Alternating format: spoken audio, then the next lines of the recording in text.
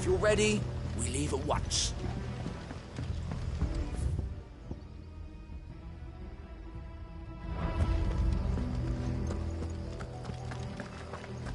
Come, my children, the reckoning is nigh.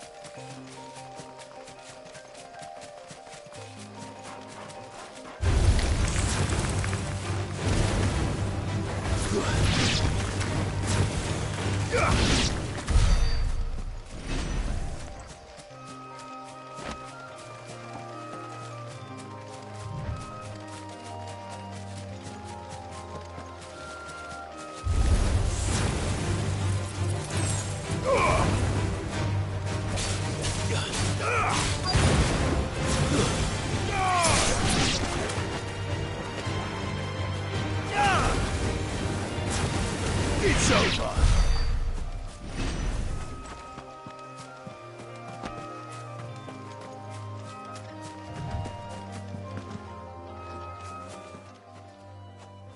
Oh, there you are, Cid. Thanks so much for coming. The, ruins are just over there, as is the creature I told you about, I'd imagine. Would you mind? Of course. I'll be right back.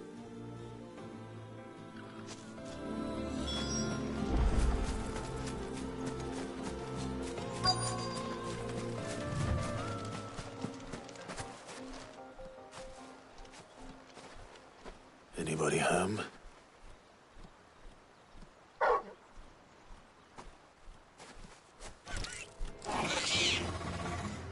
This must be our unwanted visitor. Time to go.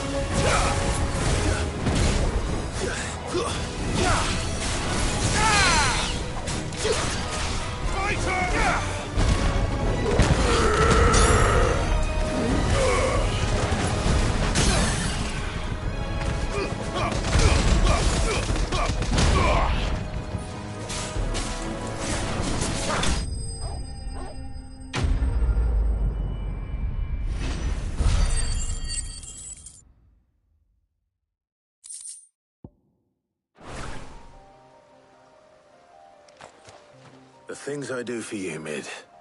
Cid! Oh, thank goodness you're safe. You shouldn't have any trouble now. Indeed. Well, don't let us keep you. We'll, see that everything is transported safely back to the hideaway. All right. I'll let Mid know you're on your way.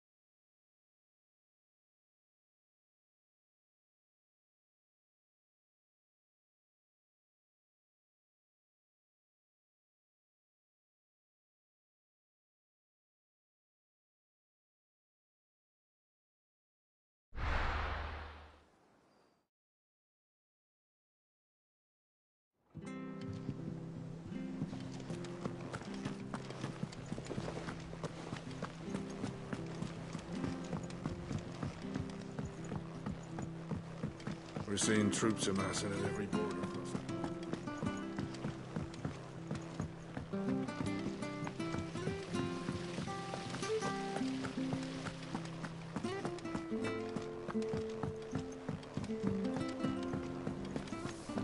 I think Mid might need some help tidying up. If I don't come up with something soon. Mid. Helena has recovered the material for the helm. She'll be along shortly. Excellent. Another job well done. And just one remaining. Right. Right, the shielding. This one's a bit of a bugger. How so? The plating's enough to stop the engines going pop, but those things will still be spitting out enough fire to set the rest of the ship ablaze. Which is why you need proper shielding. A prison for the dragon's breath that's blazing away inside. I thought a triple thick layer of tempered steel might do it. Or more of the stuff that the Fallen use, but they'd both be too heavy. The helm and the plating are bulky enough as it is. Add any more weight and the whole ship would be at the bottom of the briny before we'd even started. I need something light. But I've racked my brains and I just can't think what would do it. Well, if I were in need of obscure knowledge, I know whose counsel I would seek. Harpocrates. Tomes? Yeah, well, I'd thought of that, obviously. I've got all the details written down here. Can you take this to him, see what he makes of it? Right away.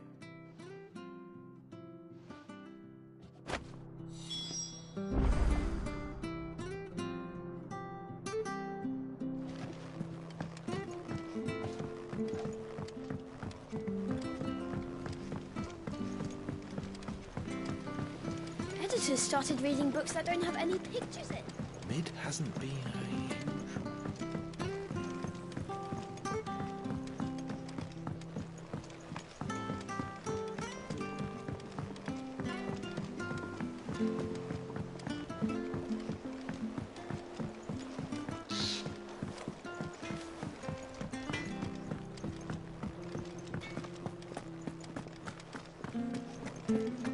Thanks to Sid.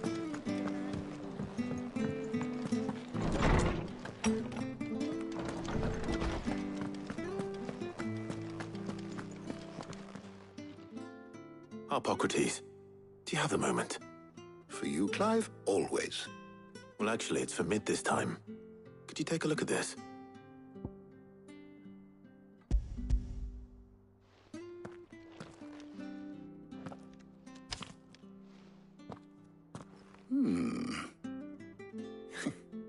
Shielding for a mithril engine? Whatever will that girl think of next? And what are these notes around the edges? She has some specific requirements for the materials. The shielding needs to be able to resist extreme heat on the inside, and yet remain cool enough on the outside not to set the ship alight, while also being light enough not to sink it. As you can imagine, she's struggling to find anything that meets her needs. I see. I wondered if you might know of a solution, or if you might be able to search the records for one. Perhaps it is not a different material she requires, but a different approach. What do you mean? Consider the lake we have made our home. Its blighted waters eat away far more quickly than fresh water or even brine, at timber and steel alike. And yet, we have made a home here from those very materials nonetheless. We have. But Bardolph must varnish every board twice over to keep it from rotting. And Obelus complains that without a constant supply of... pitch. I see. Early Gregorian histories speak of a preparation known as moondew. It is said to be able to resist even the most ferocious flames. Before the dragoons tamed the worms and wyverns of the realm, nobles would daub their castle walls with it in order to guard against dragonfire. So if we could recreate it... It might be applied to some material or other in order to provide the protection Mid requires. As to how best to apply it and to what material, perhaps Bardolph and Obelus might be of assistance. I shall speak to them and see what wisdom they might have to offer. If you would be so kind as to procure the necessary ingredients, I shall discuss the specifics of how it might be most effectively put to use with our two friends. The knowledge of the past may yet prove useful to we of the modern era. Thank you, Hippocrates. And since you're asking others to help you, perhaps I should too.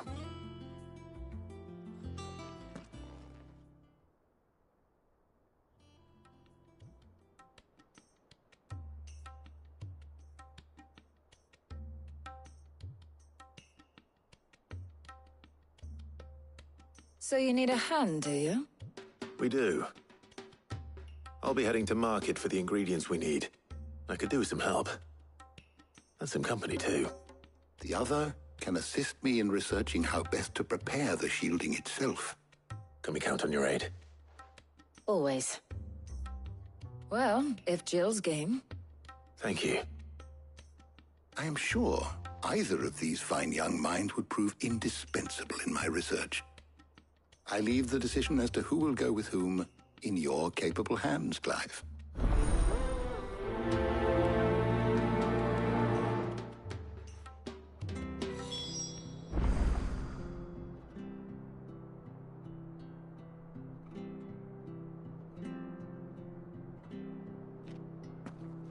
Shielding that guards against even the most ferocious flames. I could have done with some of that on Drustinus.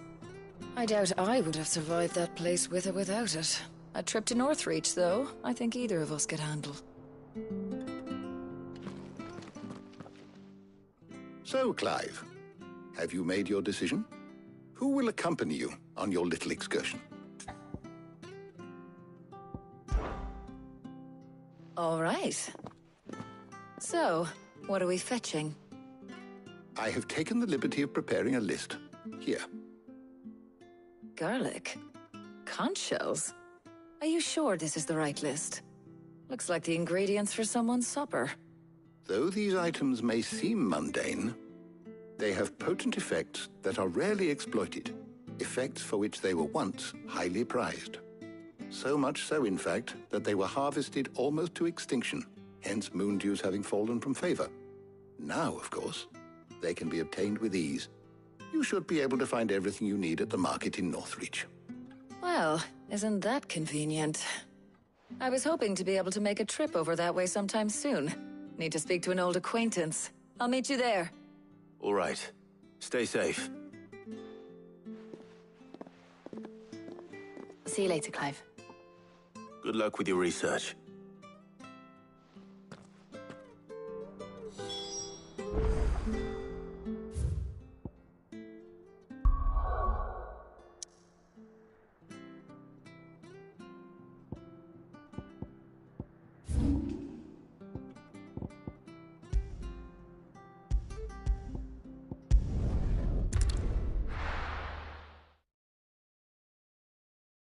Now, where's Talia? Welcome.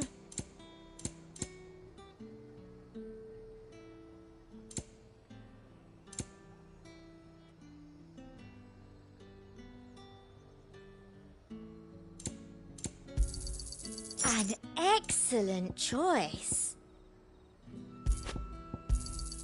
I do like a customer who knows what he wants. And a fine day to you.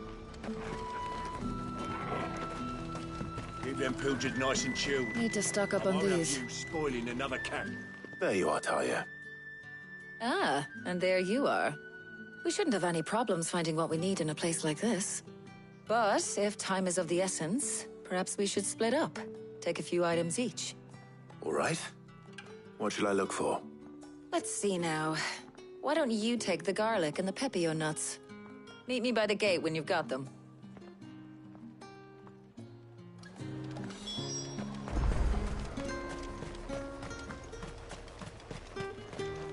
What do you want? And thanks for nothing. How the hell is anyone supposed to...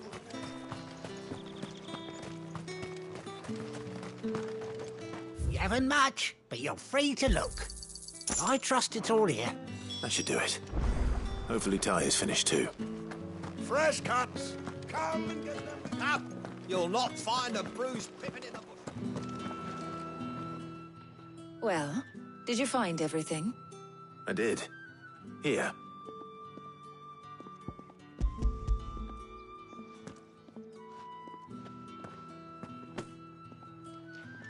Garlic and pepio nuts. Job done. We should get this back to Tomes then. He'll be waiting.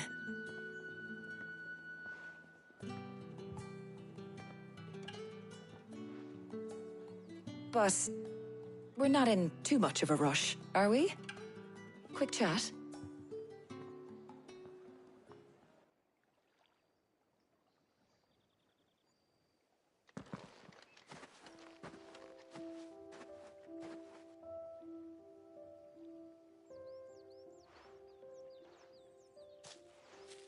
Do you know, I think this is the very first time we've been out on an errand together. I think you might be right.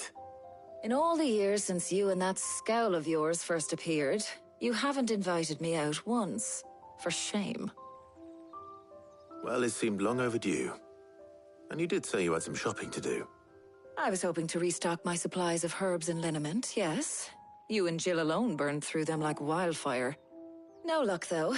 My usual supplier's not here, and I refuse to pay the prices these gougers charge. I'll ask Karen when we get back. What is it? Oh, just memories. I came here with Sid once, shopping for supplies, just like today. And just like today, I came away empty-handed. Sid even said he'd speak to Karen for me when we got back. Has it really been 5 years? I remember it as if it was yesterday. Hold on. Does that mean it's been 5 years since we met? Feels a lot longer. It does. In a good way, of course. Thank you, Tyre. For what? For everything. I just want you to know that all you've done for us, all you still do, it's appreciated. Do you think I'd stick around if I thought it wasn't? But in the spirit of sharing and caring, you're appreciated too, by all of us.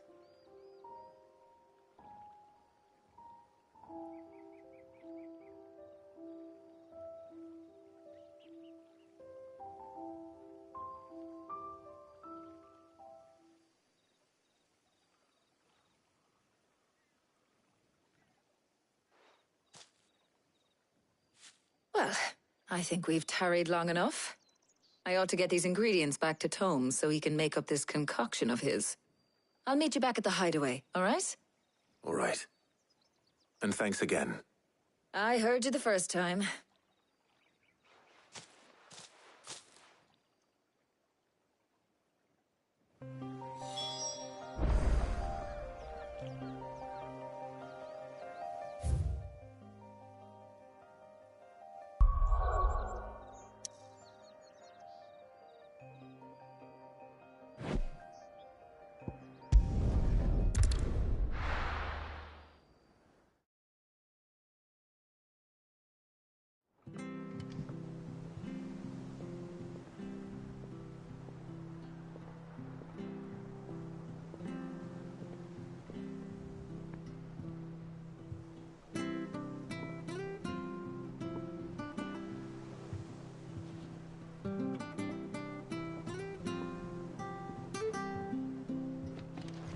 I wonder how Harpocrates is getting on with the Moondew.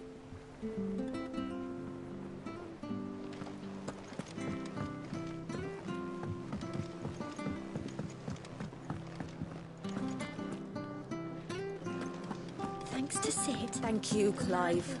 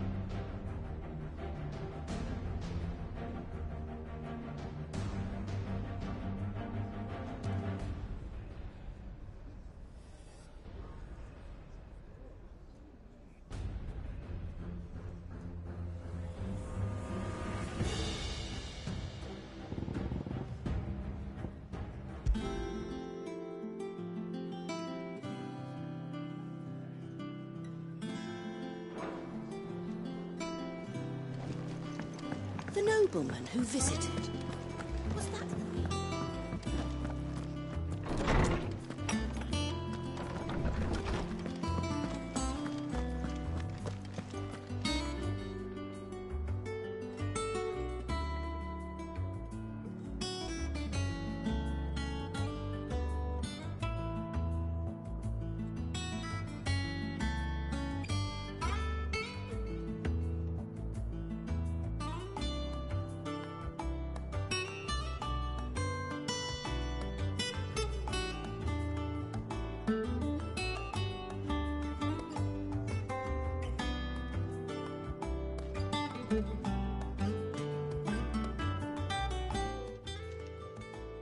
How's work on the shielding progressing, Harpocrates?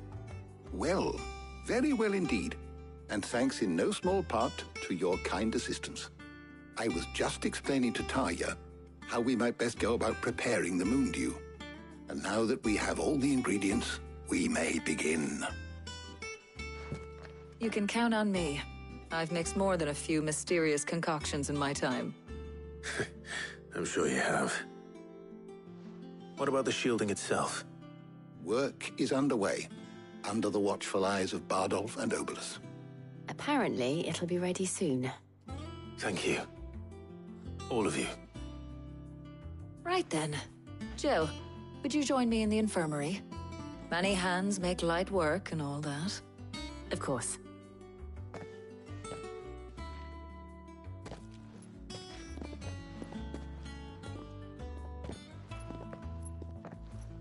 Oh, and Clive. It was good to talk. We should do it again sometime. It appears our work here is almost at an end. A shame. I was enjoying playing the man of action for once. When both the shielding and the Moondew are ready, it will merely be a matter of applying the one to the other. Followed by a rigorous process of testing and retesting, of course. Perhaps someone ought to warn young Mid of that. Leave it to me. Thank you, Harpocrates.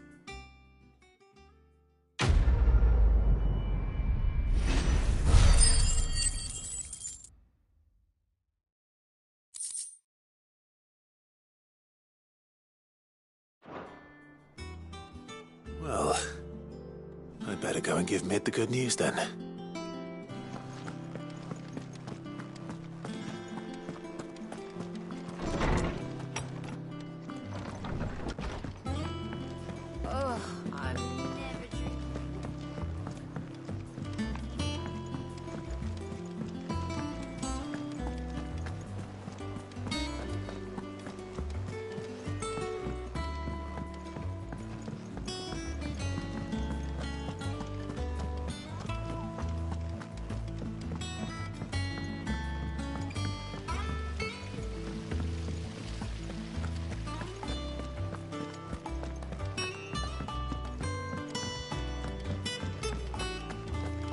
Mid might need some help tidying up.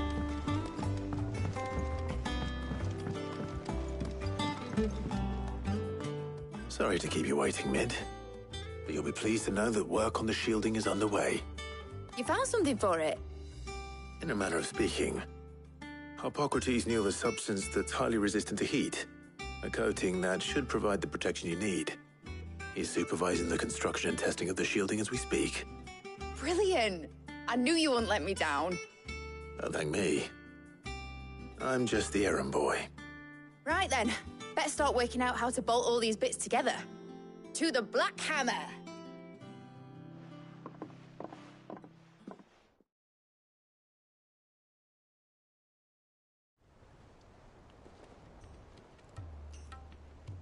You know, when I got into the smithing game, I thought I'd be making swords and shields, not thermal bleeding didgeridoo-dahs. Displacement stacks. Same difference. Whatever you call it, I ain't putting it together in here. It's cramped enough as it is. Let's take this outside. Mid, you get all the parts lined up on the deck. I'll take care of the rest. On my way! Oh, and bring me the biggest hammer you can find. This is gonna require some precision walloping.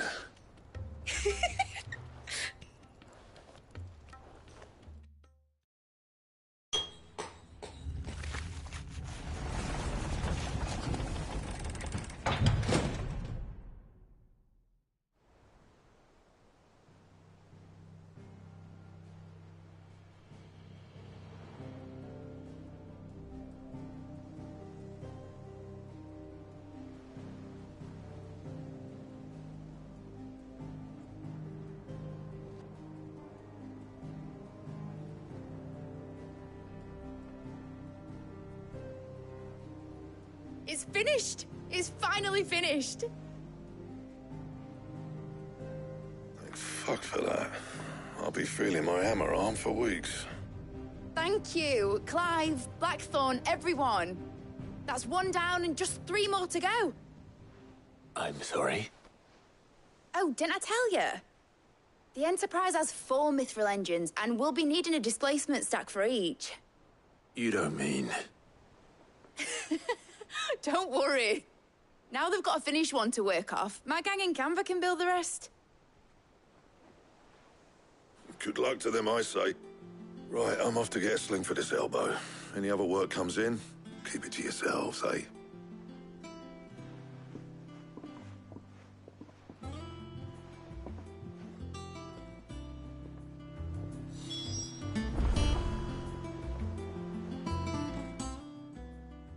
What's the matter?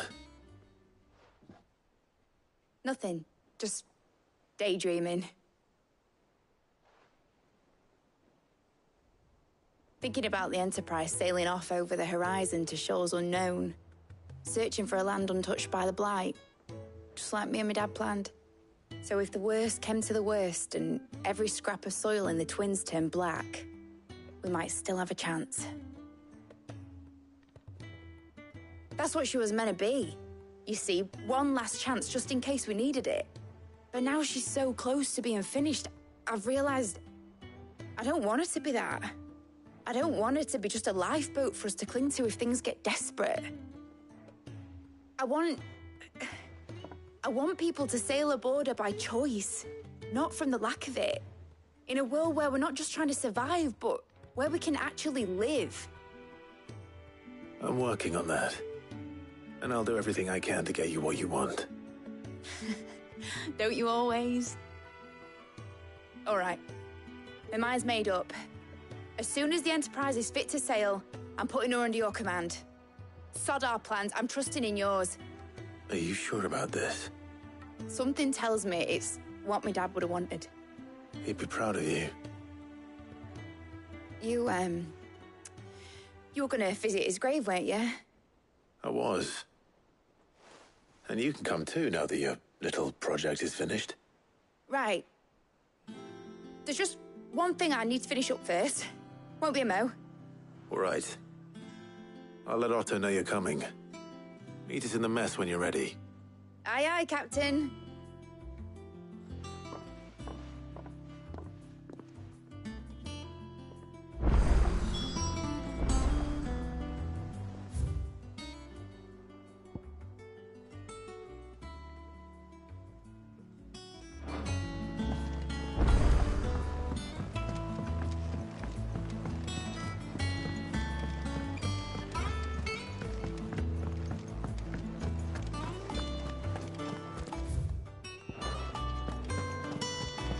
Crack the crystal too.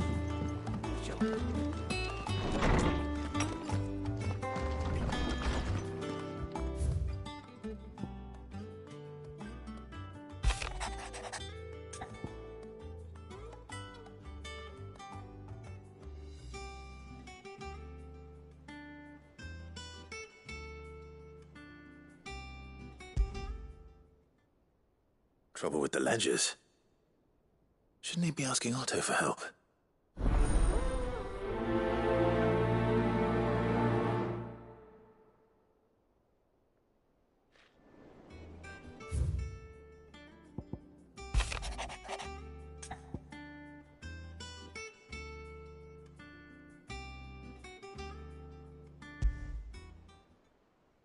What could be wrong with Torgor? He seemed well enough when I last saw him.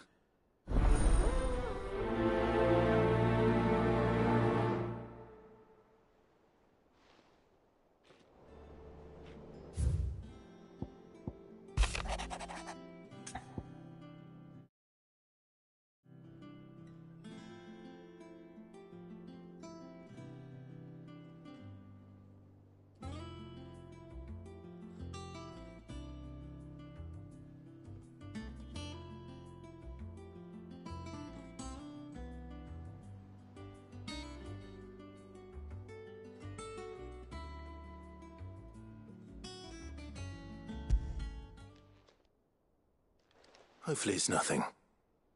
But I should speak to Blackthorn just in case.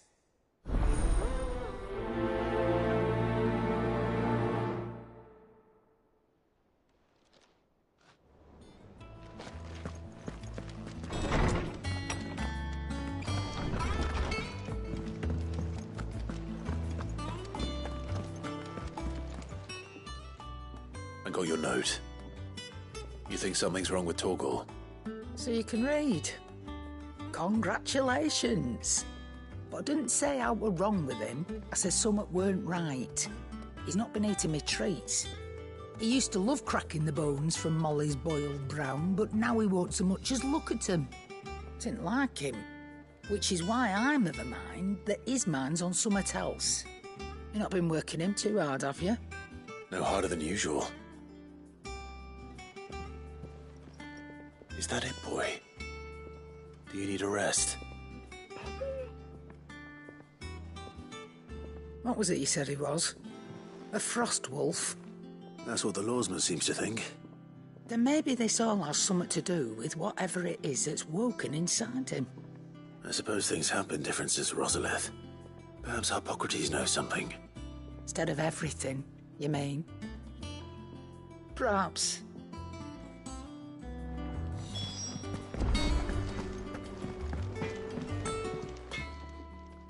Blackthorn, do you have a moment? Not really, no. This won't take long. I just wanted to ask how you're getting on. August was worried about you, that you might still be doubting your craft, even after learning the trick of that cuirass. Is there something else weighing on your mind? Perhaps sharing your thoughts might help. That bastard's like a dog with a bone. Still, you've got a keen eye, I'll give him that. He's just, well, Karen showed me something. Something I've never seen before. And that was? A sword. An odd-looking thing with a single-edged blade. The metal itself wasn't anything to write home about, but fuck me, the edge on it. You could slice a man clean in two with a weapon like that, and he'd be halfway home before he even realised he'd been cut. So that's what's troubling you? Nah, not troubling me exactly. More distracting. Can't stop thinking, how do you get an edge that sharp? It's driving me mad. And if you knew how to do it, we could arm the curse breakers with even better blades. That's about the size of it, yeah. I'll see what I can find out. Sharper swords are always welcome. And we can't have our master blacksmith being distracted. You're a soft touch, you know that. But I can't say I'm not grateful for it. Good luck, eh? Thank you. Let's see what Karen knows about this sword.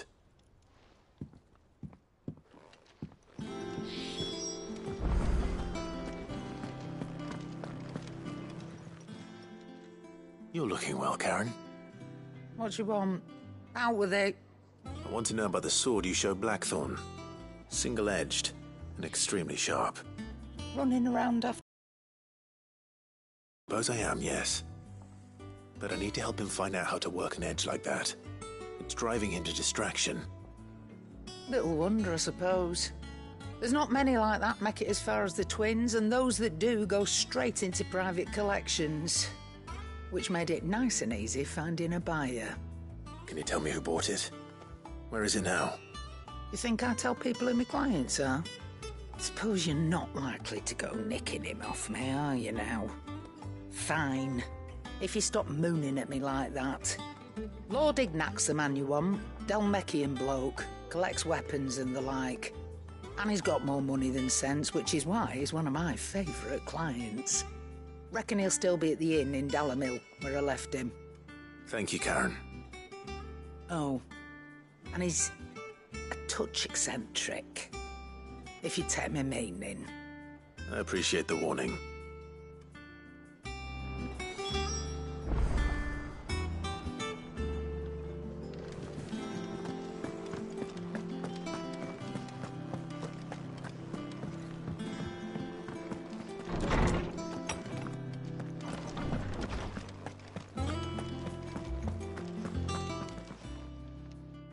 Oarsman, I need to ask you about Torgal. Something's not right with him. He isn't ill, is he? I don't think so. But according to Lady Karen, he seems to have lost his appetite, which is certainly a new development. She says he's hardly been touching his bones of late, and she believes it may have something to do with what happened at Rosalith Castle. I rather think she might be right, though not about his appetite. All canids are instinctively inclined to crack open bones for the rich marrow that resides within, and I see no reason why a frostwolf should be any different. Accordingly, I suspect it is not a lack of appetite that afflicts Torgal, but a surfeit of it. If we assume that his newfound magics require additional nourishment to sustain, it may well be that the bones Lady Karen is accustomed to providing are no longer sufficient. Frostwolves, after all, habitually prey upon far larger animals, whose bones may yield altogether different nutrients. As to where one might find a suitable substitute, some antelopes that graze the meadows of eastern Rosaria have been known to grow to a size more than double that of their lesser cousins. I don't recall ever seeing any that large. And little wonder. The oldest and largest such creatures rarely leave the safety of the highlands for fear of predators. The last elder antelope sighting I recall hearing about took place near Cressida, and that was long before the village was abandoned. Even so, it seems like a good place to start. Good hunting, Clive.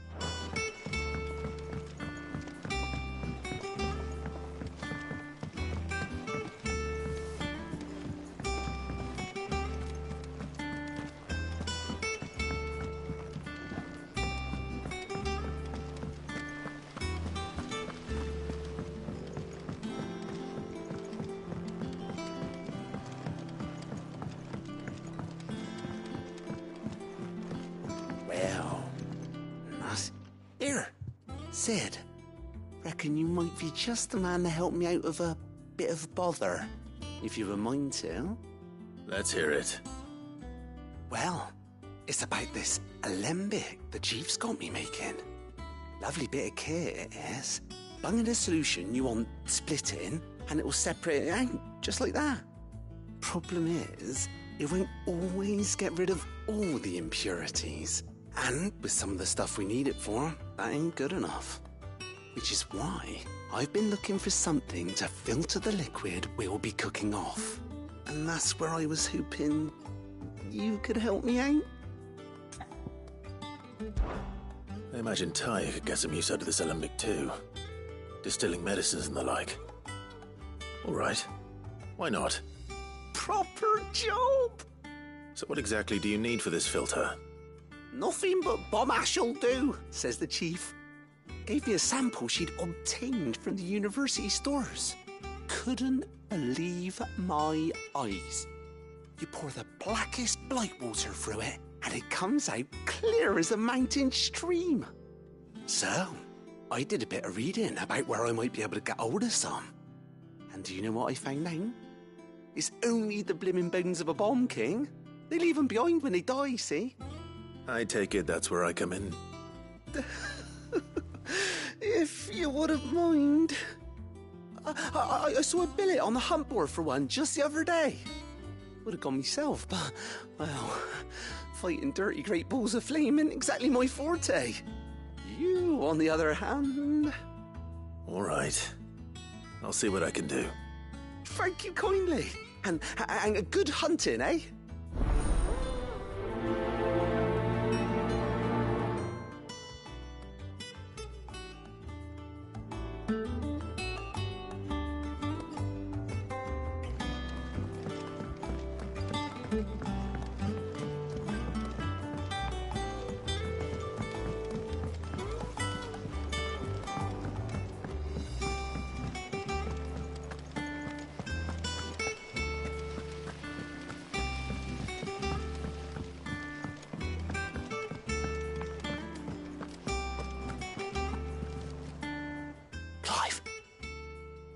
Did you get my letter?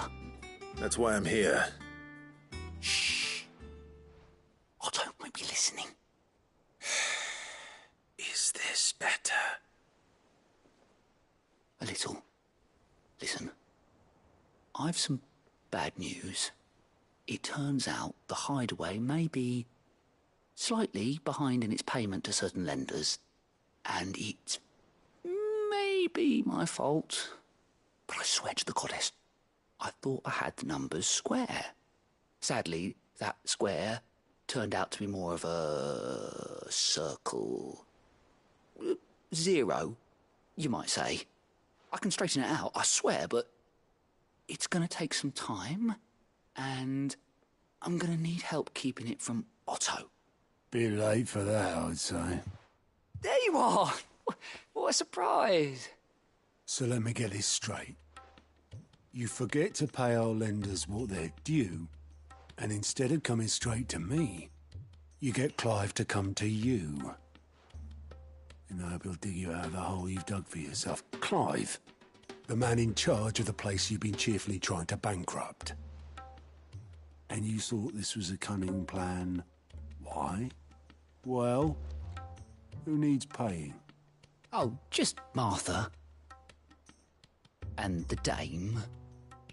And, well, Lady Karen. But only 500 talents. We owe 3 of our most trusted friends 5 million gil. Each.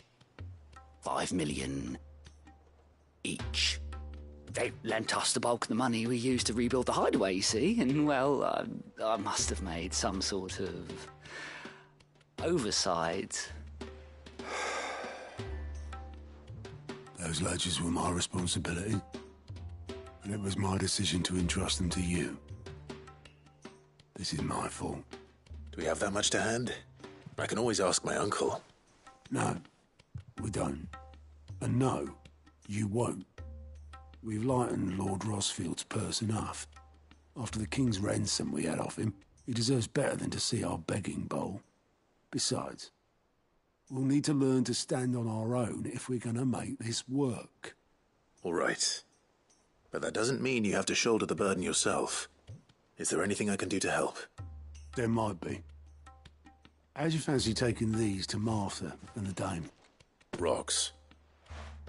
Rocks, he says. Worth 1,000 talents apiece, these are. A little something Sid and I set aside for when times got lean. And I reckon 15 million in overdue debt probably qualifies. I just hope our associates' eyes are a bit more discerning than yours. I'm sure they will be. Should be me making the rounds, really. But you know how it is with this place. Orders to bark, arses to wipe, and all that. I know. Which is why I don't mind going in your place. Go. Do you know why I only gave Master Clive here 2 star rubies? Because you'd rather Lady Karen killed me. Because I'd rather Lady Karen killed you. Yes. Well, I suppose this is goodbye then. Don't worry. I'm sure Karen will understand. Really? Do you think so? No, I don't.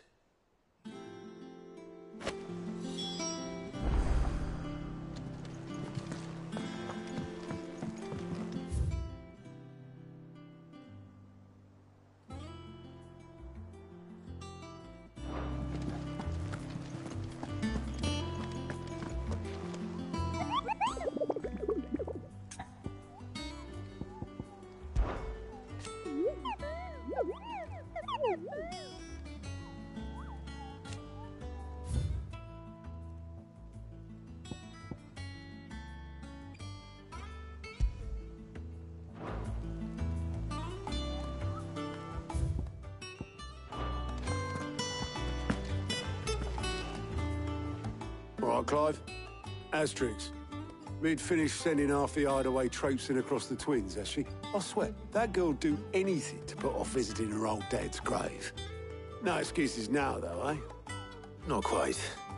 She said there was one final thing she had to take care of. I'm sure she'll be finished soon enough. She said that? In those words? She did, yes. Clive? Were you born yesterday or something? There is no thing. She'll probably be halfway to Canva by now. Mid. I might still be able to catch her.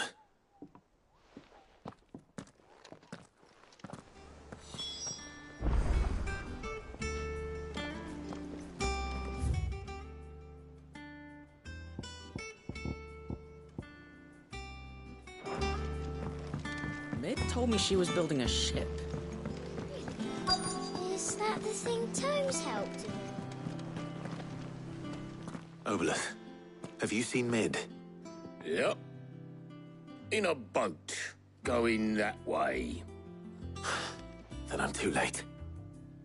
You in a hurry and all, are you? Oh, I offered to take her across, but she wouldn't wait. Just paid for a dinghy and rowed off. Oars going like the clappers. Got some life in her, ain't she? But anyway, I was on my way up to see you, as it happens. Got a letter for you. Urgent, by the sound of it. One of your uncle's men said I was to hand it to you in person, post.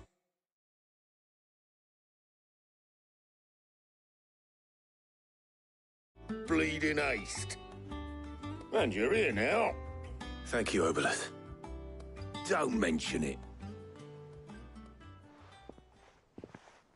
What tidings, Uncle?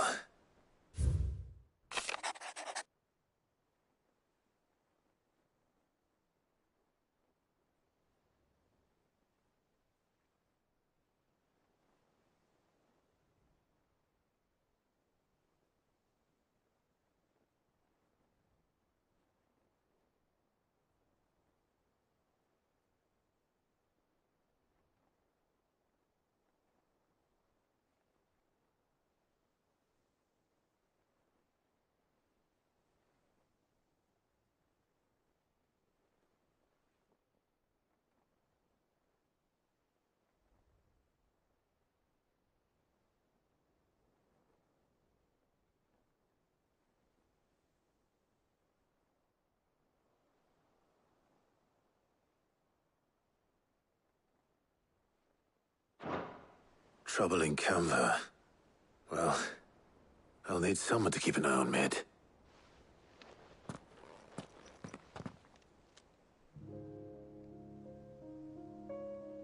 So what? Mid got us to do all the dirty work and then just sailed off into the sunset? It, seems that way. Well, nothing we can do about it now. But next time you plan on visiting Sid, you might want to tie her to something before you suggest it. Ah, don't be so hard on her. Got to admit, the dirty work was kind of fun. Everyone pitching in and all that bollocks. Just like when we built this place. You're right. Anyway, we all set to head to the old hideaway. I could do with getting to Canva pretty sharpish. Wouldn't do to keep Lord Rosfield of the Seven High Houses waiting now, would it? Not after he asked for me personally. Gav will be leaving with me. Will you mind the place while we're gone? You can count on me. Just be sure to give Sid and the others my regards. All right. Oh, by the way, Jill will be joining us too. She's got some things to take care of, but she'll meet us there. I hope she's telling the truth at least.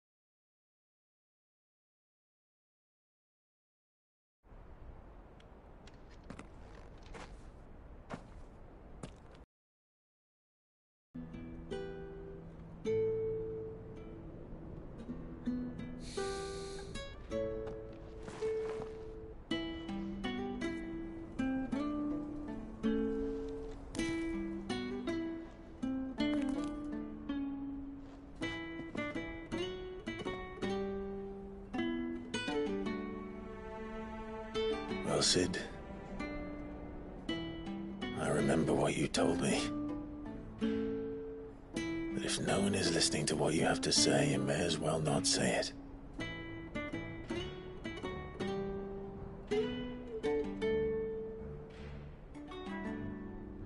But I will say this, old friend.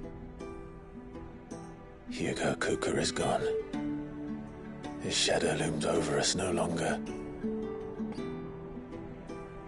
It's a pity the Phoenix can't be in two places at once. If he'd have been with us, maybe he could have done something for the lost. Not even the Phoenix can bring people back from the dead. Life has a beginning and an end. So we must live while we have the chance. And not as slaves to the crystals, but as free men. May we join you?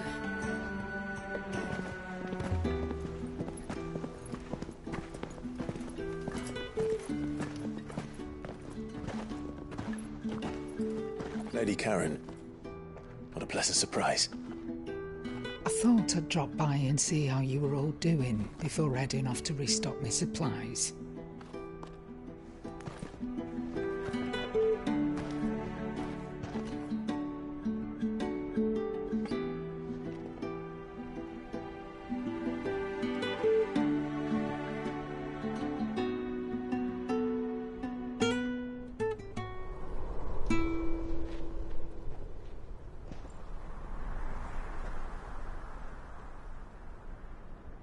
It wasn't the most scenic view back then, but it were never as bad as this. I know. The Blight marches on. And soon, there will be no escaping sights like these.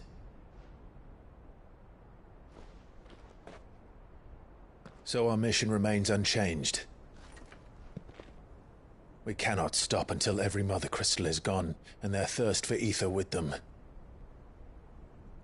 The only one that remains in Storm is Drake's Tail in the Crystalline Dominion. Our next target. We're going to Twinside. It's the capital of the Empire these days. I wouldn't like to think how tightly guarded they've got the place. Not that that'll stop you. But we do well to scout it out before you go charging in. We would indeed. If you're off to the Dominion, you can take this great lump with you. Goods. Oh, I am sorry. Have you forgotten you're the most wanted man in the Twins? I thought you might like to disguise yourselves as the attendants of a travelling trader, assuming you've no better ideas. You wanted to buy yourself some tools, didn't you? Well, now's your chance. You're letting me go? With them? Oh, thanks, Nan! Stop that! You'll break me bones, you great galoot!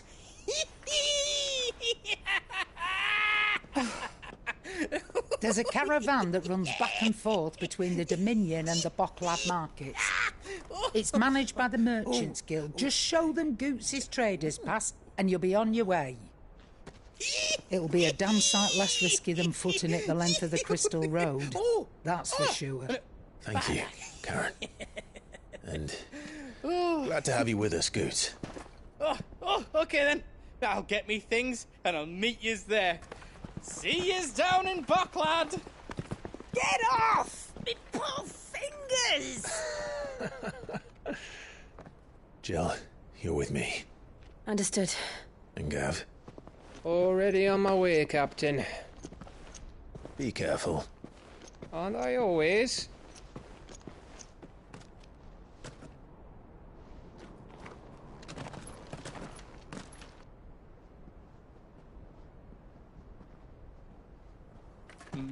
Do you see that, Sid?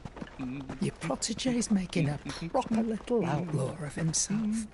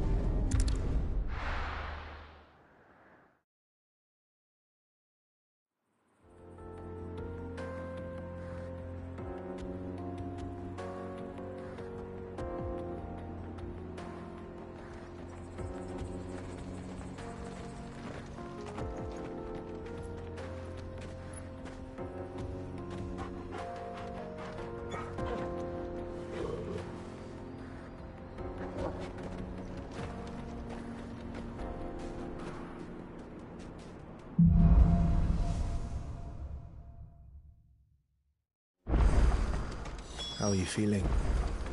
Better. Thanks to Taya. I'm glad to hear it.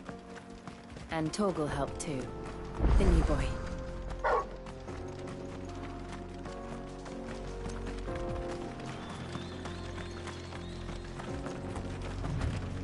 This used to be a trade route for merchants crossing the Scars. Till the Republic laid a new road wide enough to let wagons pass. And all official traffic moved there. Leaving this one for those living outside the law. Indeed. I doubt we'll be the only outlaws on the trail today.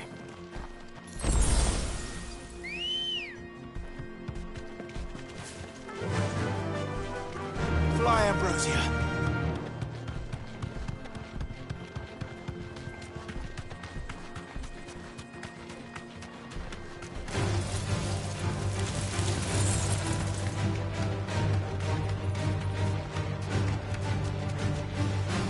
So what do you think? Thanks, Gal. We'll be lucky to make it out alive. Really? It's as bad as that? Oh, aye. There's trouble up ahead. And too much of it for us to handle. I take it there's danger on the road. Oh, what about this fearsome-looking fellow? You think he'd be equal to the task? Oh, no doubt. Assuming he's willing to hear us out. Well met, friend.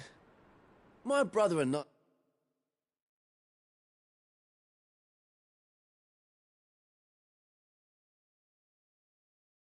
I have been tasked with finding a merchant's missing cart. You seen it by any chance? How does a merchant misplace his cart? Oh, the man's a coward. When he thought goblins might come a-snarling, he ran, leaving his livelihood abandoned in the pass. He sent the two of us to fetch it, but it's gone.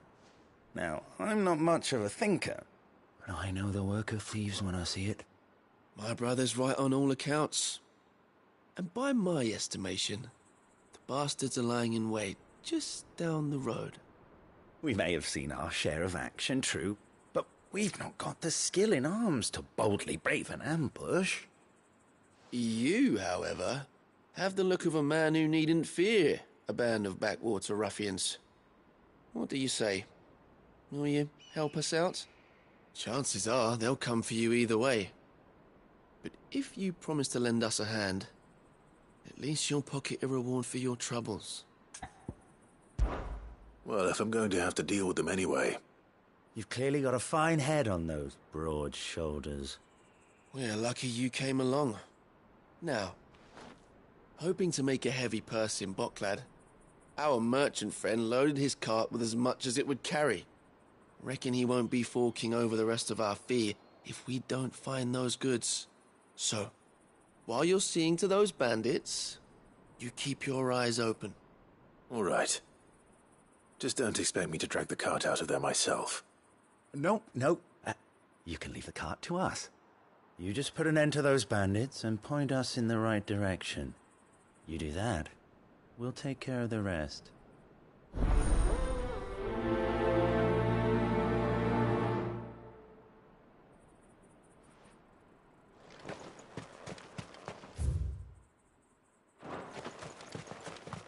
I'm not sure I trust those two.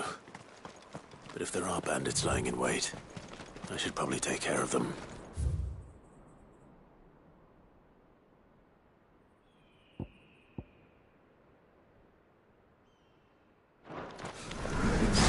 Look lively, you lot. We've got guests.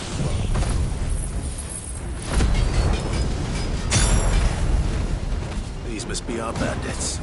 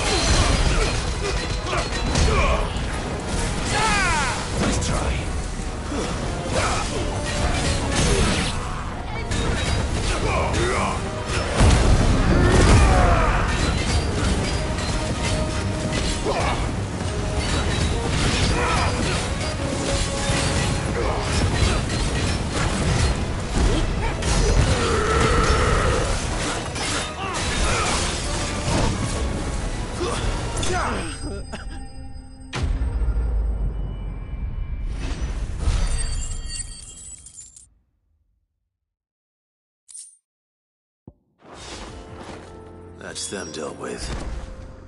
Now, where's that cart?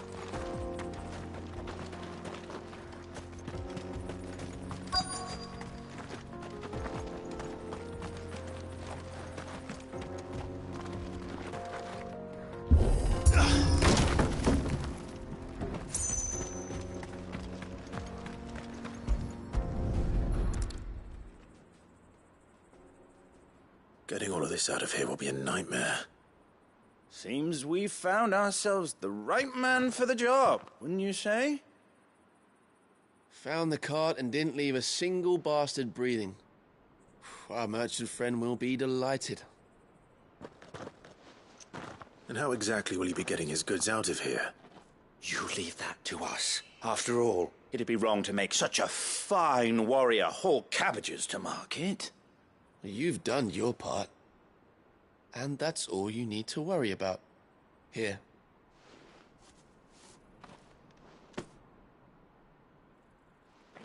It's been a pleasure. Now piss off. There's no need to be so rude, brother. What if we want his help again next time?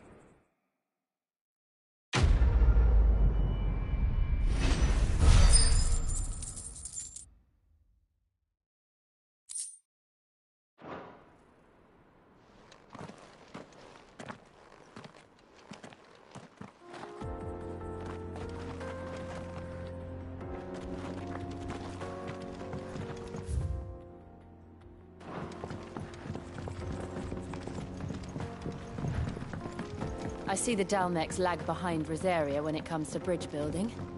The fallen ruin should hold, at least. The path continues on the other side.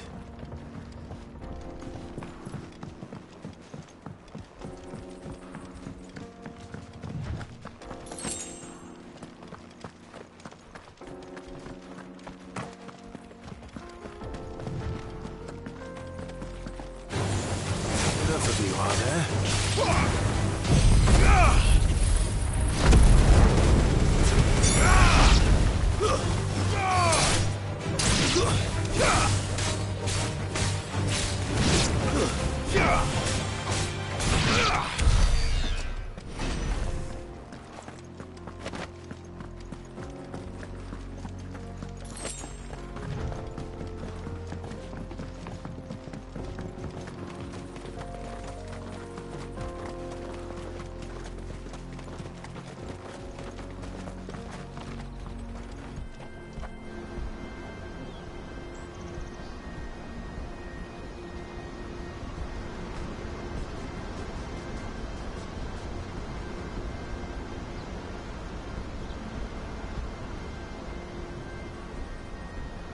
So this is Zemeckis.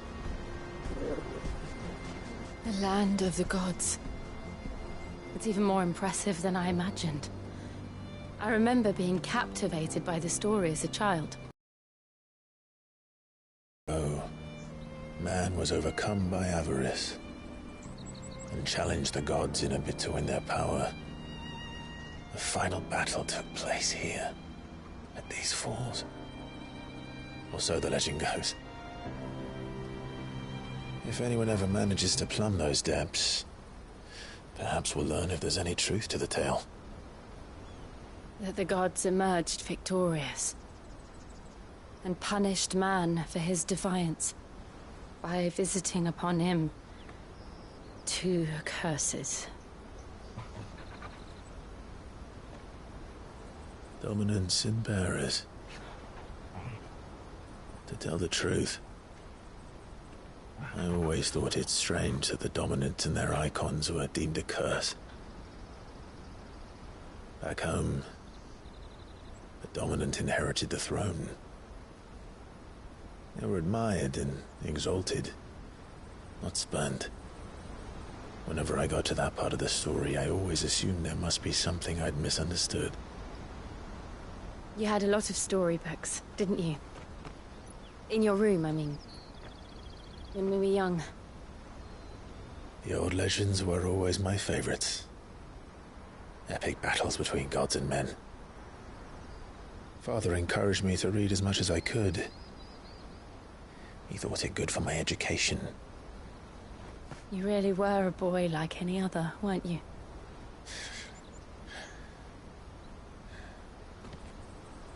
Just look at this place. It's enough to make you believe the legends are true. I know.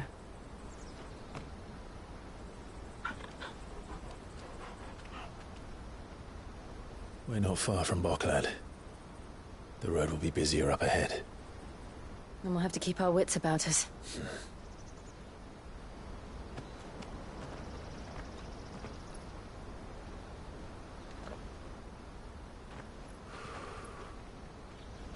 Clive? Something wrong? Nothing. It's nothing.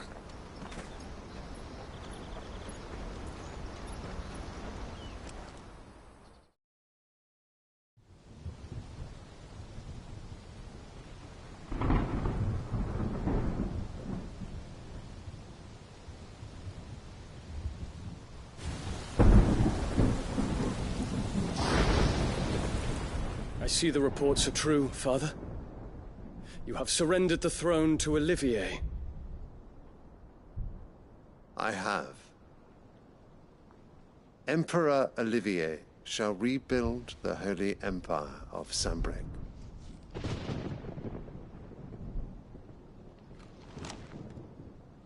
How is he to rule an empire? He is but a boy. I shall advise him until he comes of age. Father, please. Or for as long as I am able. The empire we seek to build needs young blood to rule it, and I can think of none better suited to the task.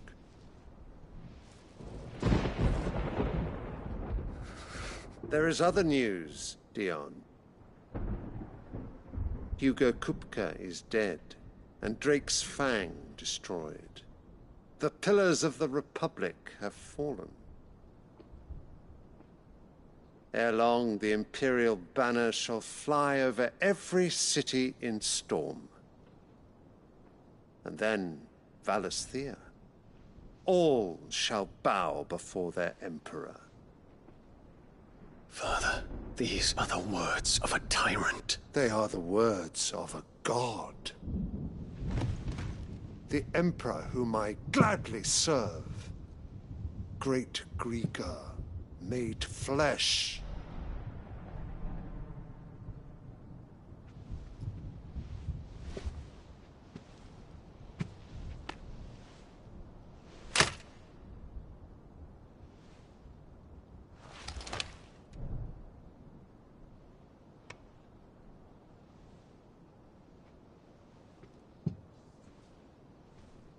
Return to your camp, Dion, and ready your forces.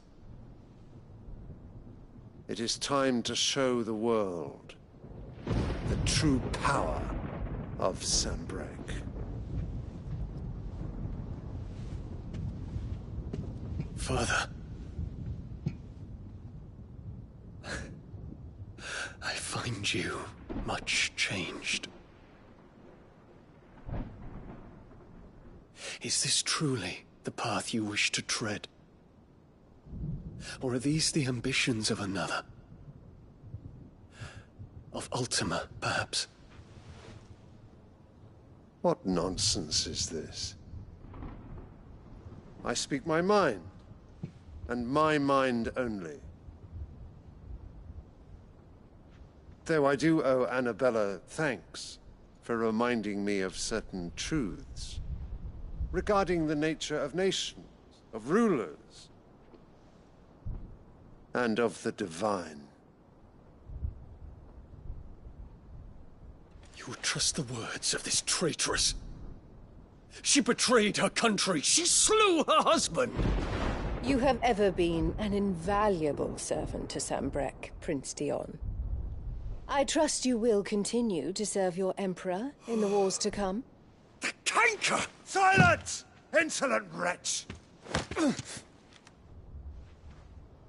You will bend the knee. All else is heresy. Sire, forgive me. This audience is over.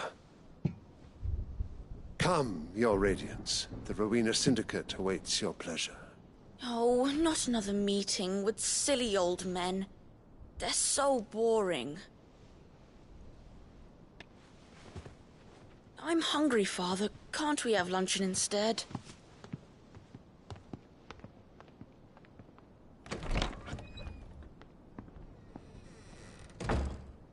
Does it pain you that you will not inherit your father's throne?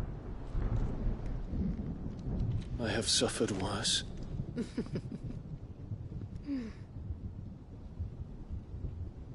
Count your blessings, Dion. For a base-born child to be chosen by Bahamut is miracle enough. You have risen high on his wings, but you shall rise no higher, lest your impure blood stain the throne. What do you know of my blood?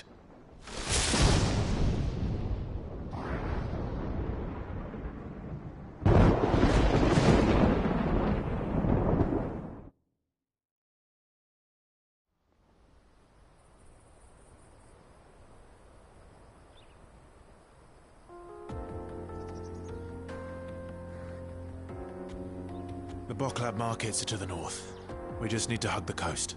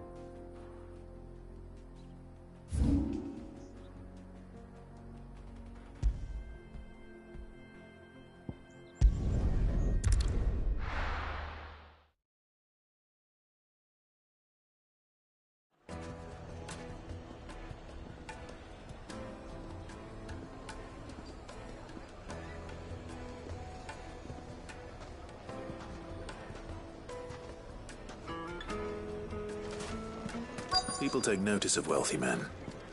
Shouldn't be too hard to track down Karen's collector. Gone. The whole Mother Crystal gone.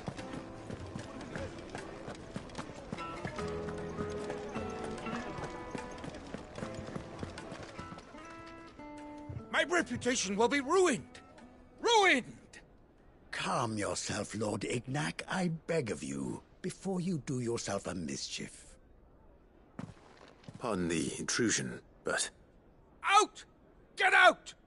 I paid for these rooms so I wouldn't be disturbed. Leave me be! Please, allow me to apologize. His lordship is going through a difficult time, and he's never been fond of guests arriving unannounced. Radim! Get rid of the filthy oaf this instant! Very good, Lord Ignac. Would you mind stepping outside for a moment?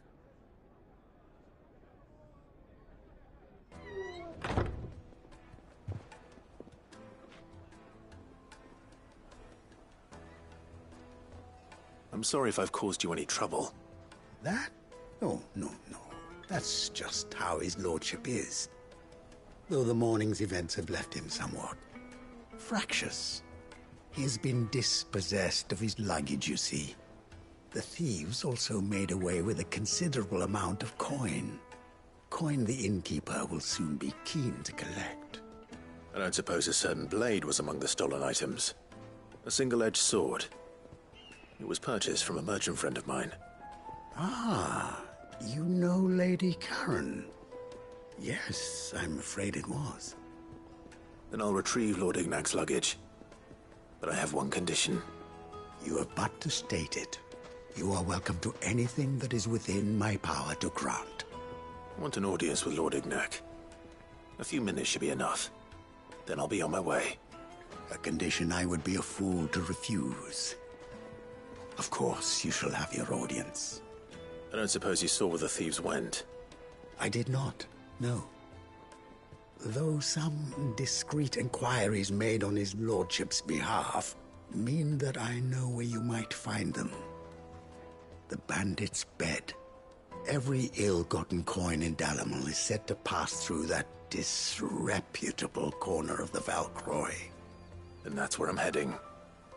I shall speak to Lord Ignac in your absence, and arrange for an audience upon your triumphant return. That will be very kind of you. Farewell, and best of luck.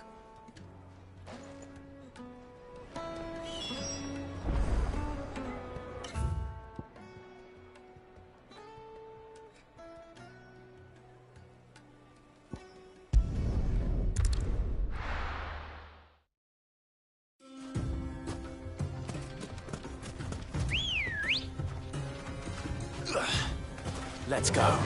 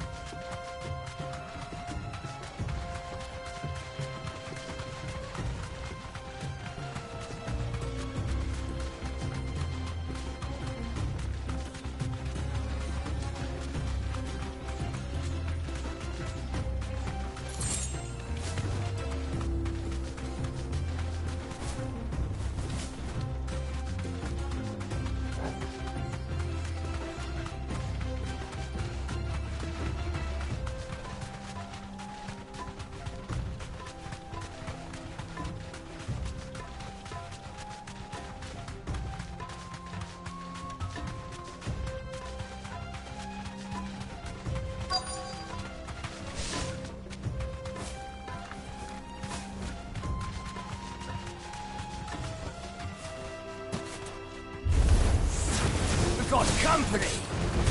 Come on, lads, let's tear the bastard's head off!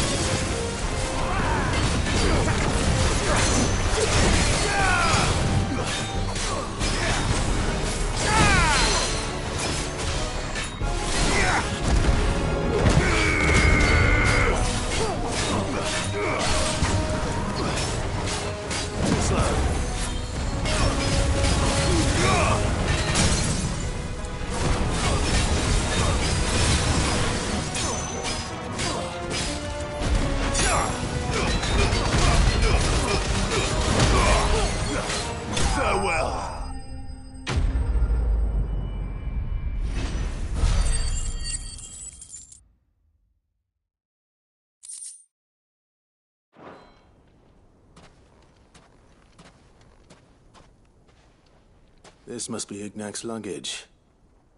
Nothing seems to be damaged. All right. Let's get it back to Dalimil.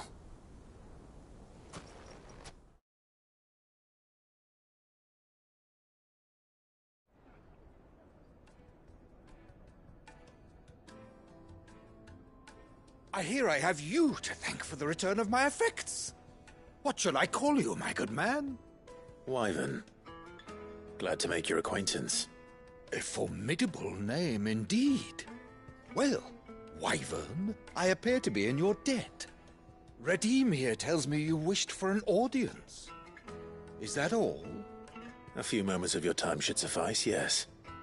You're a peculiar fellow, Wyvern. All right, speak. Master Wyvern was wondering if you could tell him about a certain single-edged sword you recently acquired. Oh, a true work of art, that one. Karen drove me hard on the price, but I would have sold her Radim here to get my hands on that sword. It was made in the Outer Isles, far beyond the Twins, and is used exclusively by the practitioners of a unique school of swordsmanship. They believe no combat should ever exceed a single strike, and hone their blades to such perfection that none ever does. Each sword is made for that one perfect stroke, and for that stroke only. They crack upon a second blow. There's a brutal sort of beauty to it, really. But how do they hone such an edge? Fine question. Why, they use a whetstone, of course. Whetstones, rather. A whole array of them, ranging from the coarse to the fine. 10,000 licks with the sharpening stone, then 10,000 more. But it is the final stone which lends the blade its legendary sharpness. A mineral quite foreign to this great realm of ours. And that is the key. The secret ingredient. Wyvern, it occurs to me that my little lecture is hardly equal to services rendered. Take this. The very stone of which I spoke. Far rarer among collectors than even the blade itself. And a far more fitting payment. Thank you. Pardon the intrusion, my lordship. However, it is long past time we prepared ourselves to depart. So it is. I am locked in bitter competition with a rival collector of curiosities. I am one step ahead of the unscrupulous scoundrel, but he is hard at my heels. Are there many other collectors out there? Too many to count, but only one do I consider my nemesis. Lord Byron Rosfield. And is a perennial thorn in my side. I can imagine. Farewell, Wyvern. May our paths cross again. Radim, we mustn't dawdle.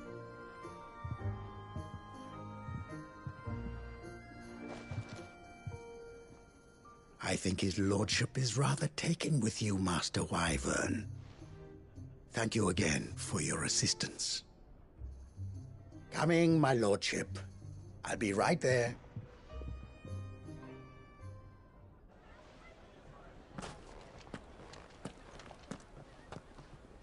Trust Uncle Byron to find such an interesting rival. Now, let's see what Blackthorn makes of this whetstone, shall we?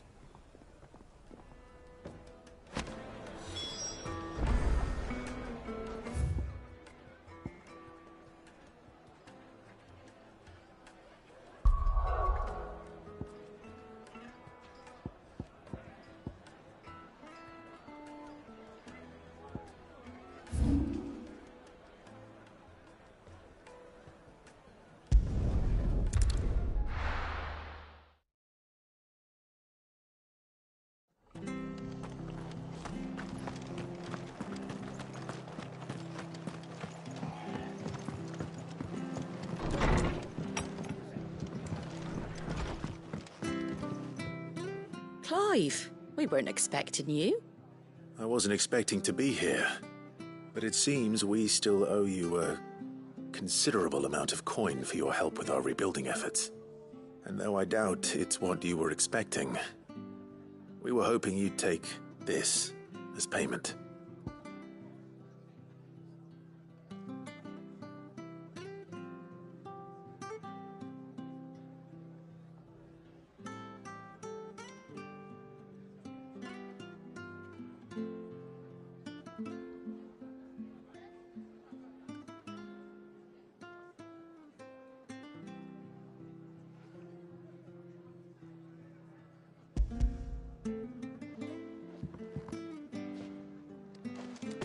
A star ruby? I can't accept this. It's worth at least twice what you owe me. More if you can find yourself the right buyer. Think of the difference as interest. Interest? If word got out I charged that much, no one would ever borrow from me again. Anyway, why are you the one here asking me about this?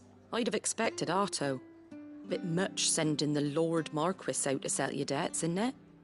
The old goat working himself to death again? Something like that. Most days I think he's the only reason the hideaway's still standing. Same as always, eh? Back when the place was nothing but a twinkle in the eye of a recently retired Lord Commander, word is he was the first one Sid reached out to. Probably knew that without his strong arm and level head, the idea would never get off the ground. But Otto's always been the backbone. And when Sid passed away, we were all worried that would be the end of it. That Otto would just give up. His death was hard on everyone. But it must have hit Otto hardest of all. But he didn't give up, did he? Quite the opposite, in fact. If I recall, he was the one who nominated you as Sid's replacement, and rallied the rest around you. I reckon what he saw in Sid, he saw in you too. And don't we all? Doesn't hurt that you're half as stubborn and twice as handsome, neither. That, and you keep good company. I suppose I do.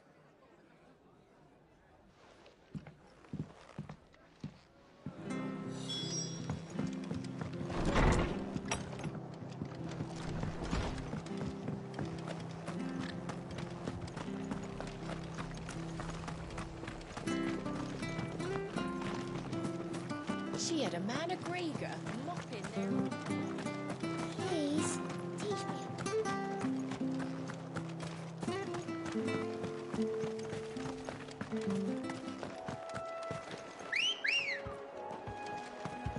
Ready, go? Run like the wind.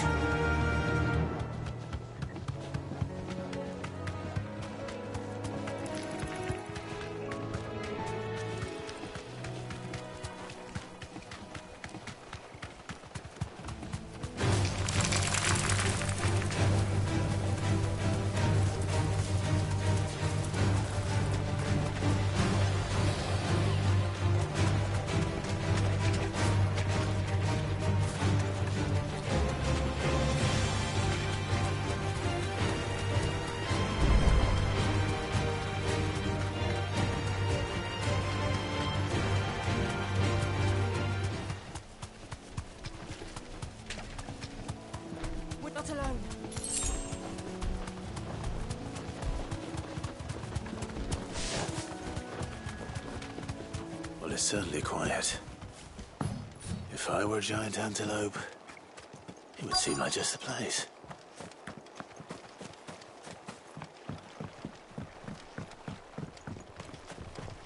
I doubt we'll find one bigger than that. You hungry, Torgal?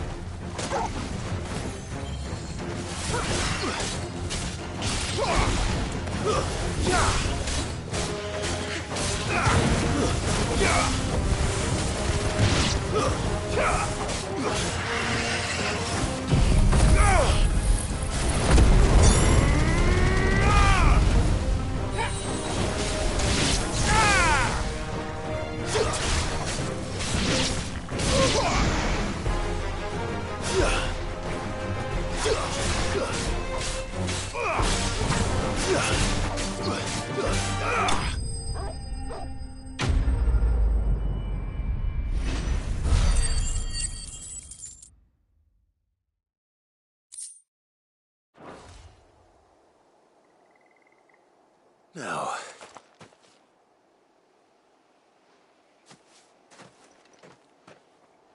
will it be enough, I wonder?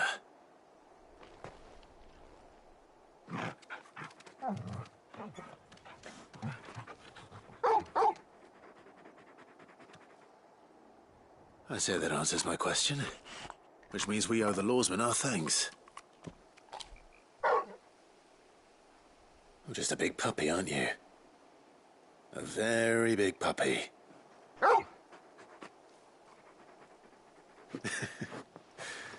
You do know you can take that with you, Torgal. Lady Karen will be relieved to hear you've got your appetite back. Come on, boy.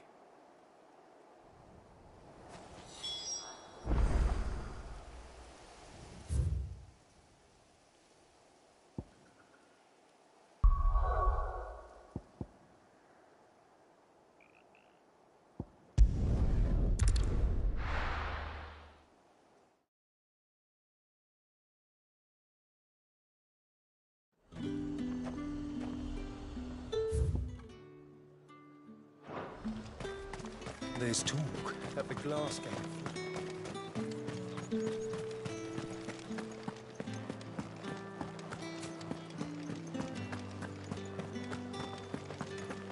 Did you hear? The gates to heaven. I want to see you.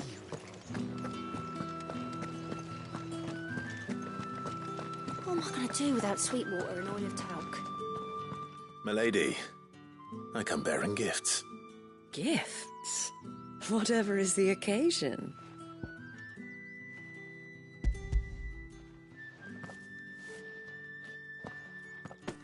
Oh my. Clive, you really have outdone yourself. Otto asked me to give it to you. To settle the Hideaway's debt with the Veil. And to compensate you for the time it took us to do so. You disappoint me, Clive. I thought you might finally be warming to me. Tell Otto he can keep his baubles. I tried to tell him as much the first time around. The man owes me nothing, nor does the Hideaway. My contribution to the restoration effort was made freely and willingly. It was the least I could do. You once told me Sid did you a kindness. I'd like to do the same. Please, accept it. For my sake. And for Otto's. For all of us. For all you've done. It is rather fetching, isn't it? Very well. Otto is lucky to have you, Clive. I doubt anything could ever replace his son. But you and the others at the Hideaway are the closest thing he has to family. Otto had a son. Long ago, yes. Sid told me Otto lost him when he was just a boy, and blamed himself for not being able to stop it. I don't know how it happened, whether there was anything he could have done, but it was clear that it weighed heavily on him. I didn't know. How could you have? I doubt anyone did. Besides Sid, I've never met a man more keen to bear his sorrows in stoic silence. An ill habit, given that both have always been surrounded by friends desperate to help them. I'm beginning to see that.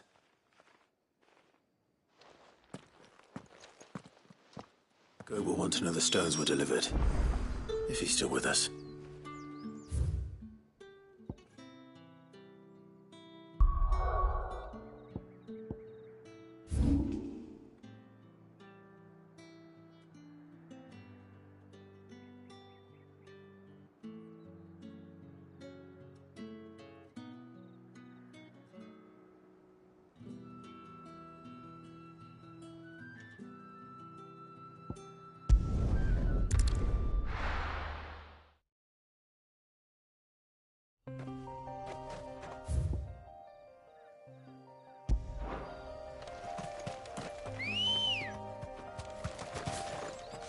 Good girl. Yeah!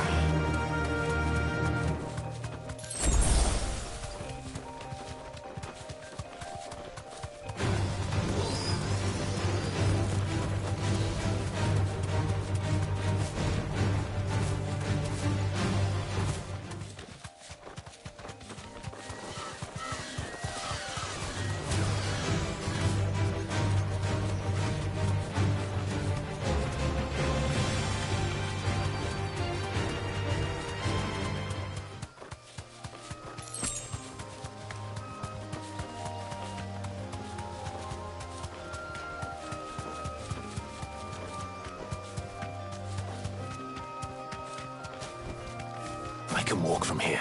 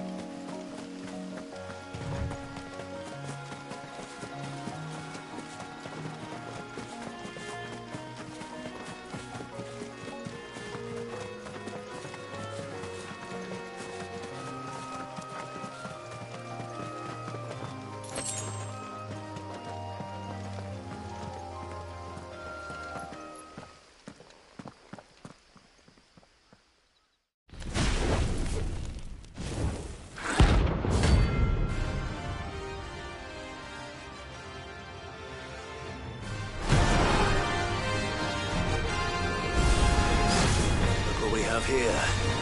Greetings, Your Majesty.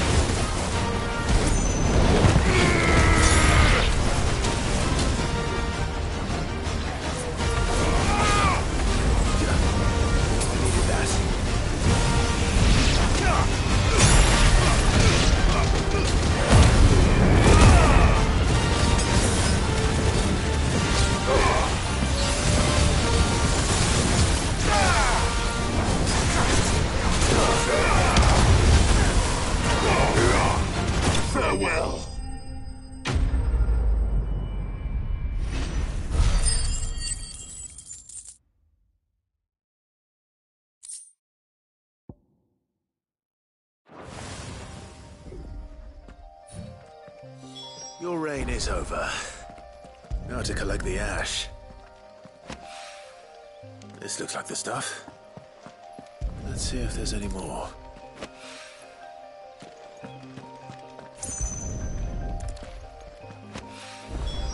That should do it. If Hawaii needs more than this, he can fetch it himself.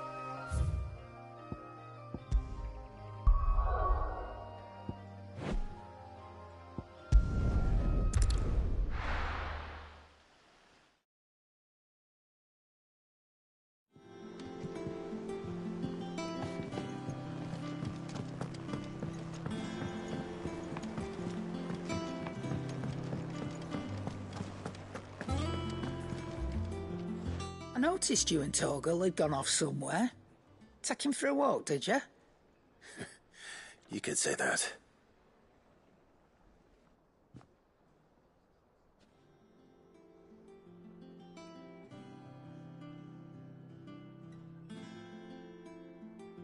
So, Molly's leftovers weren't good enough, eh? That'll teach me for treating you like you're still a pup. All right, no need to shout. Now we know what you're after, I can see about getting some in. Speaking of which, I brought one for later. Can I leave it with you?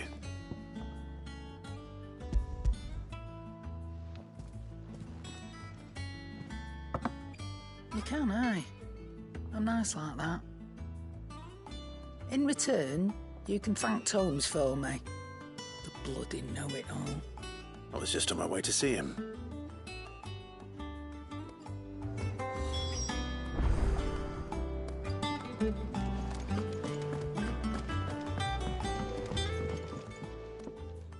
Sorry for the wait, but hopefully you'll agree it was worth it. You learned something about that sword, then? I did better than that.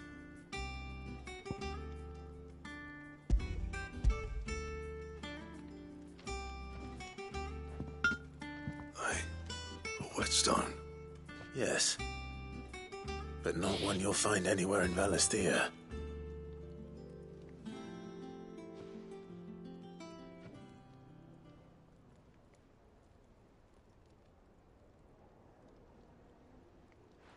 No wonder I couldn't get the same finish on the grinding wheel. One hit and all done, eh? Might not be so bad if all you ever fought were duels. Good luck on the battlefield. Your second opponent would be your last, no matter how good you were. Even so, is there some way it could be used to give the Cursebreakers an edge? I think so, yeah. With this whetstone and the right kind of steel, I could probably even make a twin of the blade that rattled me. But there'd be no replacing this little rock once I worn it down to a sliver. I reckon we get a dozen swords from it, if that. Swords that the Cursebreakers wouldn't know how to wield properly, and that would see them through a single fire piece.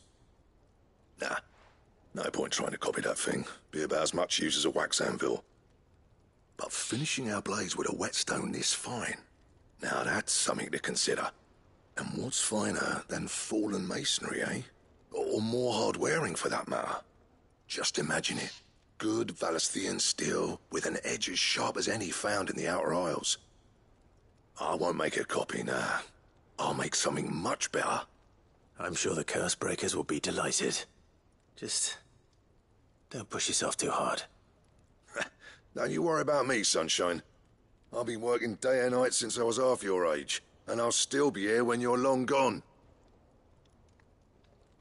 Hey, thanks, Clive. I mean it.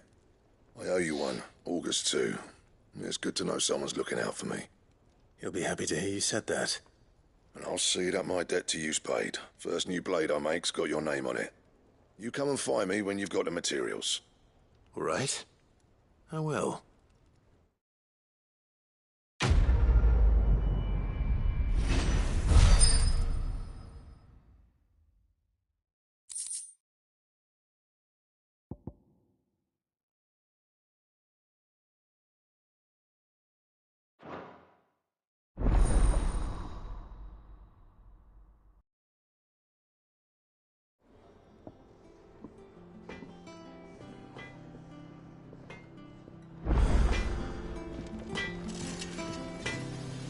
Back, are ya?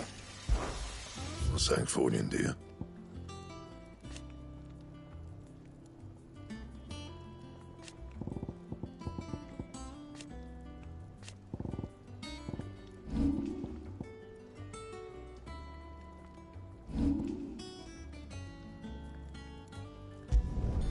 Not bad, if I do say so myself.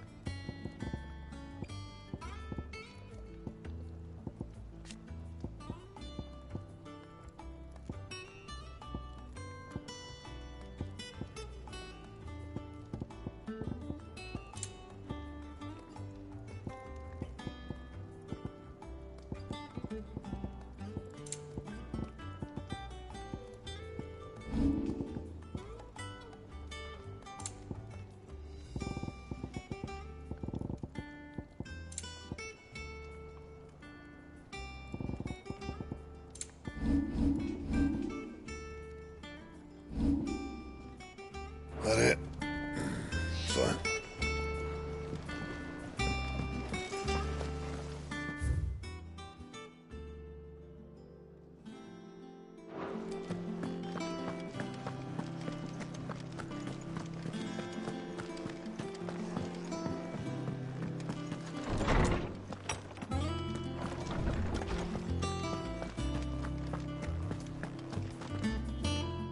Ah, Clive. Were you able to locate your quarry? We were indeed, Lawsman. You pointed us in exactly the right direction. And Torgal's been a very happy hound ever since. Very good, very good. Lady Karen sends her thanks, by the way, for your part in solving the mystery. Ah. But that reminds me. After your last visit, I found myself pondering Torgal's talents. Do you recall our conversation concerning Lady Jill's role in Torgal's transformation? About how she somehow woke the power within him. Precisely that. A reasonable conclusion, I thought. But one which raised certain questions in my mind. You see, the Fenrir of legend served Shiva and Shiva alone. And while the powers attributed to him are certainly impressive, the records imply they are somewhat different in nature to those you described Torgal as having used. What are you suggesting? that Torgal may be the beneficiary of more than one Icon's power. Consider that in addition to Lady Jill, he has served as a loyal companion to you, your brother. In short, the Icons hitherto near at hand, or should I say at paw, have been diverse and plenty, and that number has only grown as the realm's dominance have fallen to your sword. One can but speculate as to how all of this has affected Torgal. He has seemed more fierce of late. And if I am not mistaken, he will grow fiercer still. We are fortunate indeed to be able to count him amongst our allies and not our adversaries. Oh, he's more than an ally. He's a friend.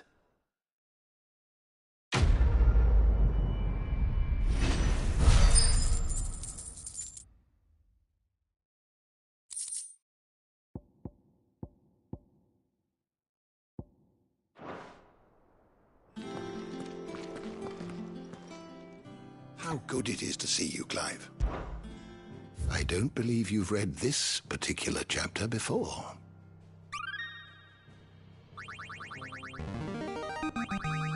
I have quite the find for you today.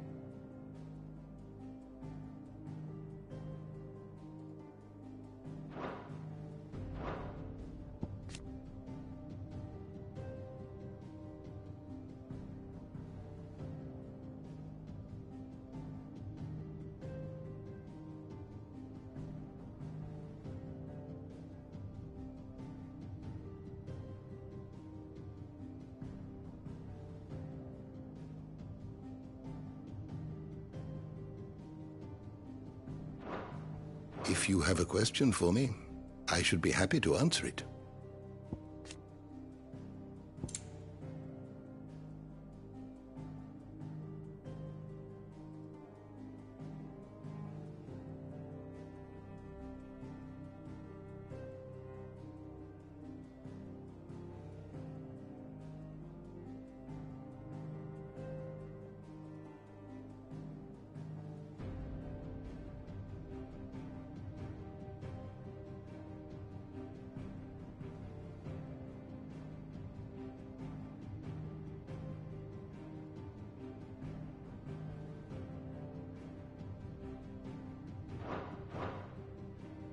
The door to the shelves shall ever be open.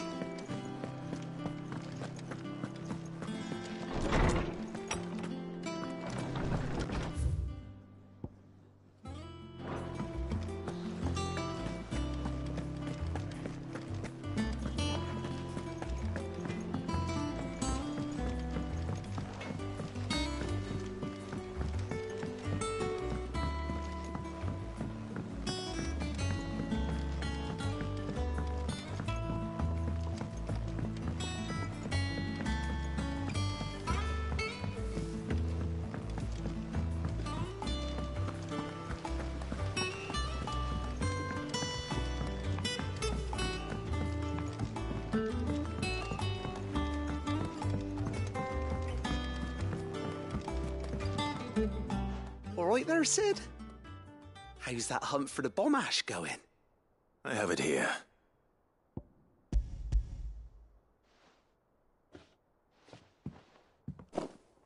That's the stuff!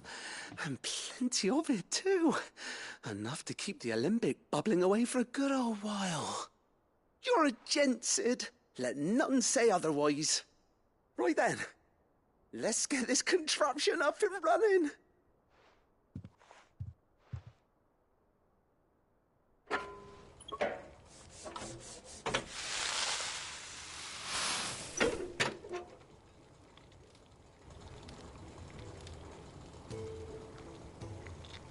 There we have it. The Telemon Alembic. And it works just like the chief said it would. Very impressive. Says the man who cut down a burning boulder. Speaking of which, I still haven't returned the favor. There's no need. The good it will do for the hideaway is reward enough. Don't be silly. Why don't you let me take a look at that bag of yours? The one you keep your potions in. Reckon I could work some magic on that. What kind of magic? Well, we happen to have isolated a substance in our test run of the Alembic that I reckon will make even the toughest leather supple as anything. Thought we might use it to breathe new life into old boots and the like. Save the hideaway a few gil. But I reckon if we slap a bit on your bag, it'll loosen it up enough for you to squeeze in a bottle or two more. Well, it can't hurt to try, I suppose. That's the spirit. Leave it with me. I'll only be a mo.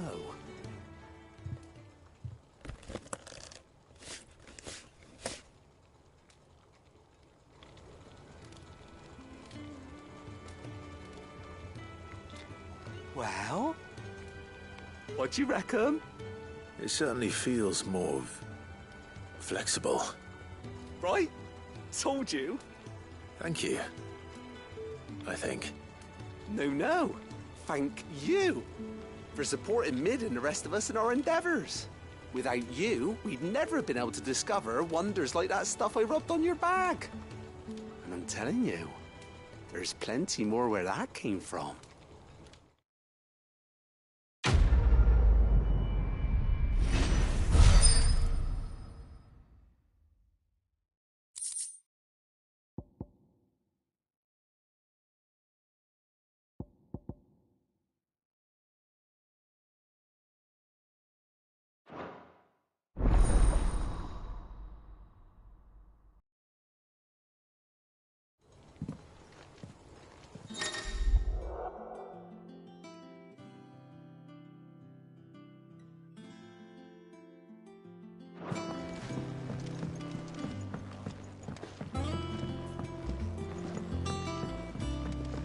Think Mid might need some help tidying up.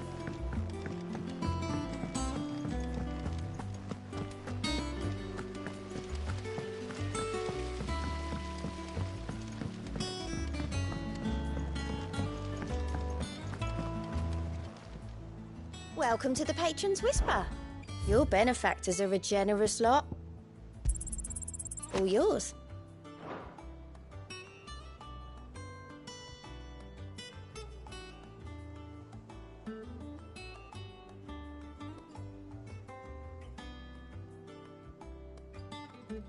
All done? Goat. Still alive, I see. So Lady Karen accepted the ruby. Ah, about that. I tried my best, but she was just too stubborn to take it. She threw it right back in my face, in fact, and told me I could stick my stupid stone where the sun don't shine. Karen refused payment. I hope it wasn't something I said. I'm sure you were as tactful as ever. Let me see what I can do. Oh, wonderful. I hope you have better luck than I did.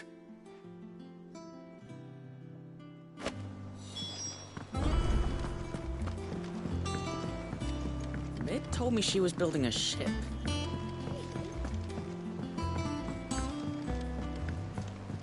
I don't know where Cid gets the energy.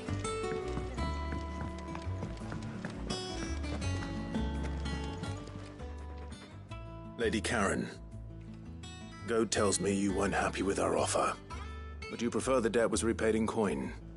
What debt? I don't recall lending any of you lot me hard-earned gil. I may have tossed a talent or two in the Hideaway's coffers, but those were donations, and you can hardly call it charity if you go asking for it back. Of course not. But one good turn deserves another. And our circumstances have changed. Surely you wouldn't shun the gratitude of a pauper who happened to have become a prince. Oh, so you're a prince now, are you? Fine. But I'm selling it and taking what I'm owed, then you're getting the rest whether you like it or not.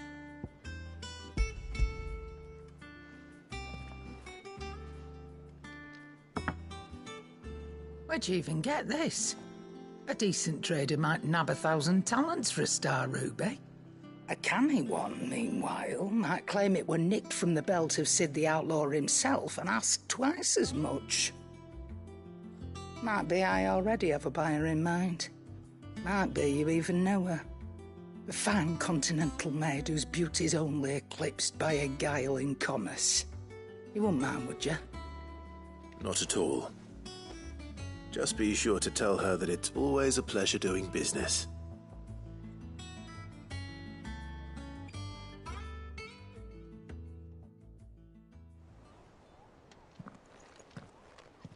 I hear you ended up delivering all 3 stones. Thanks to this lump. I sometimes wonder what I pay you for. Speaking of which, I still haven't been paid last month's wages. Oh, so you remember what's owed to you then? Get your ass behind that disc of yours and don't get up before those ledgers are square. Right away.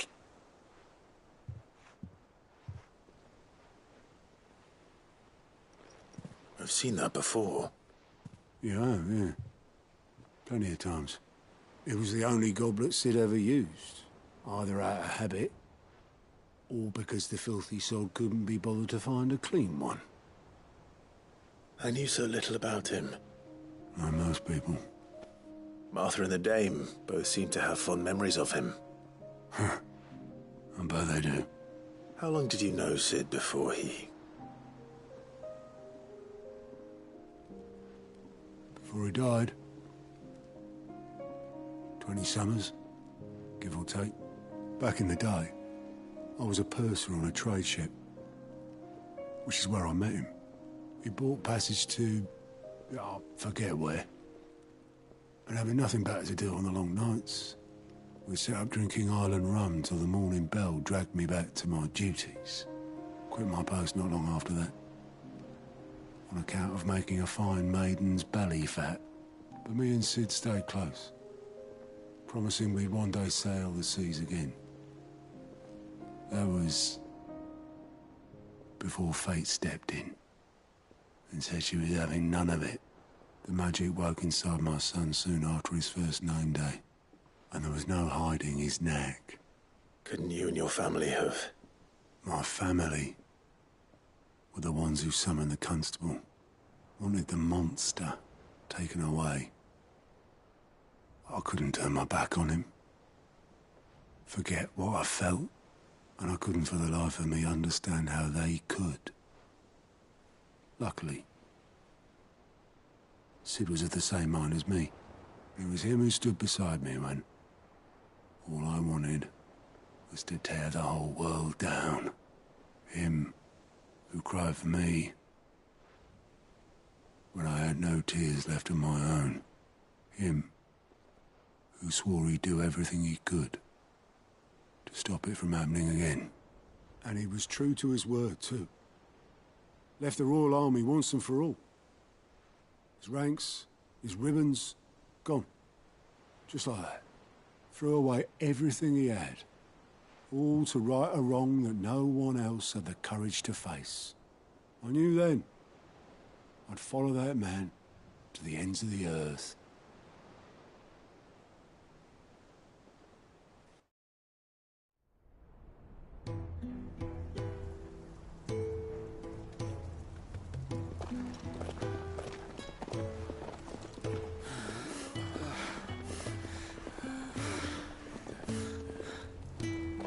was always too clever for his own good, was Cid. Saw the world for what it really was, while the rest of us were content to go along with the lie we were shown. And it can't have been easy, bearing that burden alone.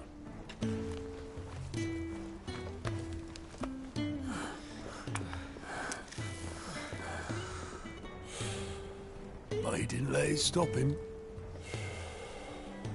He never lost faith in what he believed was right. And that gave us faith in him. Faith he'd steer us true. So I swore to myself that I'd always be right behind him, ready to catch the stubborn sod, if ever he should fall.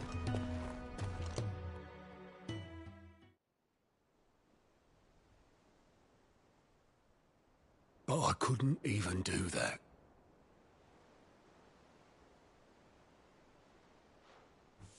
Ignore me. Just the ramblings of a tired old man. Leave that lot. I'll tidy it up in a bit.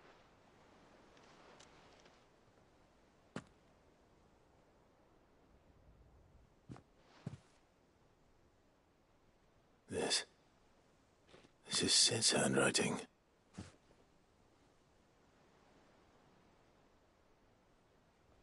Dear Otto. I may be drunk, but I wanted you to know this place would be fucked without you. Love you, you grumpy old sod.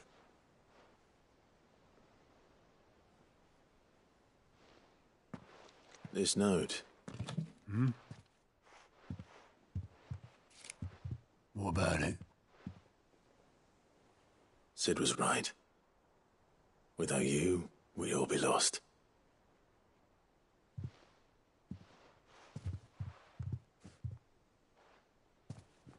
He should have bloody well said so then. Just once. Before he went. But then, why would he? Him, or anyone? I'd only have told him to piss off.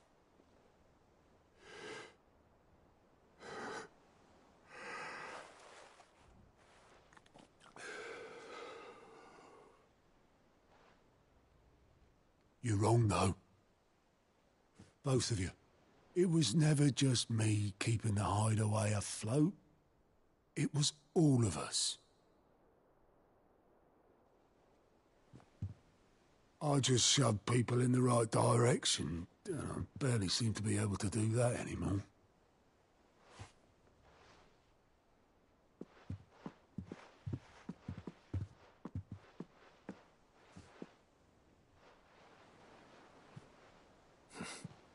Would you rather go were at the helm? Well, maybe I've got a few more years left in me. I'm going to hold you to that, Otto. Before you go, I would have wanted you to have this. But that's... This'll do me just fine.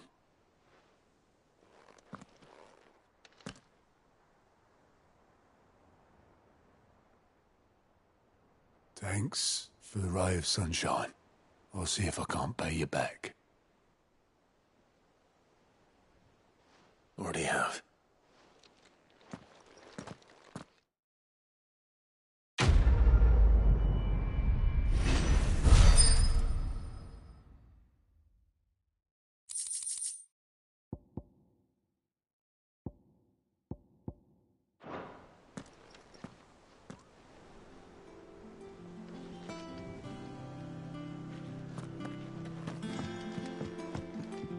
Ah, my favorite pupil. How may I help you today? Here's the latest information I have.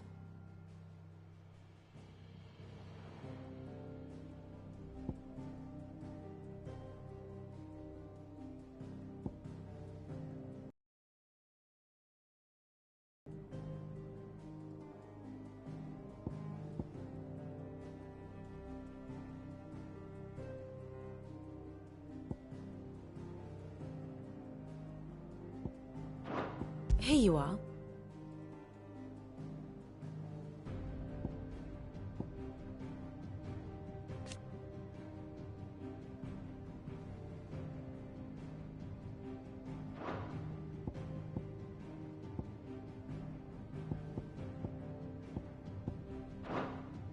The state of the realm is ever-changing, Clive.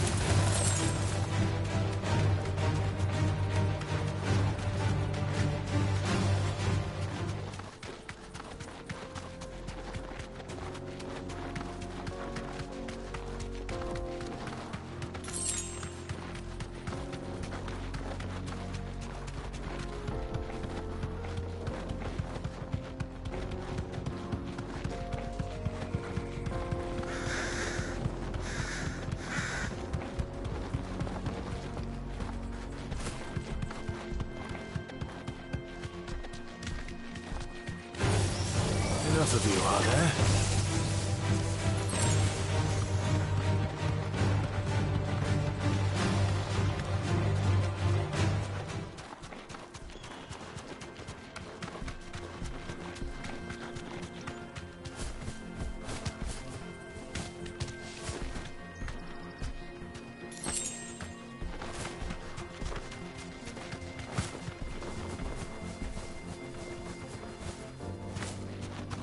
Infiltrating the Dominion won't be easy with the Imperials on high alert. No. His Radiance has lost one capital already. We can be sure Sylvester will do everything in his power to hold on to Twinside. His troops are well-trained and increasingly battle-hardened. But it's not as if we can wait for the siege to end.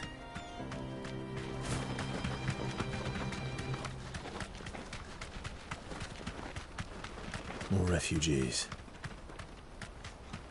And they're all making for the Crystalline Dominion. Because they don't know how to live without the Crystal's blessing.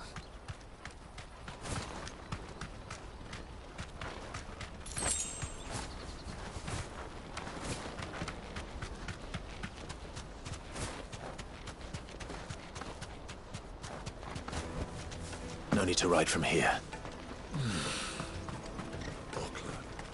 There are no crystals here. This is where we're supposed to meet Goots, isn't it? That's right. He said he'd wait for us here after replenishing his supplies. I dare say he'll have finished by now. What do you think, girl? This is everything. Let me carry your goods. I'm cheap. And nasty. You won't find a finer array this side of the strait. A fine choice. Many thanks. You've a discerning eye. A fine choice.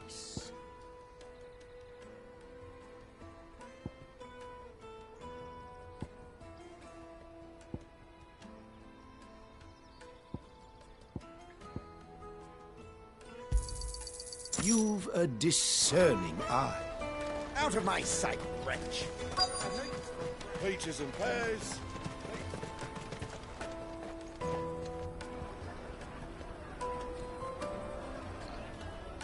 Wonders from across the water. Come one, come all. Feast your eyes.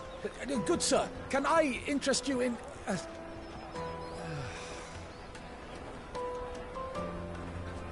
How much?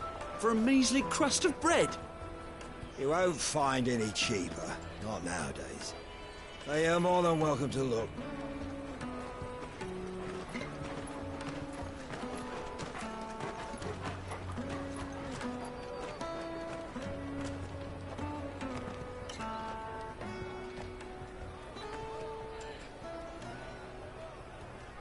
The Empire's unlawful and illegitimate occupation of the Crystalline Dominion is still in effect. Only those whose business in Twinside has been officially approved by the Republican Army will be permitted to cross the border. All who seek entry are to form a line and ready their documents for inspection. It looks like we aren't the only ones who are eager to leave. And they're checking everyone. Can't you make an exception? Not for the likes of you. We won't get through without that pass. Let's go and find Good, shall we?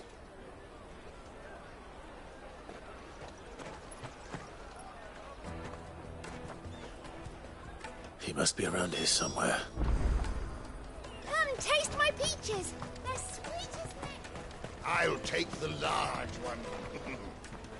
Ah, Good. There you are. Clive, I'm so sorry. Don't tell Nan, will you? Slow down, Good. Just tell us what happened. It's me trader's pass. It's gone. We cannot ride the caravan without it. We won't even be able to get through the flipping checkpoint. Do you remember when you last saw it? It was in my pocket a minute ago. Then a bairn bumped into me and... Yeah. You don't think that they might have nicked it, do you? It wouldn't surprise me. A busy market like this is prime territory for pickpockets. So, to get the pass back, we need to find this child. Where would we even start? I know where! I've got a pal in Bock lad who might be able to help us. No one knows more about what goes on round here than she does. Where do we find her? She's the owner of the Crimson Caravans, up that way. Sign's got a red chocobo on it. No time like the present. You two go on ahead. I'm gonna check the rest of my stuff, make sure nothing else is missing. All right. We'll meet you there.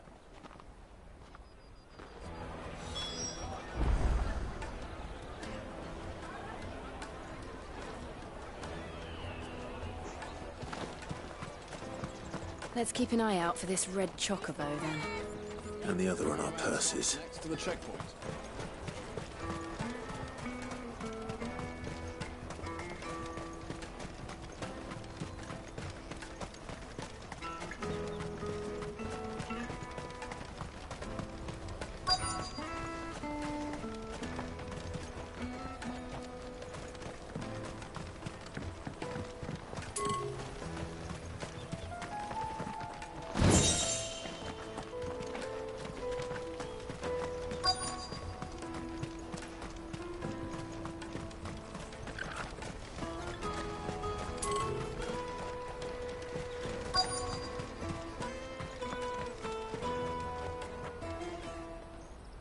Looking to hire a coach? It's 10 million for a two-birder to the Crystalline Dominion. Take it or leave it. Oh, we're not here for that. Then I bid you good day. Oh, wait! Don't go, El. He's my mate. As I live and breathe. Goots, what are you doing back in Bock lad?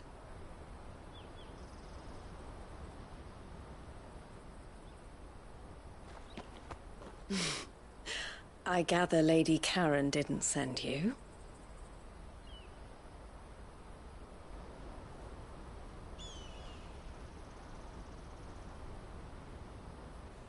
So what trouble have you got yourself into this time? It's me trader's pass. It got stolen. By a little bairn. Of all the... You're the size of a marble. Honestly. Ugh.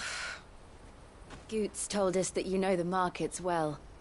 Might you have an idea which little bairn could have done this? We don't intend to punish them. We just need our pass back. Then, we can be on our way. I see. So neither of you has a trader's pass either. Not that anyone would take you for traders, but I suppose that's why you came to me, correct? Now, I can't say for sure who took your pass, but I suspect I know why they did it. Let me explain.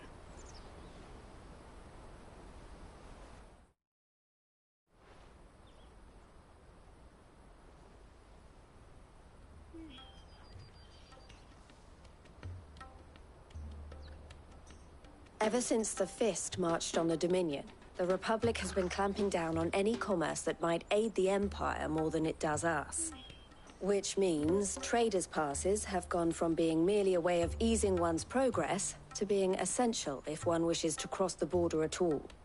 And with demand outstripping supply, they've become a precious commodity, leading some to seek to acquire them by less than legitimate means.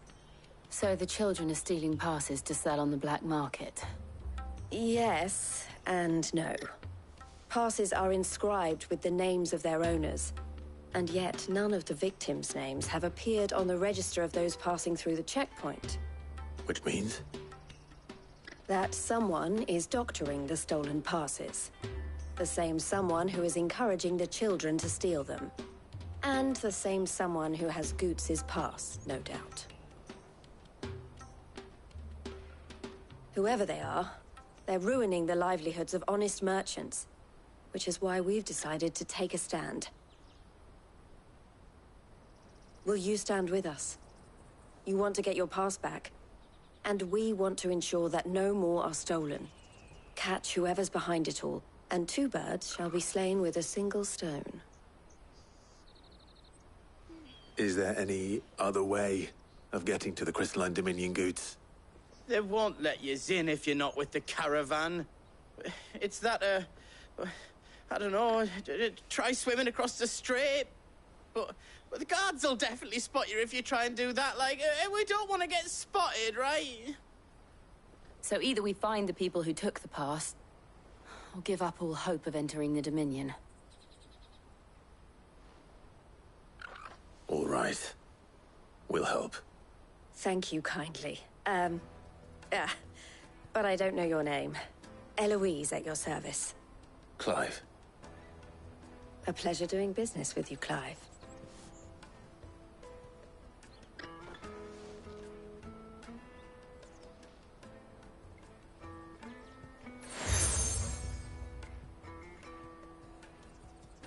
The proprietor of the furniture makers by the coach stop is spearheading the search. Wear that, and he will know you for a friend. I suggest that you speak with him first. The furniture makers. Understood.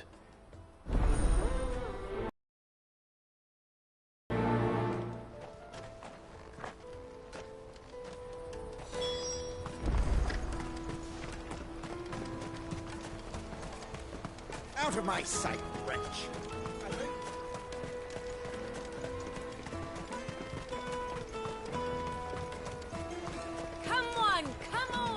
Jug of snake spit for the road? The caravan stops next to the checkpoint. Show them your trader's pass. Are you the furniture maker? Looking for something in particular? Ah, Eloise collared you too, eh? Then I expect you want to know more. She told me you were leading the hunt for the pickpockets. What have you learned? For one, that they're targeting the traders carrying the biggest packs. Harder to watch your back, see? And less chance of the mark giving chase if they're spotted. Not that they'd be likely to catch them. Those imps know every inch of this warren like the backs of their hands. Their eyes must have lit up when they saw Goots. The fishmonger round by the gate's been trying to track down the children involved. You should go and have a word with her. Thank you. We will.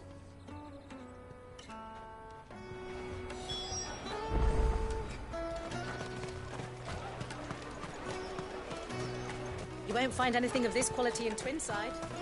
You should come with me to the Dominion. Fish for sale! Fresh sorted and smoked! Can I interest you? Ah, sorry. Message from Eloise, is it? She's asked me to help her. To help you find the pickpockets. Is that so? Suppose I better tell you what I know, then. For one, this isn't a family operation. All the traders say the children who stole their passes were dirty, dressed in rags. Street urchins, by the sound of it. We get a lot around here. Orphans from the wars.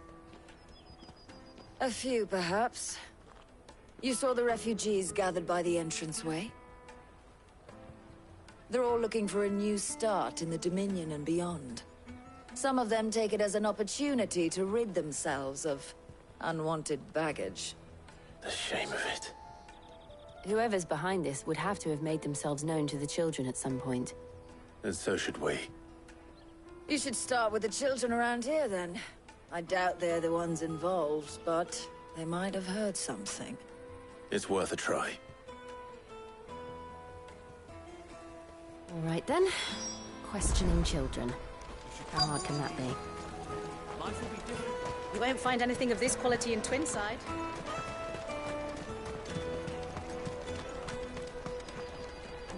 Do you have a moment? What do you want? What I want is to know who's asking children like you to pick pockets. I don't know. Nobody's asked me.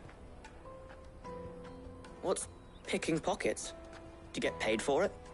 No, you get in trouble for it. So if they come calling, you know what to tell them.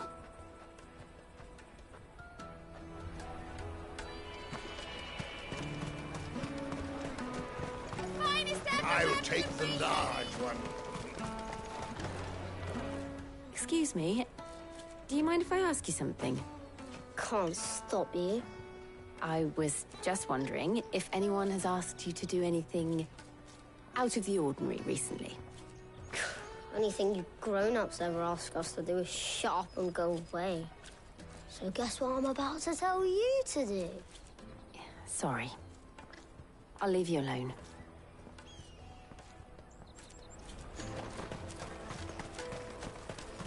Come and taste my peaches! They're sweet as...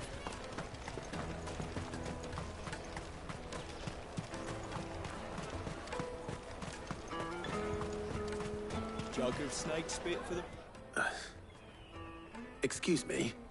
What do you want? I don't have any money. It's all right. We're not going to hurt you. We just want to talk. What about? We've heard that some very bad people are making children like you steal from travelers. We need to know who's behind it so we can stop them. I don't know much about it, really.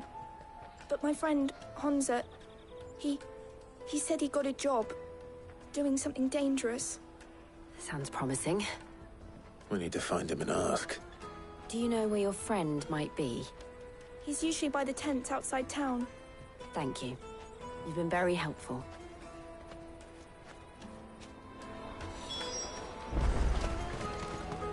Come on, come on!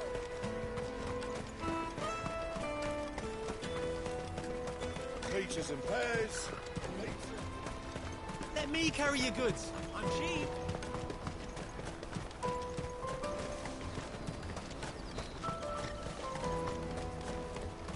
That's that, then. She must have meant the refugee camp. Let's hope he's still nearby. Daddy! I'm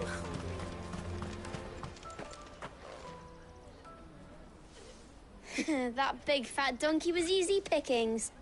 He wouldn't have noticed if we'd robbed his boots off him. Yeah. Wish we hadn't handed over the pass, though. Could use one of those things to get out of this dump. Chance would be a fine thing. The moment they found out, they'd string us up by our guts. Would they now? Perhaps you'd like to introduce us to these charming characters. Shit, we're in trouble now. What do we do? You two get caught if you want. I'm off. Hunter, where are you going? So that was Hunter, eh? Jill, you watch these two. I'm going after him. All right.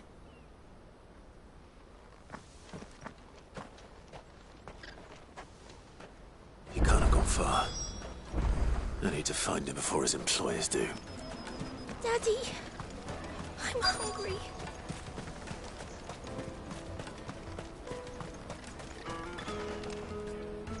Did you see a boy run past?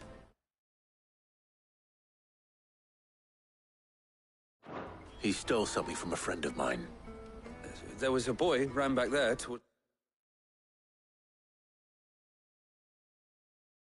the Chocobo pen, but... Thank you.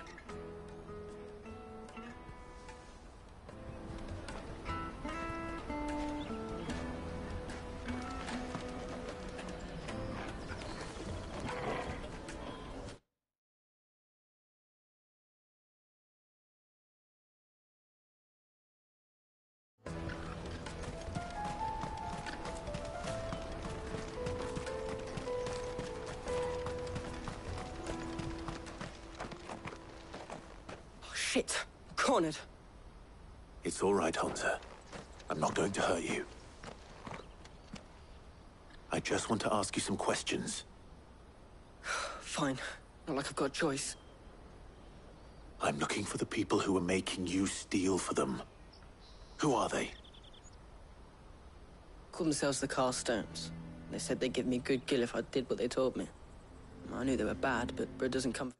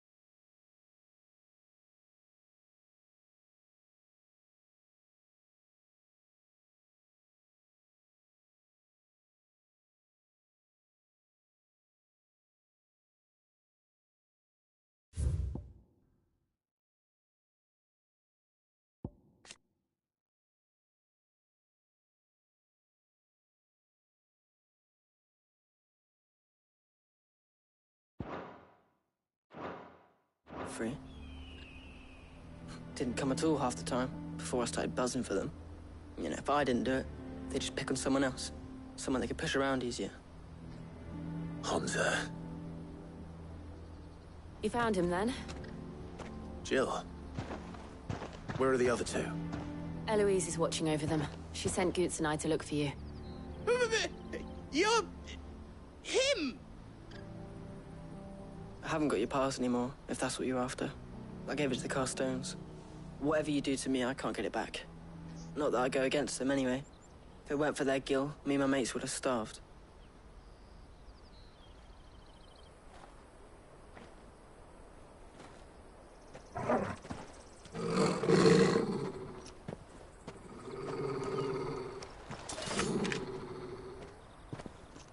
Cowards.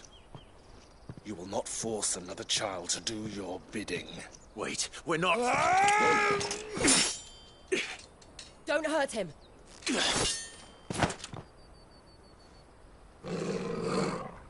You're making a mistake. We're on the same side. Like hell we are. That brooch. Where did you get it? Master Theo.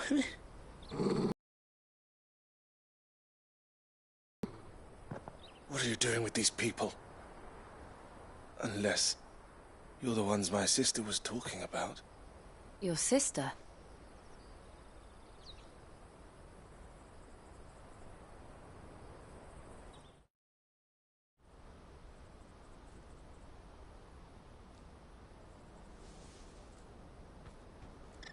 Eloise didn't tell us she had a brother. And why would she? I'm just her back and a blade. Theodore, at your service. Sorry about before. Theodore, what do you know of the Cast Stones? Vultures who have made Boklad their hunting ground. They prey on the desperate, stealing from those with gill and bullying those without it into joining their flock. I'd been looking into their activities in hope of sparing the refugees any further hardship. But it seems they've already stooped even lower than I'd feared. Hansa's a good lad. Don't blame him for what they've made him do. If he and his friends hadn't agreed to work for the Stones, some other poor souls would have. I'm pain of death, most likely. Clive, was it? And my sisters asked you to help put an end to the pickpocketing. Then we all want the same thing.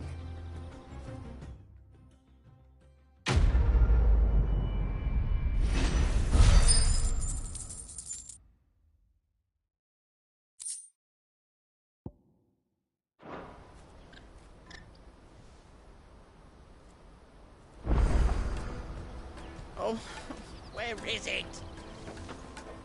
So, what's the plan? What else? We find the cast stones, and we crush them. You get your trader's pass back, and I make Boklad a safe place again.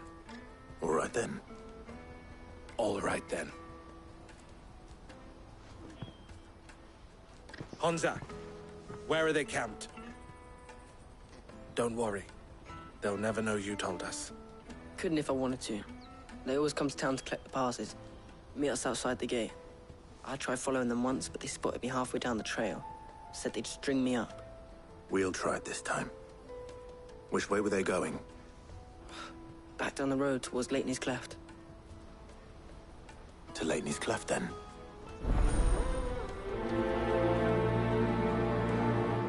Leitney's Cleft is to the south, past the camp.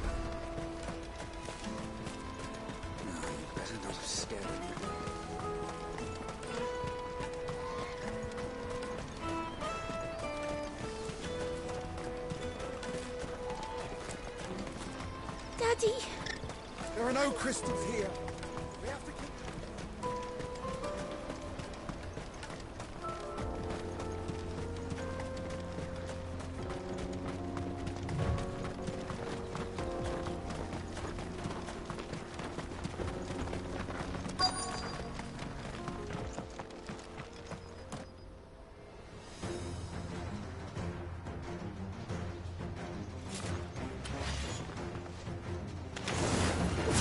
That's the one who's been sticking his nose in our business.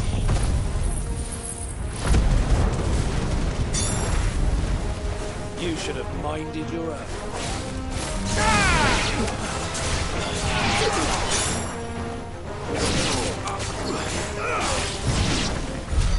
I doubt these were the ringleaders. But at least we know we're on the right track.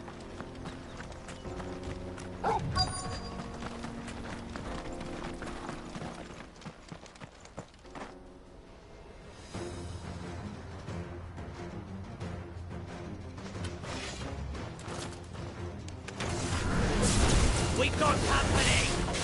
That's the lot.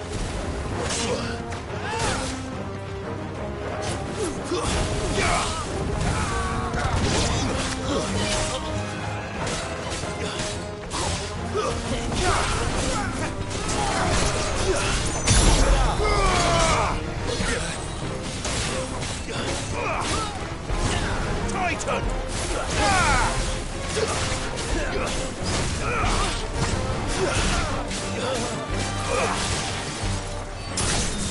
Farewell!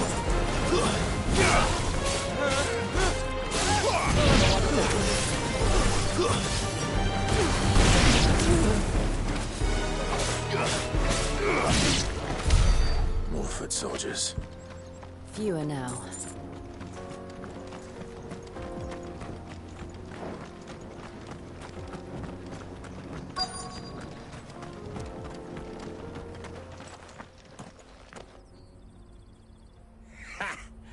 Not a bad haul today, eh? Aye. Some of our new recruits are natural-born ne'er-do-wells. Especially the little ones. That Hans has got nimble fingers, all right. It will be a shame when they chop them off. But till then, let's make the most of it. Scum. The leaders of the cast stones, I take it. They don't deserve any mercy, Clive. I wasn't planning on showing them any. We're ready when you are, Theodore. Oh, I'm ready.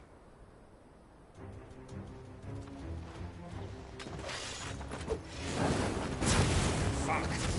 That guard from Boklad! Kill him! Kill them all!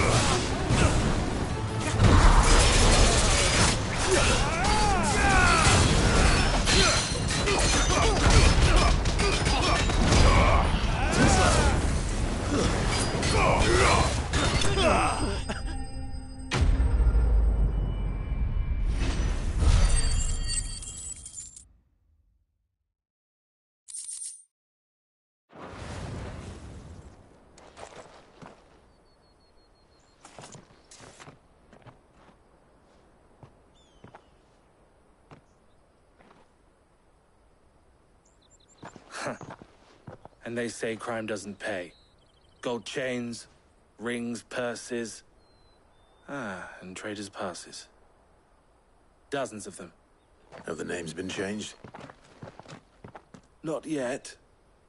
I recognize some of them. No doubt Goots's is somewhere among them. Now I just need to sort through it all and return everything to the people it was taken from. We should go and give Eloise the good news. Can we leave things here in your hands, Theodore? Of course. Oh, and, be sure to tell her of the part I played, won't you? We'll be glad to.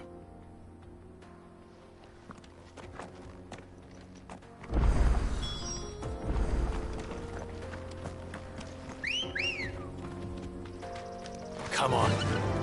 Yeah!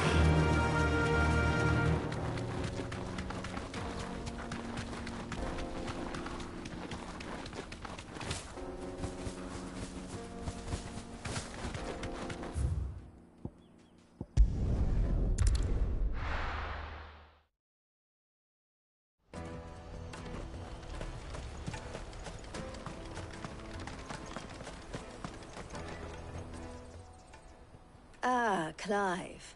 How goes the hunt? My brother isn't getting in your way, I trust? Quite the opposite.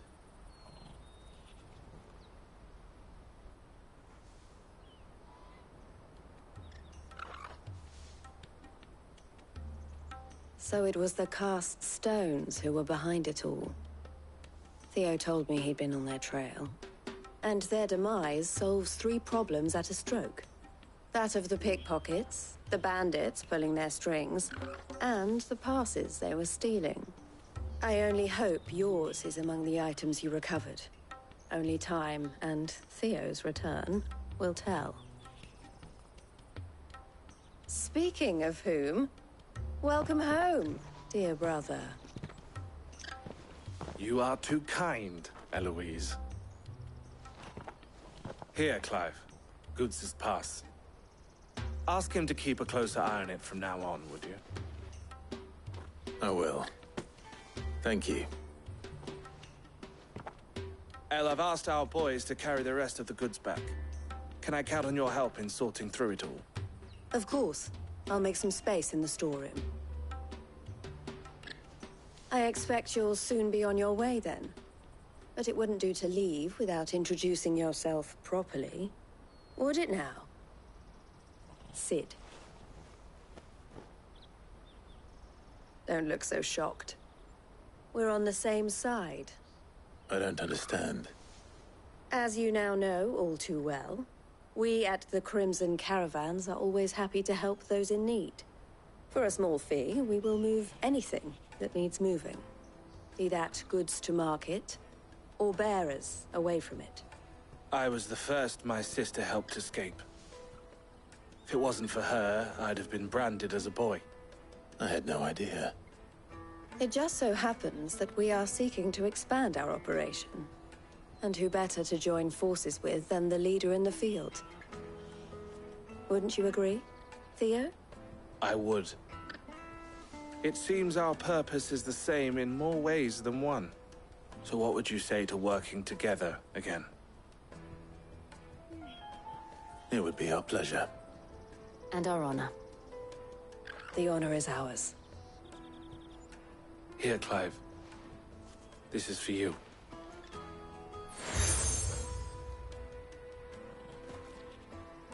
What is it? El has friends in high places, while I have associates in, lower ones. That mark is proof that you're a friend to us both.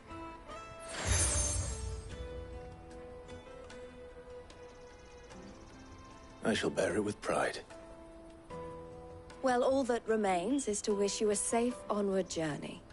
Goots's pass should secure you a place on the caravan, but if you encounter any difficulties, we would be delighted to provide you with a coach of our own. For a discounted price, of course. Say, 9 million? We'll try the caravan.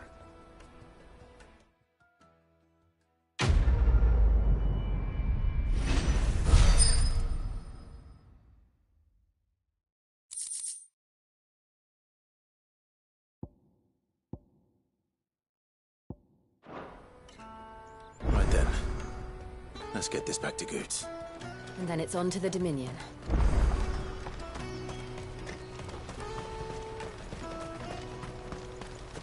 Pardon me, but would you happen... That well-notched steel and impressive physique. I have need of a sword for hire, and yours looks to be a weapon well worth the coin. Might you be convinced to offer me the use of those formidable arms? How exactly do you intend to use them? Well, being something of a scholar of Zemeckis history, I wish to investigate the ruins near the city. And I require a rugged companion, lest I find myself waylaid by ne'er-do-wells or the beasts said to roam the area. Should you accept, you will not only earn yourself material wealth, but partake of the true treasure that awaits us there. The rich and storied history of Zemeckis. Well, will you ever party to a finer proposition? My arms are yours. Wonderful! Then come. We must away. But where are we going? Along the old Zemeckis Road, and from there, onward to discovery. Quickly! There is not a moment to lose. Wait. Good luck with your ne'er-do-wells.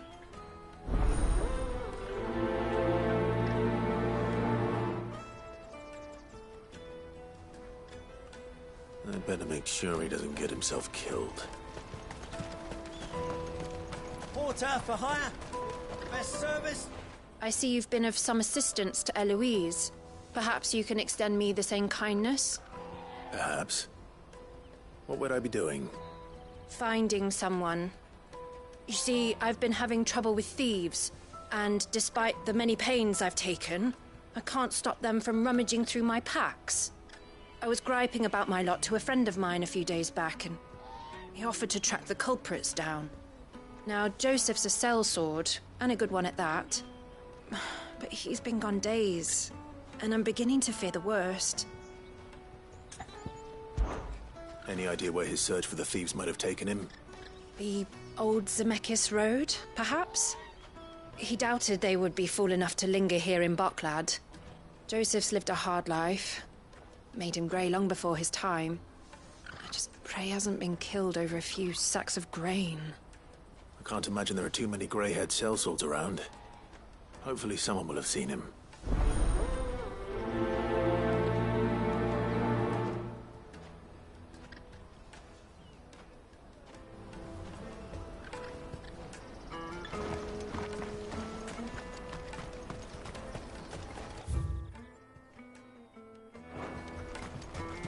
Hurry, man. I must leave for the Dominion. Bloody cruising caravan. Scooting.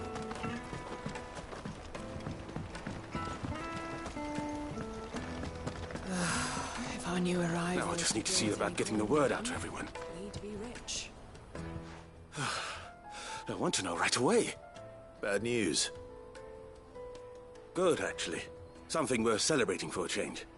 Only trouble is, the serving girl's still new to the job, so I can't leave her while I go and invite those I'd like to celebrate with. What exactly are you celebrating, if you don't mind me asking? I've come by a particularly fine bottle of red. A Gotan 66, no less. Gotan Rouge is the only good thing to have ever come out of the Empire, and most wouldn't part with a 66 if you held a knife to their throats. So I've heard. Oh, so you know of it then? Clearly you're a gentleman of taste. A gentleman who might sympathize with my predicament, perhaps? Would you pass the good news to a few friends of mine? I'll give you a little something for your time, of course. Sounds simple enough. So you'll do it? Marvelous. Thank you. You won't need to go far. All three of them should be right here in the market. There's Aldrich the porter, Milan the butcher, and Bolek, a guard over at the north gate. Three of the finest fellows in Boklad, if you ask me. Tell them to come to the tavern when they finish for the day. Stop by again when you let them know, and I'll give you your little something. I'll be right back.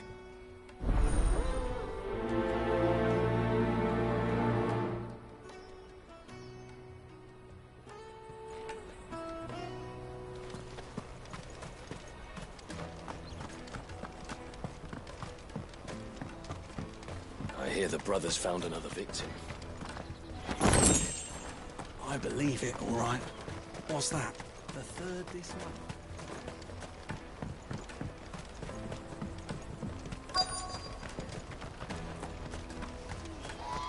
Hurry, man. I've been asked to find Aldrich, the porter. I don't suppose that's you, is it? That's me right enough. You need something delivered? The innkeeper sent me. He said there's a cup of Gotan 66 with your name on it when you're done for the day. A 66? Bugger me. If he's just got hold of it now, it must have been in the crates he had me carry down from Sanbreque. From the Empire to Boklad. You must be a braver man than most. That's a treacherous route at the best of times. Such is the porter's lot. There's not a patch of storm these feet haven't traipsed across. It's Oriflamme one day, then off to Canva the next. The farther you're willing to go, the fatter the purse. Which is why there's no shortage of competition for some of the longer routes. I'd say I've done enough for today to earn myself a cup of something tasty. Thanks for letting me know.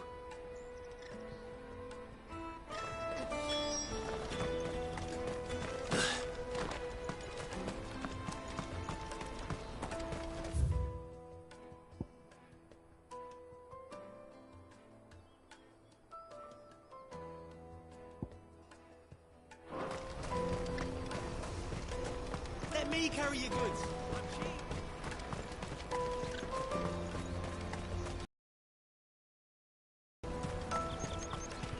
That's that then. There are no crystals here. We have to keep going. What do you want? I've no coin on me. Just information. Has a sellsword passed through here? Grey hair. Now you mention it. There was a young man with salt in his mane sneaking around out there a while back. Which way did he go? How am I supposed to know? Buggered off down the road, I expect. Now why don't you do the same and leave me be?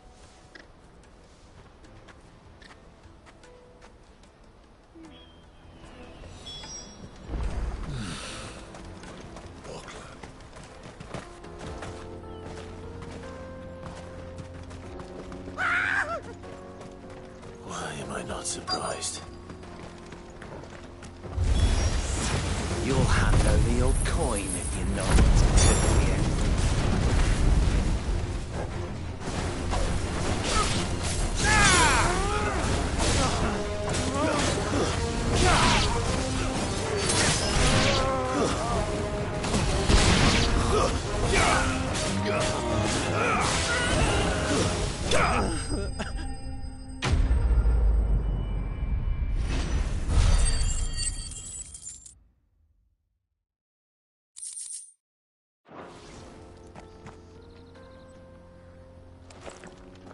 Are you hurt? Happily not, good sir. Thanks to your timely intervention. More importantly, we have arrived. Now, feast your eyes upon the marvel before us. Ruins, a relic of the fallen civilization. A sight so common that man is oft blinded to its wonder. Colossal vessels, dashed from the very heavens. Airships, we call them, with very little thought to what wonders such a word might describe. Oblige me, if you would. Does anything strike you as peculiar about this particular specimen? Though we ourselves find fallen ruins to be nigh indestructible, whatever gouged the final sin from the rock cleaved clean through the structure you see before you. A tantalizing mystery, no doubt, but merely one of countless enigmas in which Zemeckis history is steeped. Come, good sir. Our expedition continues, and we still have much to learn.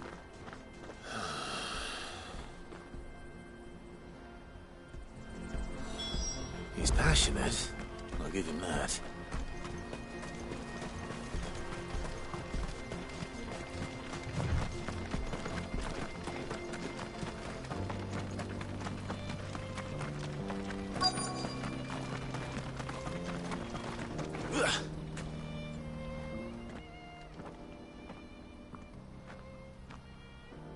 We don't want any trouble. Neither do I. I'm looking for someone. A grey-haired mercenary. Well, we haven't seen him. Yes, we have. We saw him climbing up the rocks. Those ones, over there. Maybe he found his thieves. Mum won't let me near them. She said there's goblins up there, and that they eat little boys for dinner. Shush, now. You've said quite enough already. I only told him what you said. I'd listen to your mother if I were you.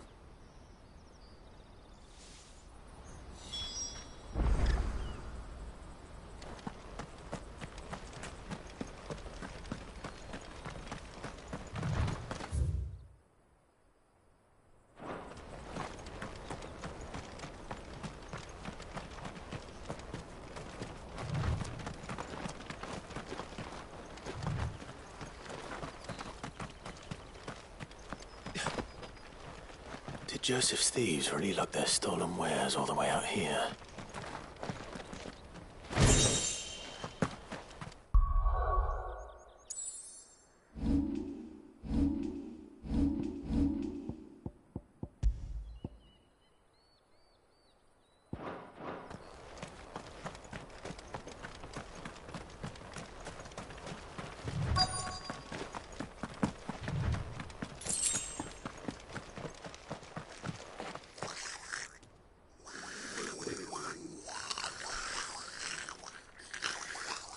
I think we found our thieves. They don't look happy to see me.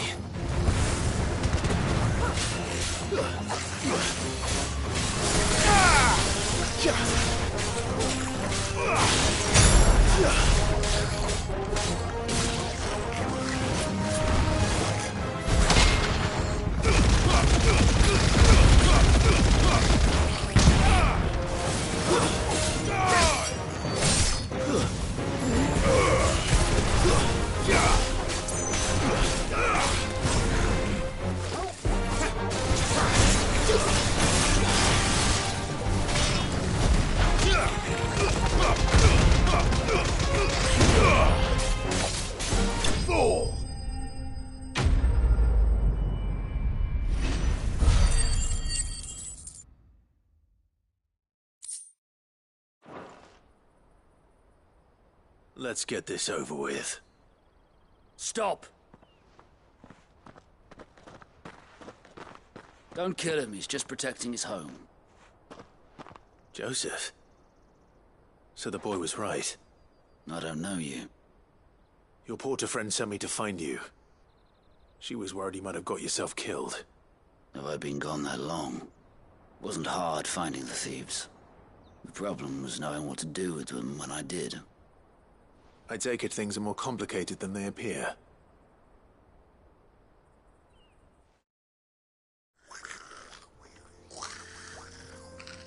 I'd all but ruled out bandits before I even left the market. You know why that is? Because our thieves had no interest in gold or gems, or anything they couldn't eat for that matter. Add to that the rumors of goblins in the area, and the mystery practically solved itself.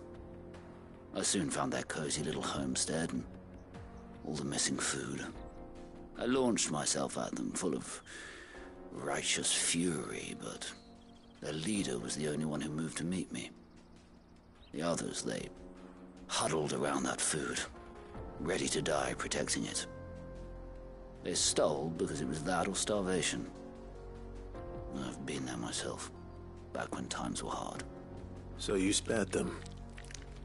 And earned their trust into the bargain by the look of it. These goblins aren't native to the area. They don't know how to survive such barren lands, so I've been teaching them. And once they've learned to hunt and forage, they won't be fool enough to risk their necks in Boklad. I'm impressed. I didn't know goblins could be reasoned with. Do me a favor. Let the porter know I'm safe. I'll head back to the market once my work here is done. Oh, and don't mention the goblins. I don't want people coming here brandishing pitchforks. Not now this lot have sworn off thieving. Your secret's safe with me. I appreciate it. Thank you.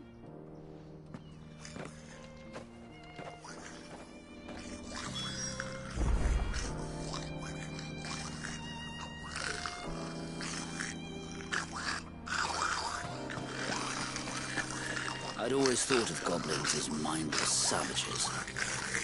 But if I'm honest, I like them better than half the men I've served with.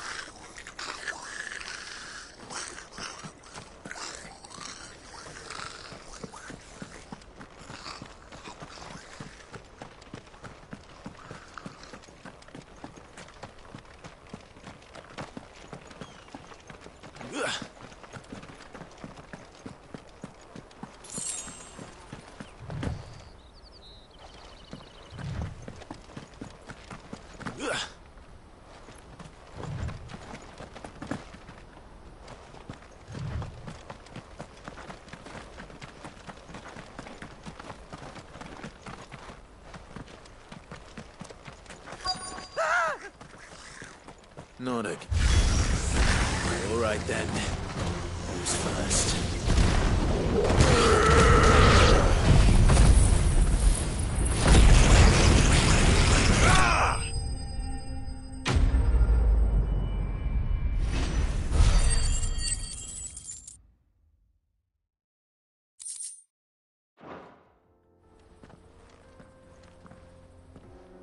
You're going to get yourself killed. Oh, that would not do. That would not do at all. Not when such majesty stretches out before us. Behold, the final sin in all its glory. As Moss tells us, a battle was fought here in ancient times.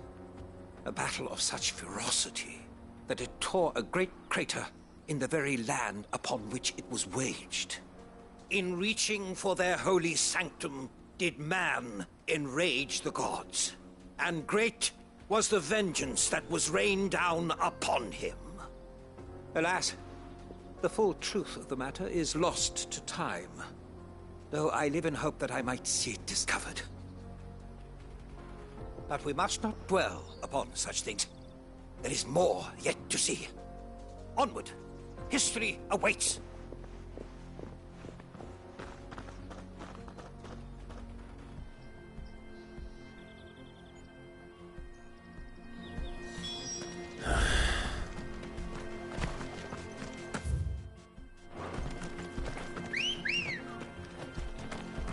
Ready, go?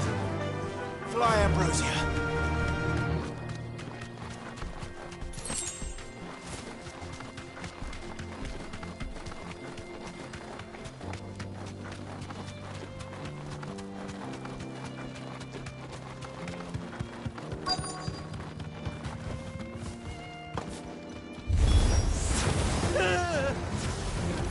Oh no.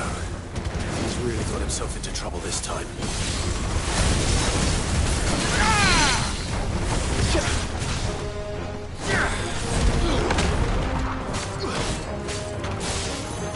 Fire and flame!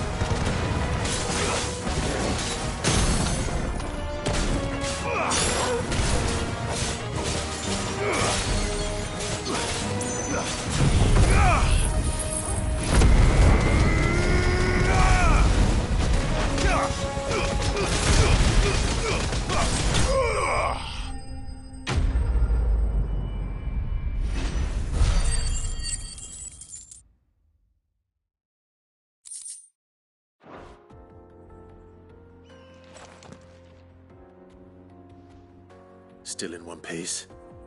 It would seem so. Once more I am in your debt. And once more you impress me with your prowess. These were no ordinary foes. but ones we in the field call echoes. Though Moss the Chronicler concurs with the legends in attributing the fall of Zemeckis to a wrath wrought upon mankind by the gods, he offers little in the way of explanation. Could the ruins we see before us here, in all their elaborate beauty, perhaps suggest an answer? Could the construction of such miraculous edifices have been considered an encroachment upon the province of the divine?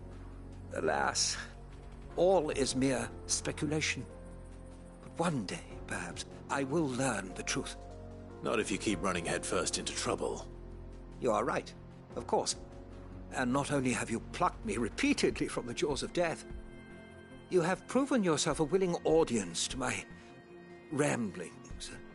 Glad to help, but didn't you say you came here to investigate something? I fear I may have rather overstated the case on that front. In truth, a captive ear was all I really desired. You see, even my fellow scholars have grown somewhat weary of my musings of late. And so I came upon the idea of purchasing a companion. A captive audience, if you will. That's what this was all about. I am afraid so. And now, my good man, it is high time we returned whence we came. Fine. Just don't go running off this time.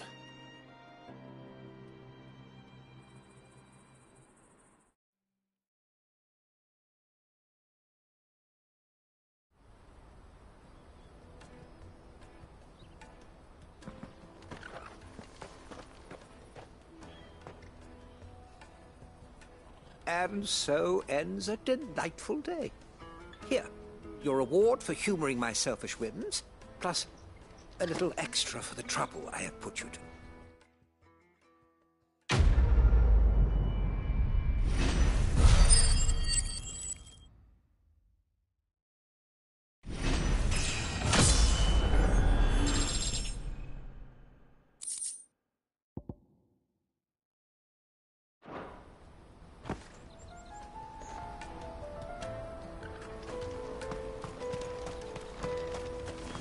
Porter for hire. Best service. Joseph's fine.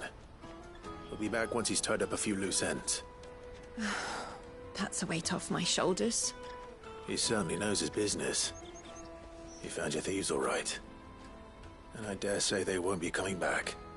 A good man to have around, that Joseph. And if he says there'll be no more thieving, that's good enough for me. Thank you for putting my mind at ease. Here, for your troubles.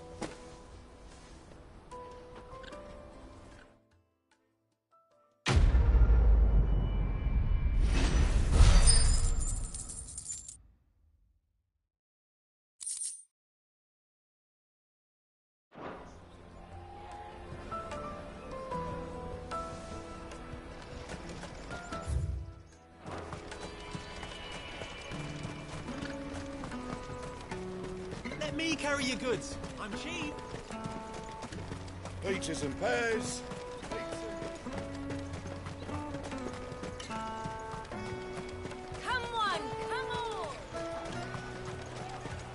on! Caravan stops next to the checkpoint.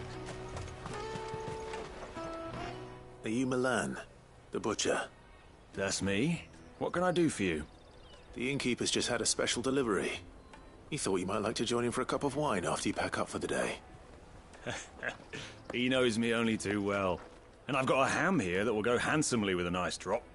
Wine and ham to spare. Boclad clearly isn't suffering then. Comes with being the place everyone has to pass through to get to everywhere else. Those who travel the Crystal Road bring all manner of goods with them. We get meat from San Brec, herbs from Rosaria. Why, sometimes we even see curiosities from across the Narrow. My old man knew what he was about when he set up shop here all those years ago. Anyway, thanks for the good news. Oh, you know what? Maybe I'll shut up shop early. Wouldn't want to keep our friend waiting.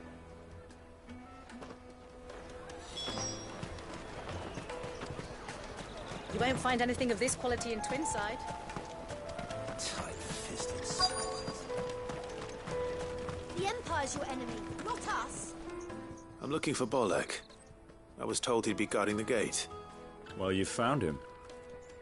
You're not here to enlist, I take it? The innkeeper sent me. He's just taken delivery of a rare vintage, a Gotan 66. He thought you might like a cup. I've never said no to a goat hand. I'm not about to start now. Thanks for letting me know. You must be a busy man. The market would be flooded with refugees if we weren't here to stem the flow. Oh, my heart goes out to them, all right, but we've got our orders. No papers, no passage. Plenty try to slip past us nonetheless. And every now and then, one of them's foolish enough to try and force their way through. And when they do, well, things can get nasty. You know what? That wine's sounding better by the moment. Hold on. I wonder if the innkeeper might spare a cup of that wine.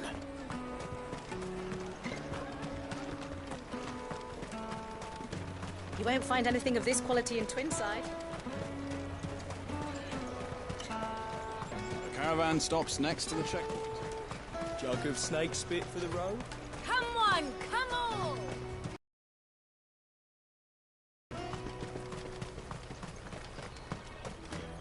Out of my sight, wretch! I know you...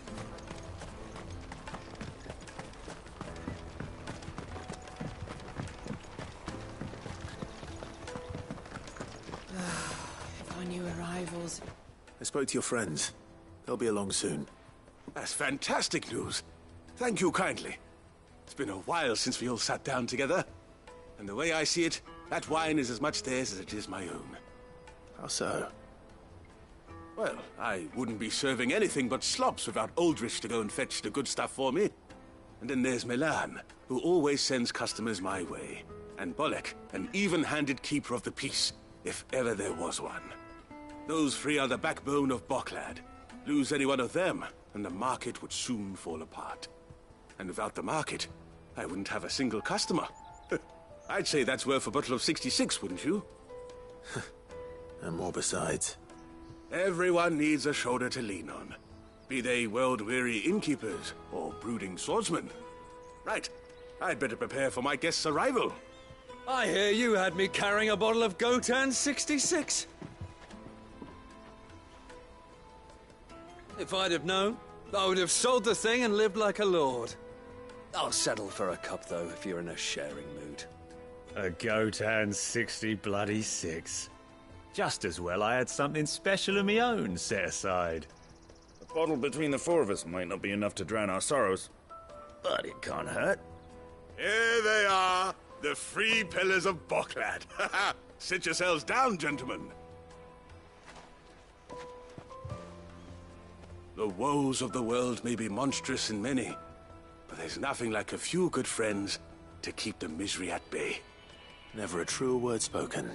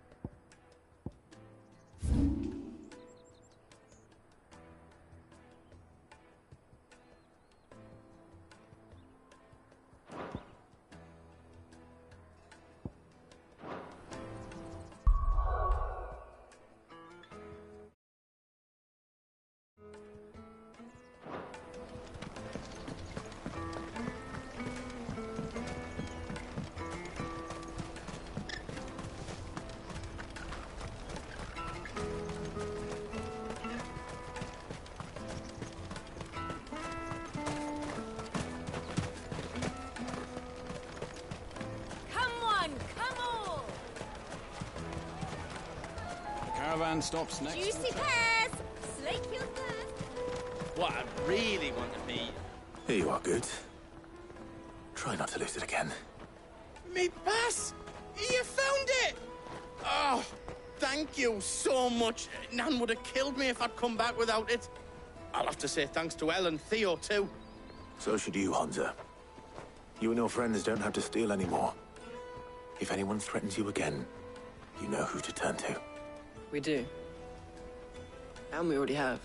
Mizelle's given us a job shifting the chocobo shit out the stables. It's hard work, and the pay isn't half what we got from the stones. But if we stick at it, we'll keep ourselves fit. You stick at it then. And Goots, I'm sorry for stealing your pass. That's all right. I've got it back now. And all's well that ends well, eh? You said you're trained to be a blacksmith, right? Well, I'm gonna be your first customer. I'm gonna save up all my gil and get you to make me a massive sword. I'll do me best. Till then, eh?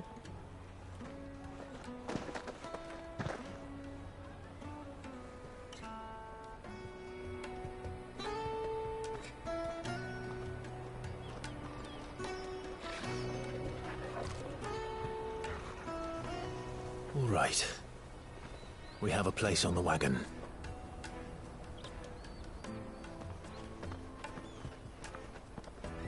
Remember, Goots, we're mercenaries.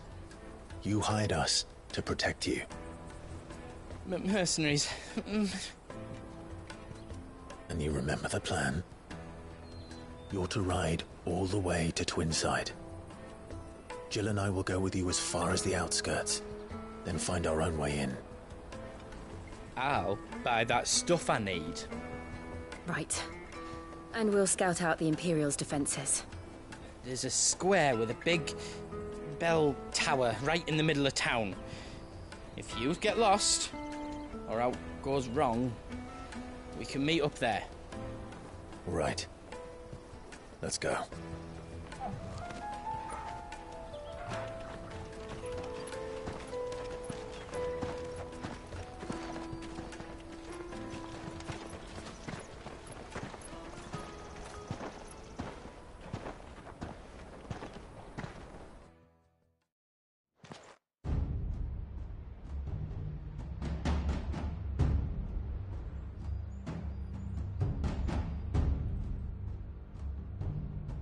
I see. And you're quite certain your father has no knowledge of Ultima? I am. I have no difficulty believing a sinister force has come to exert an influence on Sanbreque. But be that as it may, it is yet to claim my father. For better or worse, his radiance speaks his own mind. Then the fiend works from the shadows. I confess, when first you told me of this fiend, I had my doubts, and more than a few at that. A beast that labors to plunge Valisthea into turmoil, all in pursuit of your brother. But that wound is proof enough that evil is afoot. Then I have your answer, Your Highness. You will join me in my fight. I cannot. Not yet. Your Highness, please. As you are aware, the Dhalmekian army is at our gates. They have lost their mother crystal, and with it all hope of a negotiated withdrawal. It is but a matter of time before they invade. If Bahamut is not here to meet them, my people will be slaughtered. Though not by Hugo Kupka, thanks to Ultima's machinations. I know the fate of your people weighs heavy on your conscience, but if we do not put an end to Ultima's plans, they shall face a far darker fate. The chaos he would wreak would sweep all of Valisthea into the abyss. The lives of every man, woman, and child in the Twins are at stake. I believe what you say, Phoenix. But I have duties of my own, and I must discharge them. Come what may.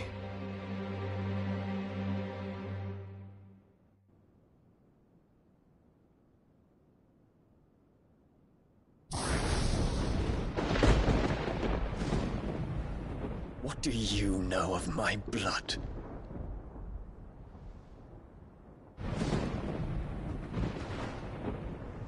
I know that it is wholly unworthy of the highest offices of state, which rightly belong to those of purer breeding. Alas.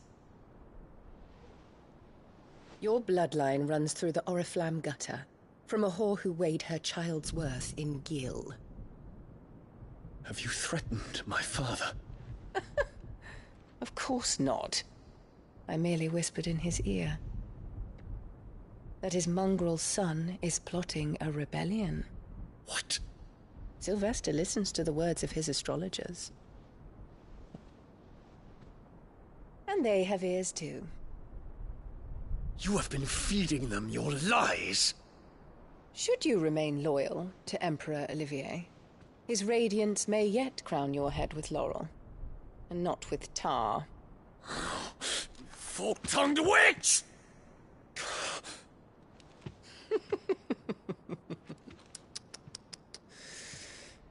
In consideration of your long years of service to the Empire, I shall forgive this uncharacteristic rudeness. Now hurry and make ready, Your Imperial Highness. Emperor Olivier expects much of you, Dion. Or should I say, of Bahamut. May your fire reduce his enemies to ash, till all of Valisthea bows to its rightful ruler.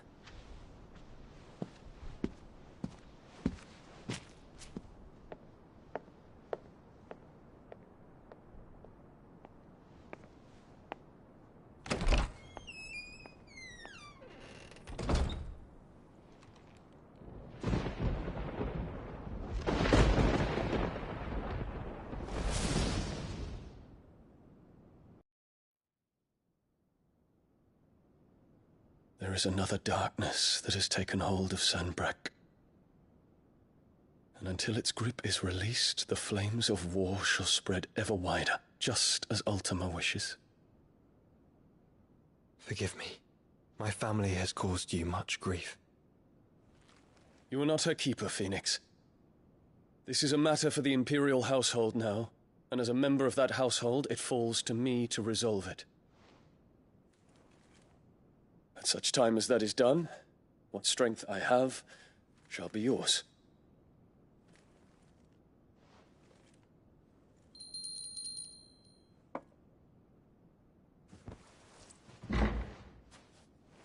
Thank you, Your Highness. Let us take to the skies together, and bring a new dawn to Valisthea. I should like nothing more.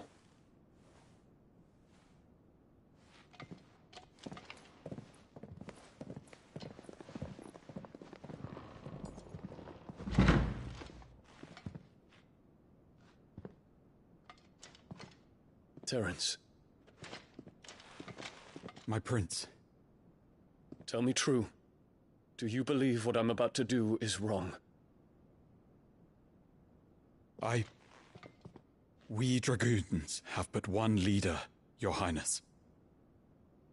And we shall follow him unto the very end. Thank you. And this is my decree. For their crimes against the crown, the traitorous Annabella and her usurping son shall be put to death, and the Empire restored.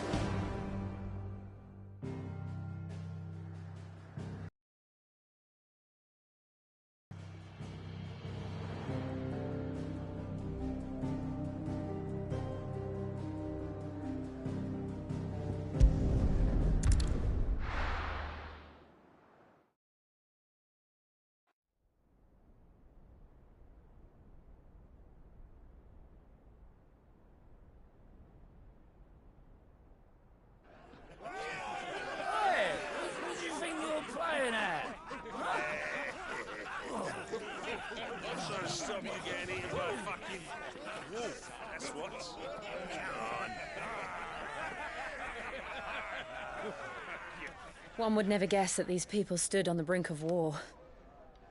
They're afraid. They turn to drink to forget their fears. Anything you want to forget?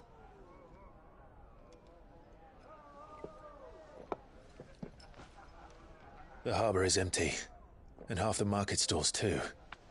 The city may seem peaceful on the surface, but it's balanced on a knife edge.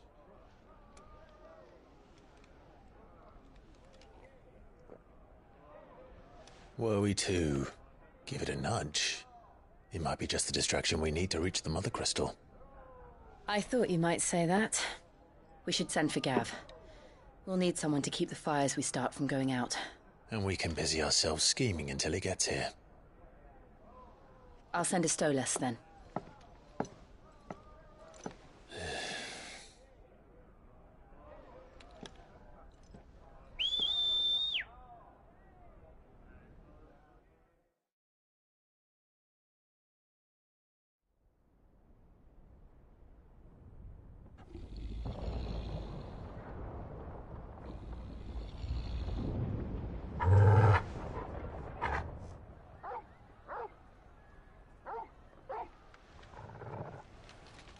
What is it, boy?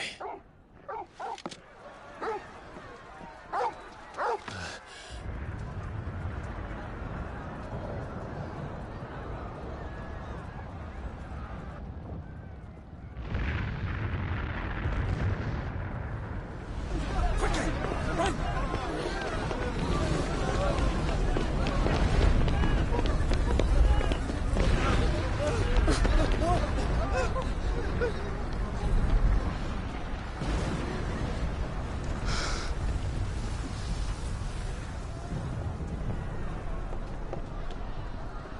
What's happening? I don't know. Torgal!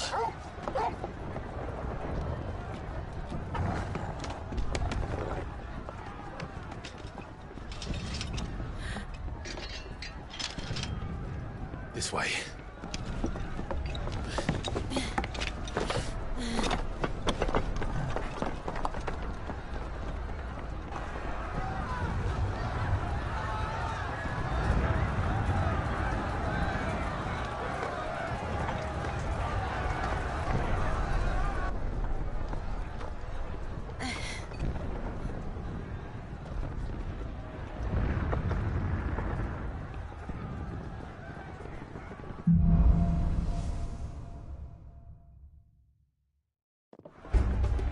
The city's on fire.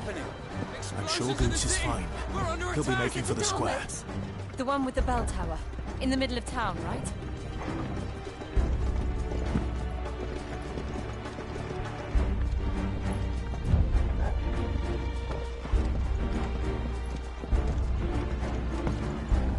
Guard, watchman or sentry is to be slain on sight. But spare the citizenry. His Highness's orders were clear. The people... Those were Imperial Dragoons.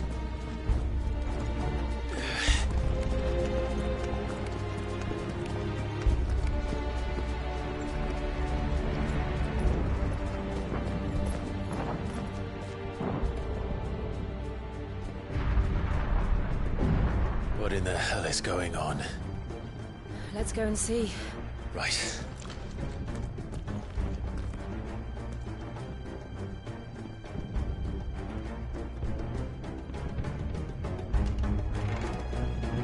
But first we find Goots.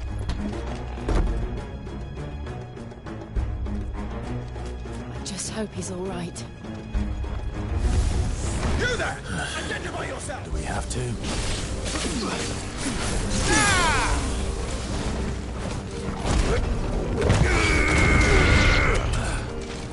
Fire at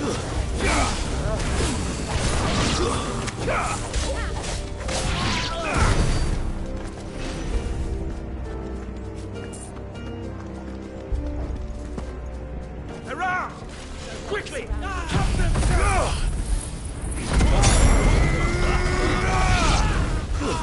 Stay down!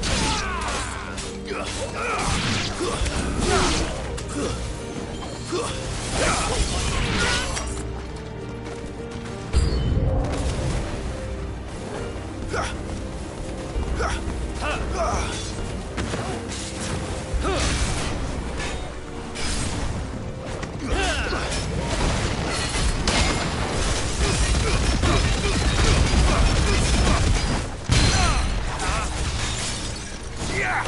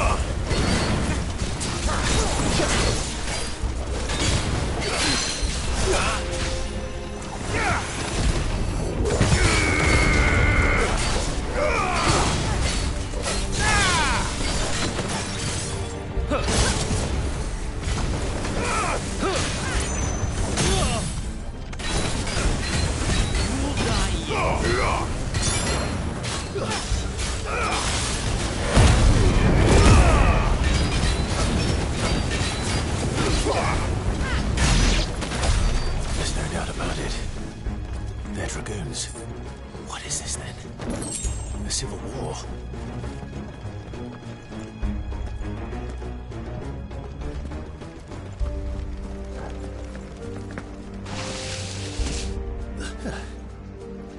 Never thought I'd be glad to fall into a sewer.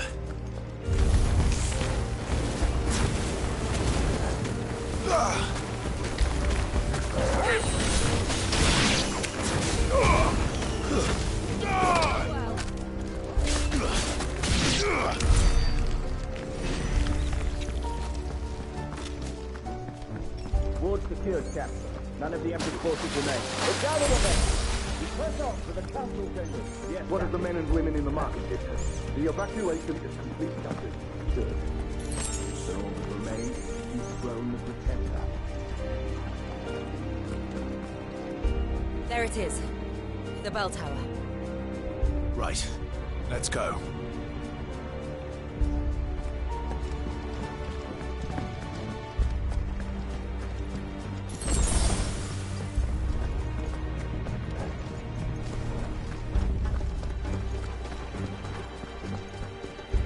Ah, a goods lift.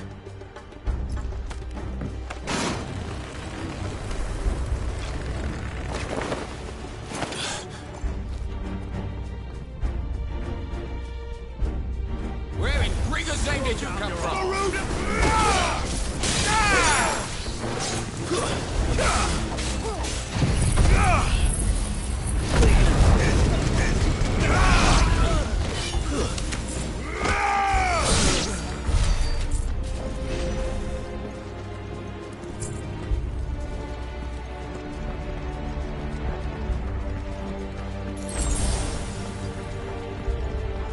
Intruders! Defend the gates! You're finished.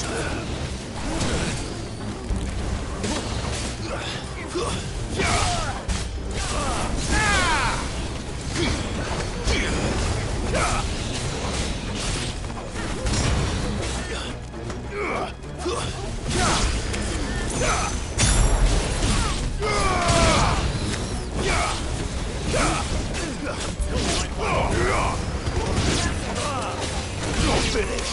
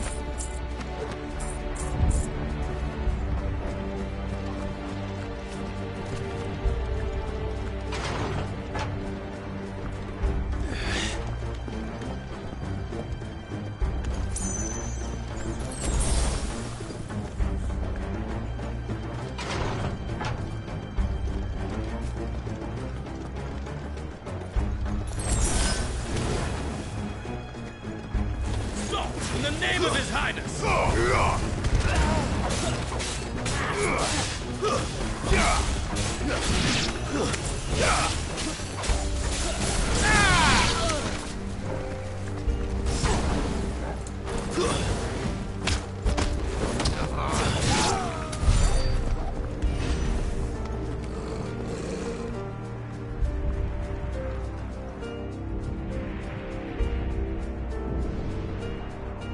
Hold on, kids.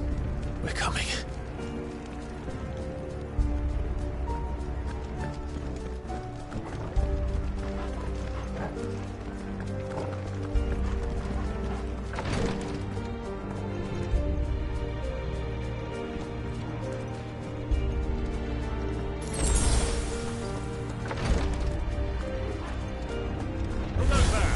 In the prince's name, none shall pass.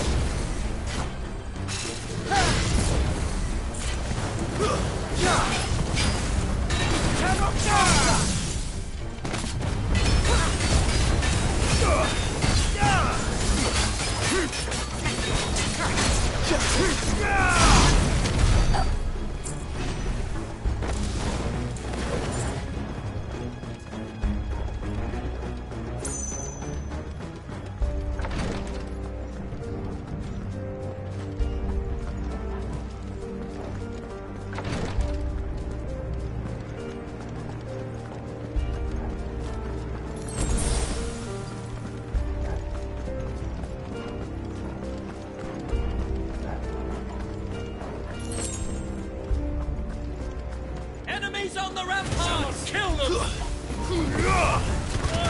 You're finished.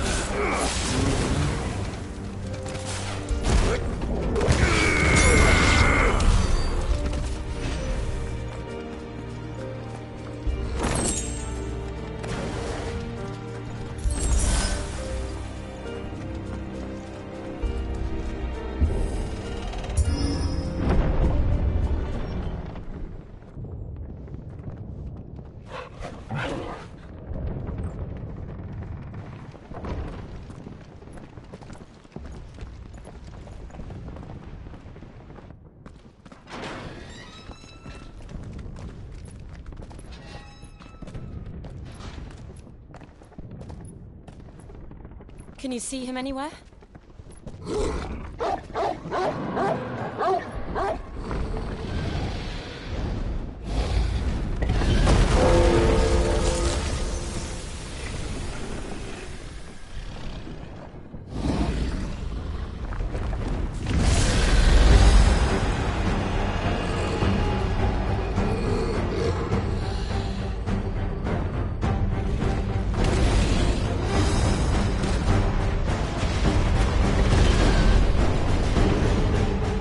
It must be one of the Dragoon's pets.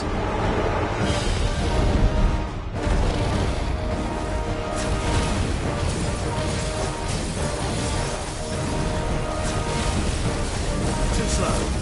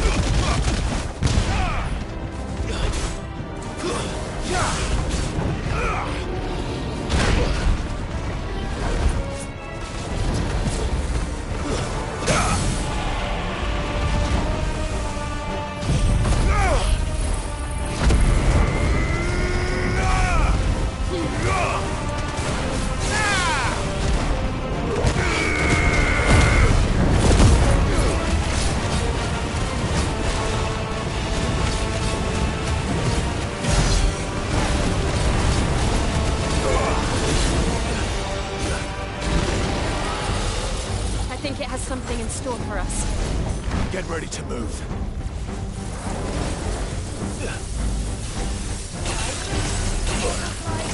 Come on!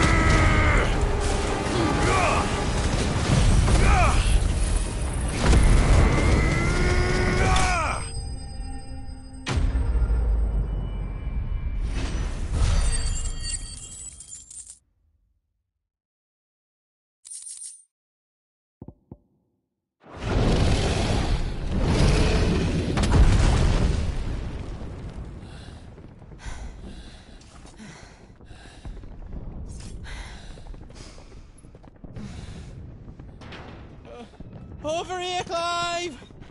Are yous alright? Goods, there you are. I didn't know there'd be a dragon. All right, let's get out of here. Oh! What now? Is that Mother Crystal's heart? hell is it doing up there?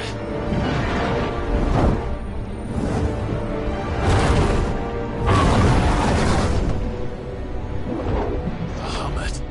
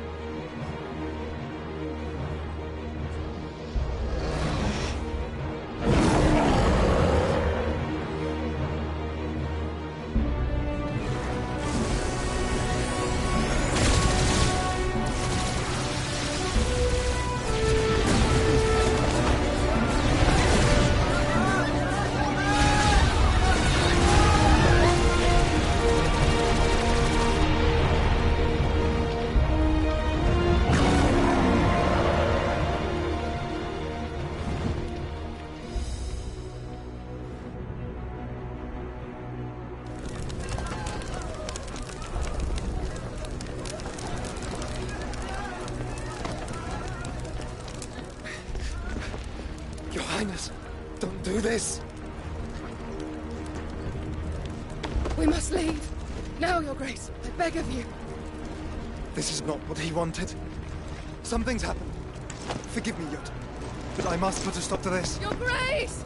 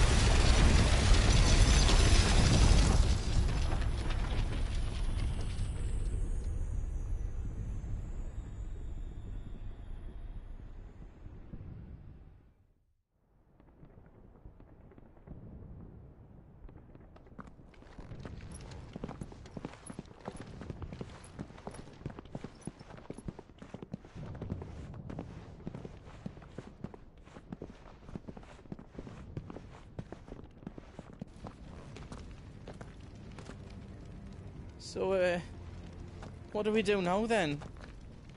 We destroy the heart. Well, you might come back! As soon as the flames die down, the Imperials and the Dalmex will move in. This may be our only chance. And Bahamut has gone for now. You should get as far away as you can, Goots.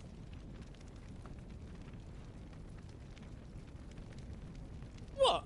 And leave you lot in the lurch? I can't do that. If you're staying, then so am I.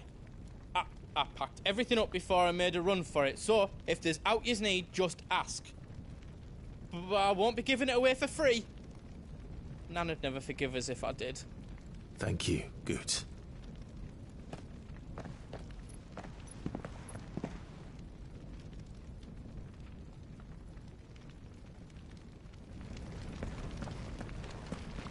Just let me get me stuff out. Whatever yous need, leave it to me.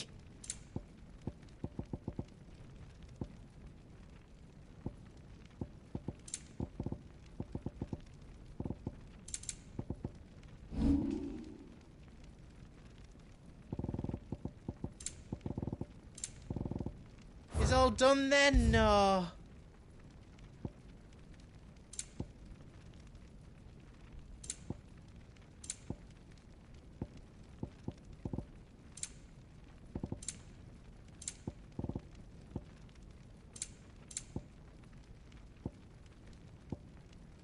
You've got everything you need then?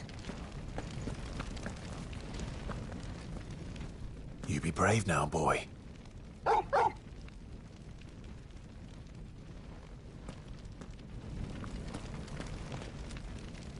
Drake's tail is right there, Clive.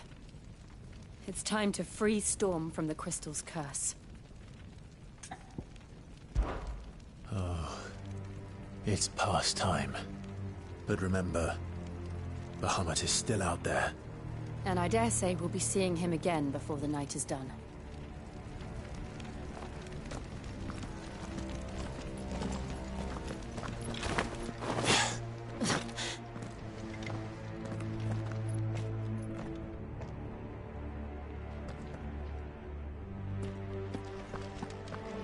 No more roads.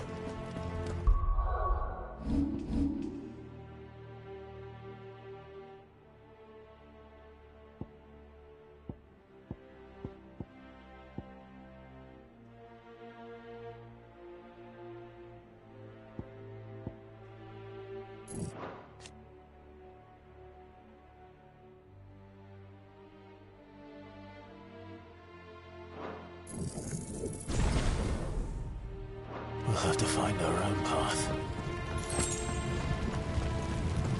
Do you feel that, Clive? Ether.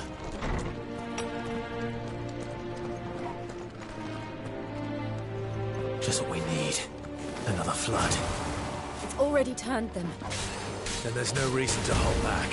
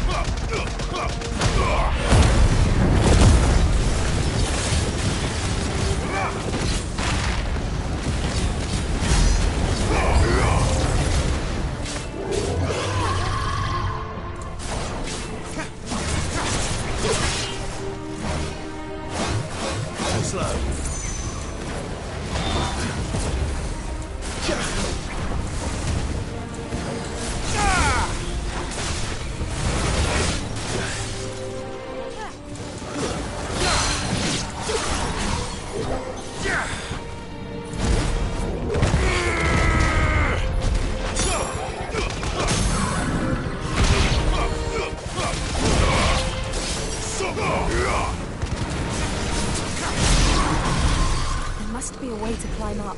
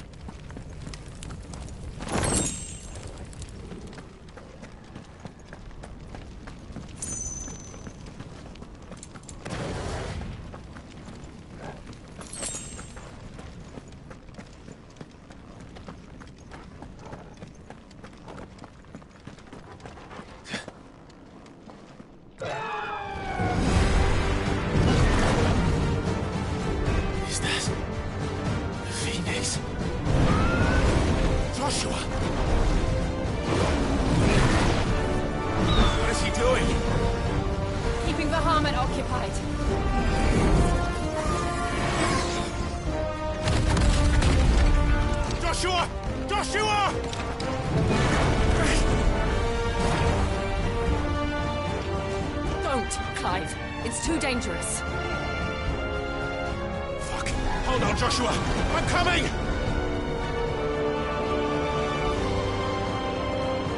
We have to save him. And we will. We just need to keep moving.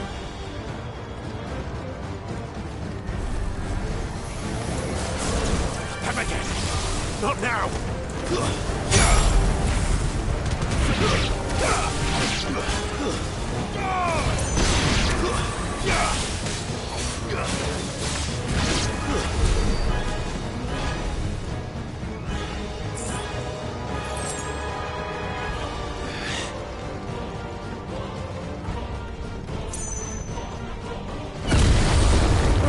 What was that? Ahmed, he'll kill us all.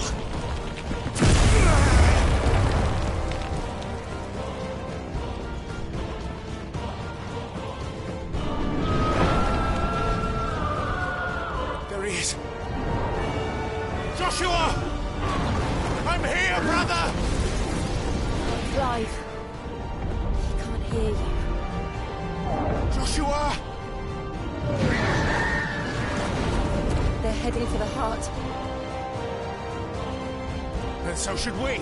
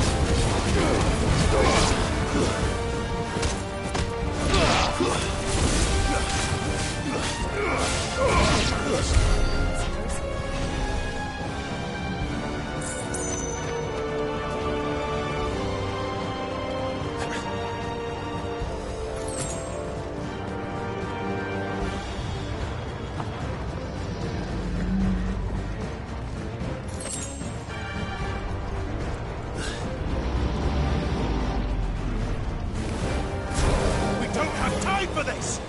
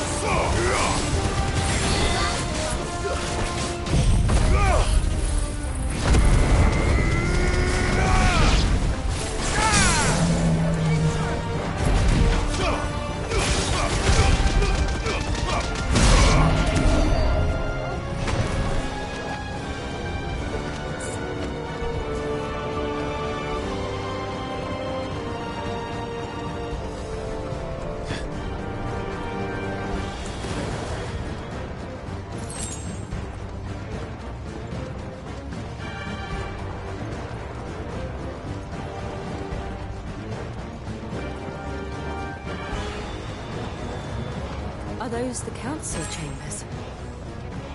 How are they still standing? I don't know.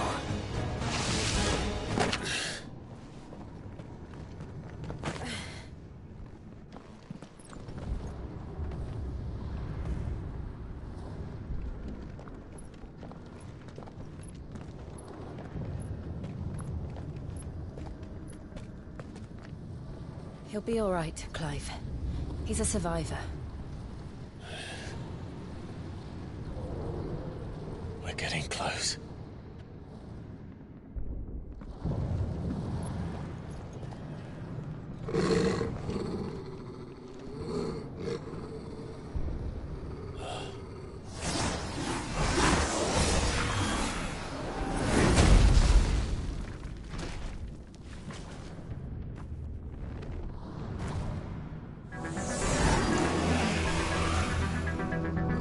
It looks like somebody doesn't want us getting any closer. I don't care what it wants.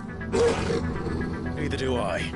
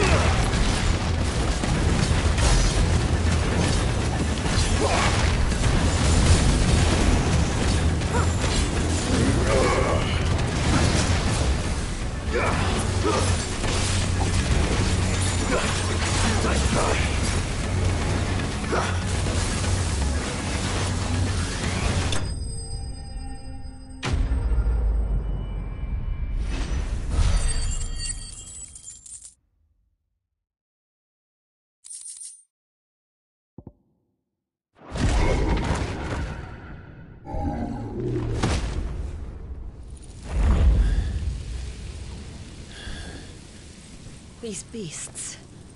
they're getting stronger. We can think about them later. Right now, there's only one thing we need to focus on. The heart.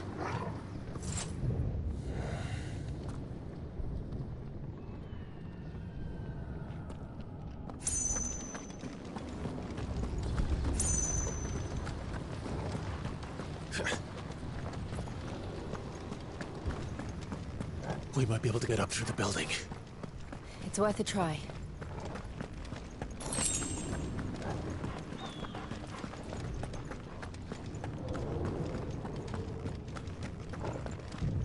Quiet. There's someone up there. Is someone there? Mother. It's you. What happened here? He tried to take him from me. Oh, my boy. My darling boy. Is this the child you made with the Emperor? Why, Mother? Why did you betray us all? You have no right!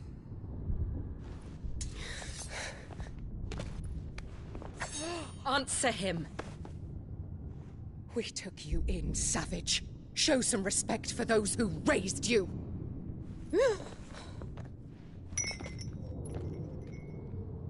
Honorable Elwyn, always thinking of his precious homeland.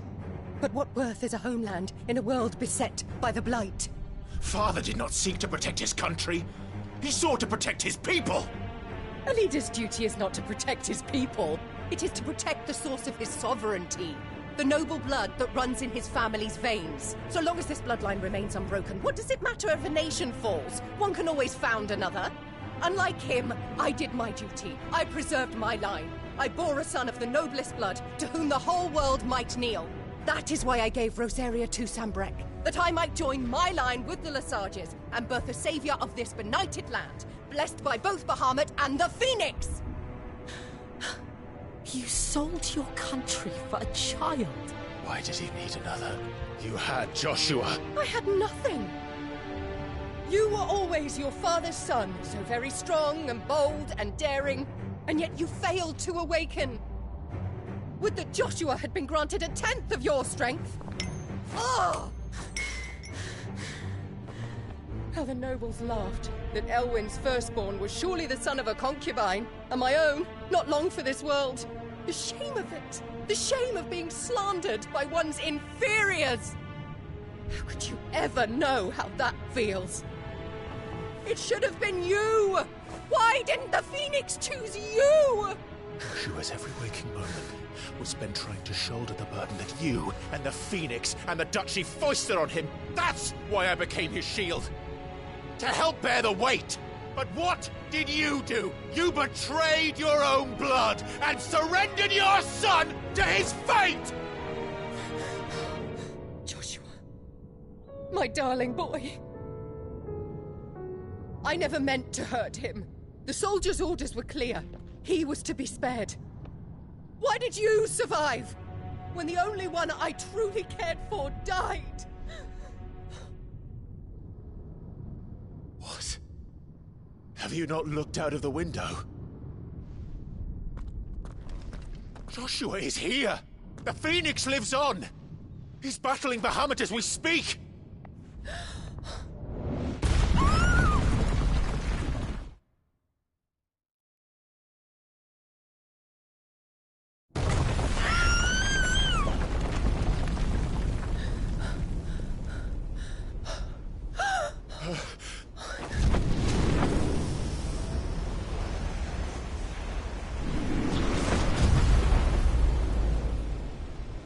Joshua! Wake up!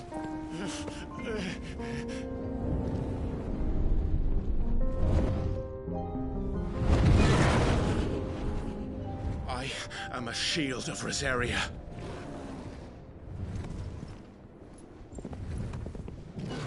And I will do my duty. What are you...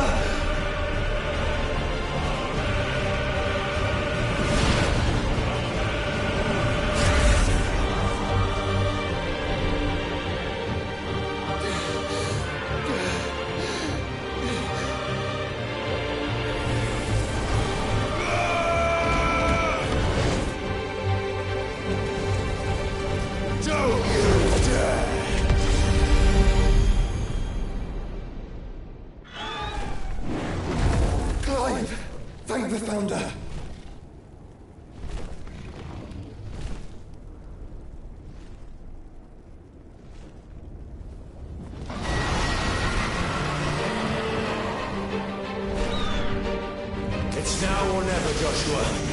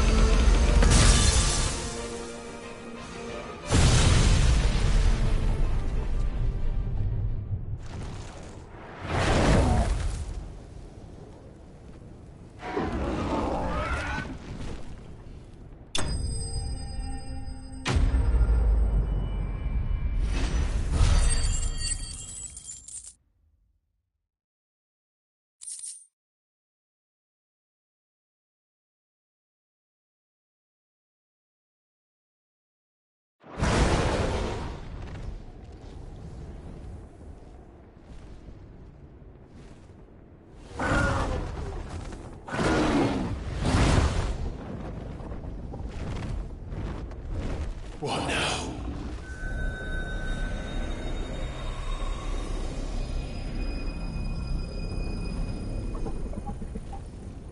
This is drinking the ether.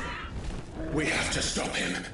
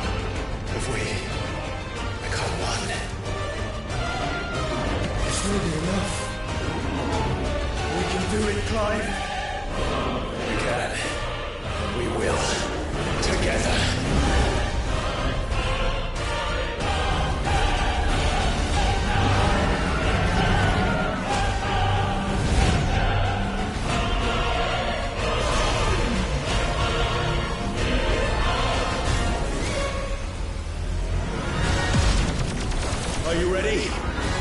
Ready!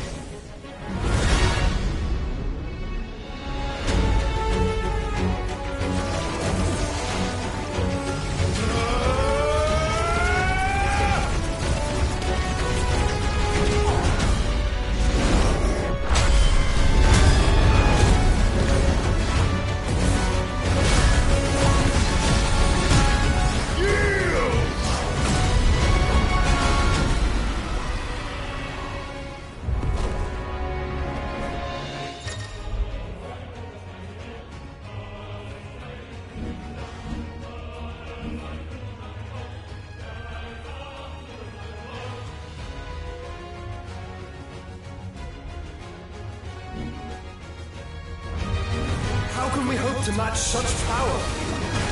By trusting in our own.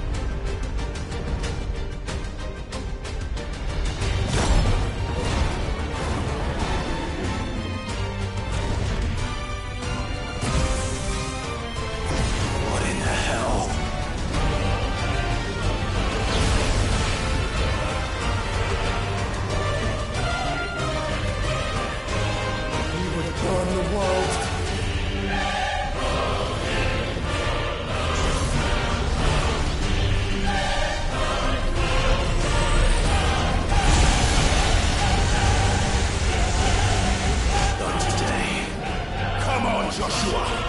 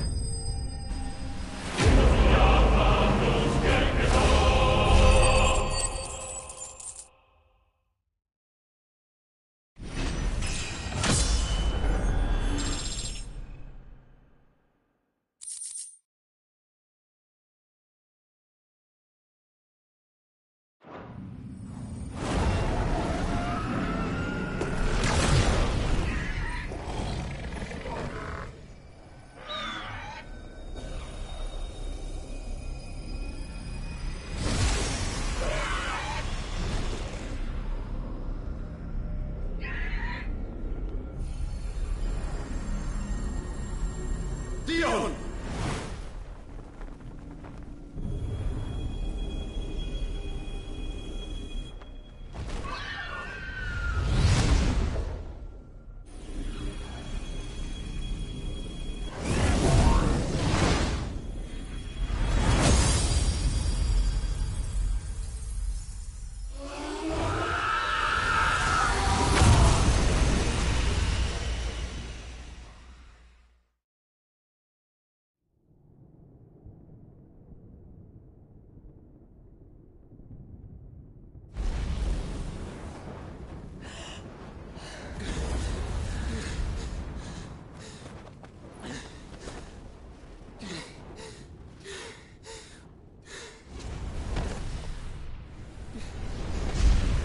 Joshua! Clive!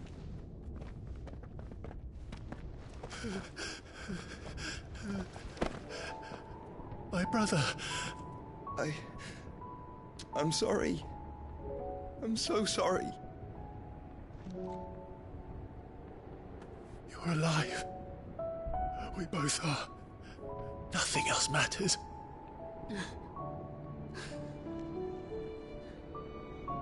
I never dared hope that I would see this day.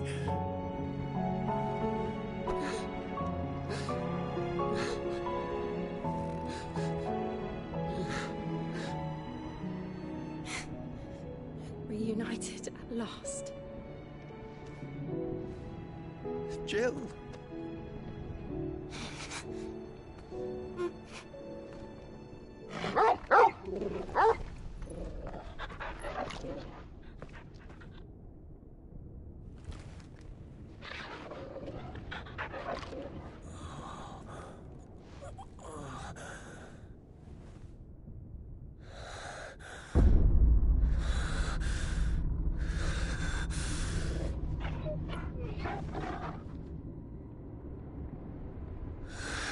This is for my father!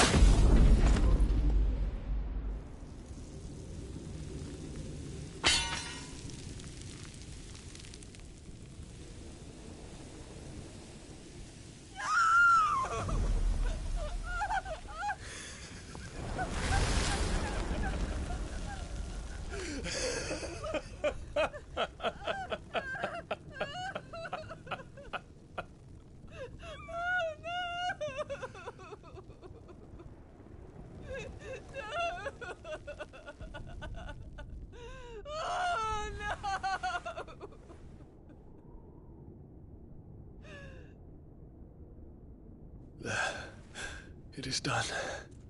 The demon that would tear our house apart is no more. Father.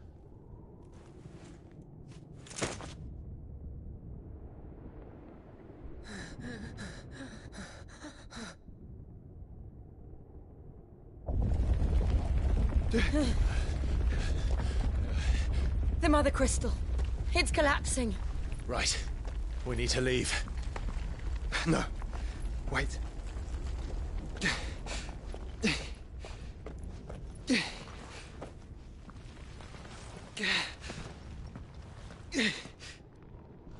I owe him a debt. Fine.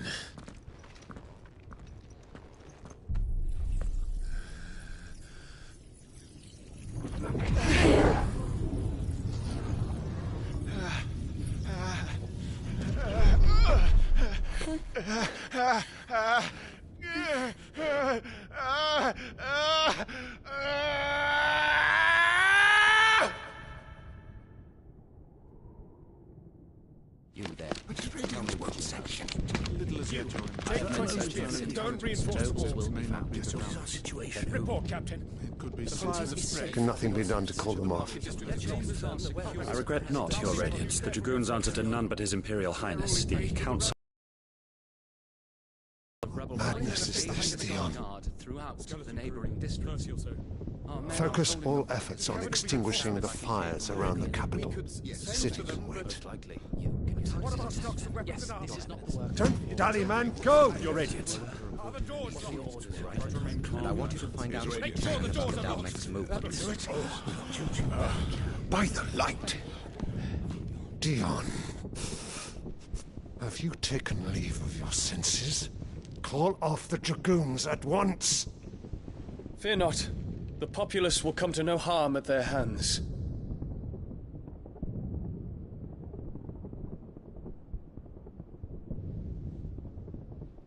I am here to save you, Father. Save me?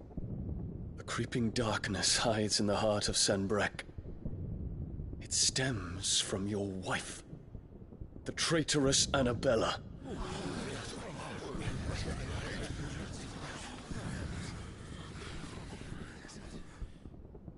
Not another word, Dion.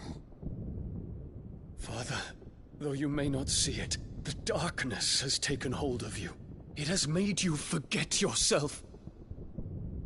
But I bid you remember, there was a time when you ruled not with cruelty, but with compassion.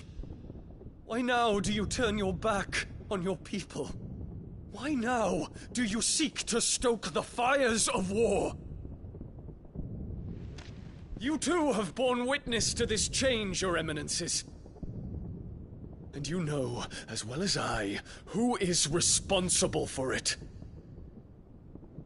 A puppet now sits upon the throne, but cut his strings, and the master loses the power! What?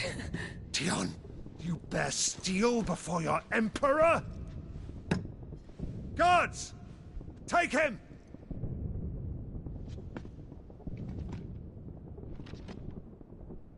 For every citizen who falls, another can be bred. For every home that burns, another can be built. Those were your words. But when the last of your citizens has fallen, and all of their homes have been reduced to ash, what will become of your empire, of its rulers, of your god? As the Mother Crystals crumble one by one, and the Blight sweeps in to claim all that we hold dear, our people look to their Emperor for protection. Yet he labors not to secure their futures, but to seize what is left of the twins for himself! Even if it should come at the cost of everything his loyal citizens have labored to build! Dion, you must understand. A small price to pay, is it not? You've been blessed with great power, Dion. Enough to win me the world. So go, claim Valisthea for me, brother.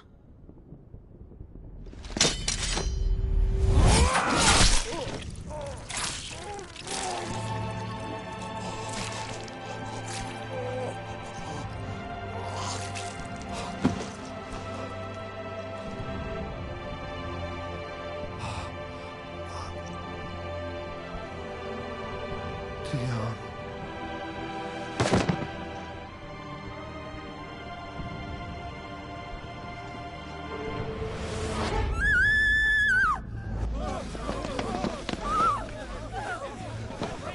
Gods! Gods! Father. Poor father. How he doted on his children. That he would die to protect me was plain. It was but a matter of when.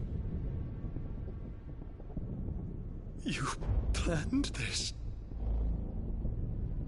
You did well to endure so long. But you broke in the end, as I knew you would. And now Muthos approaches. Put him to the proof. I would see if he breaks. Go, Bahamut. Kinslayer.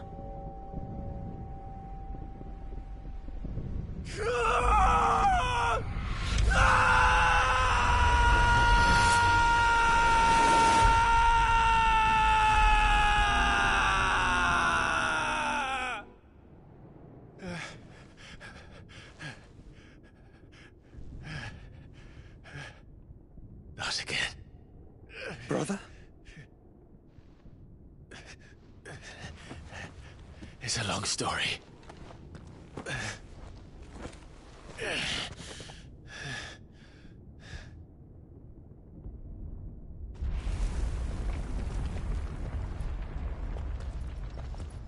You cannot stay here, Mother. Come. Take my hand.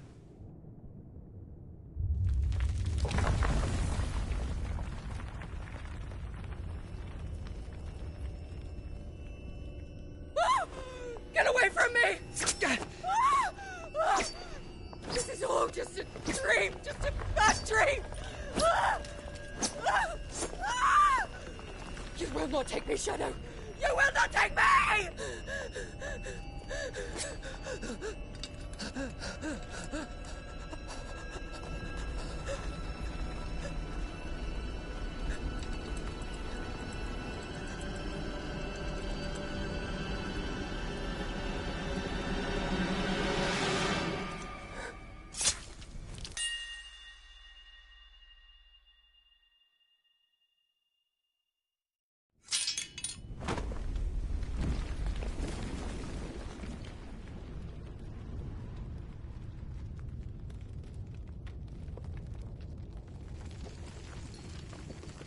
Mother.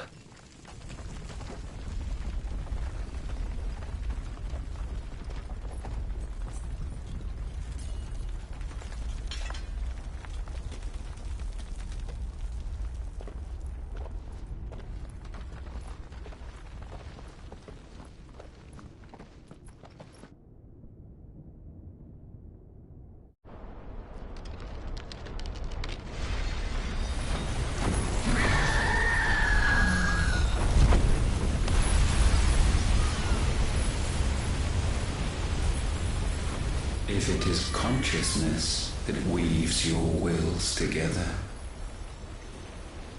consciousness that blurs the boundary between your own will and that of others, then we shall set you apart once more.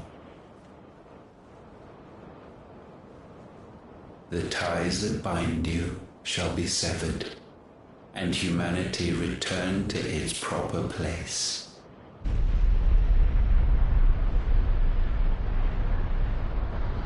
By primogenesis shall a new age of reason begin.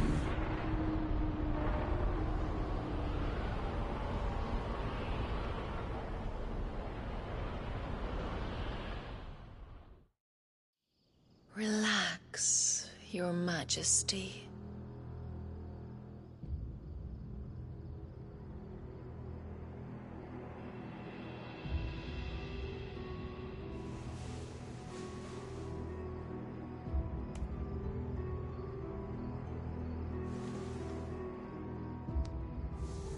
Don't you want to play?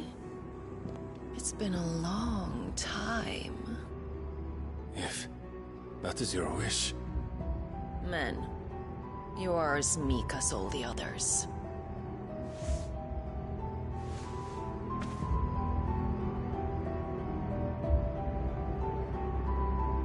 Such feeble creatures.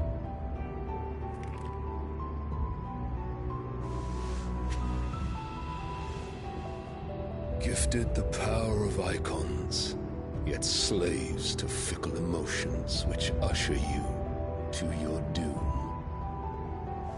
And so you bind your fragile wills with strands of consciousness.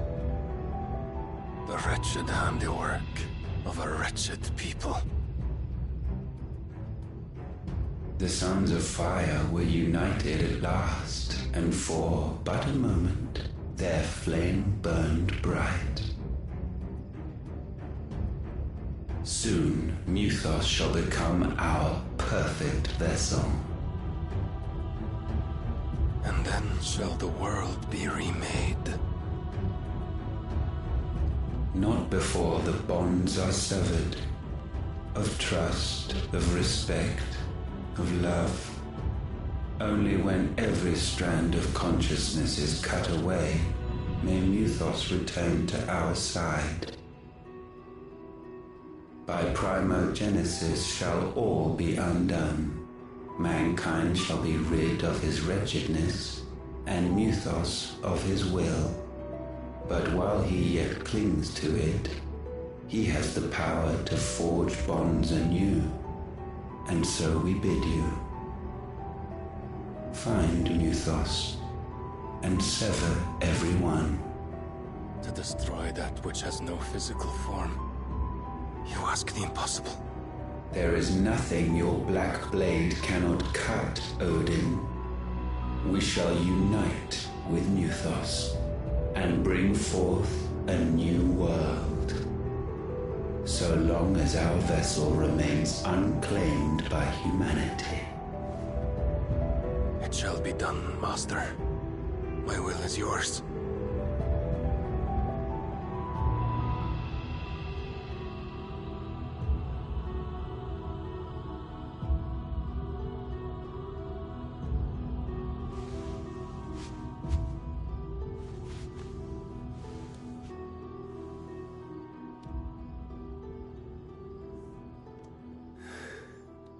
Mother.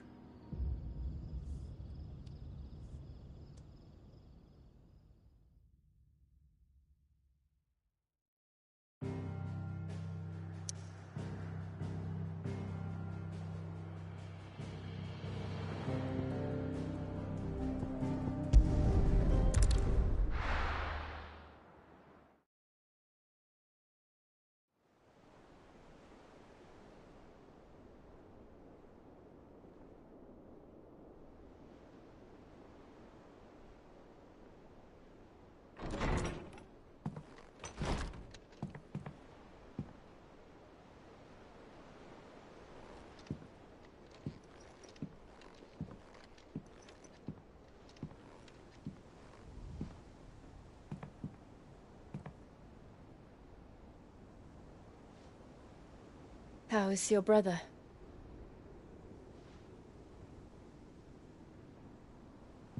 Asleep, since I returned from the Dominion.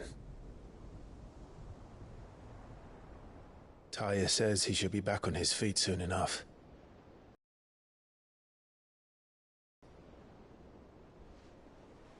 She discovered something on his chest.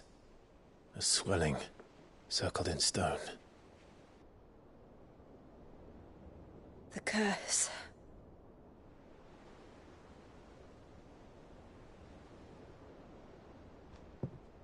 For every mountain we climb, another rises up to greet us, doesn't it? It's never ending.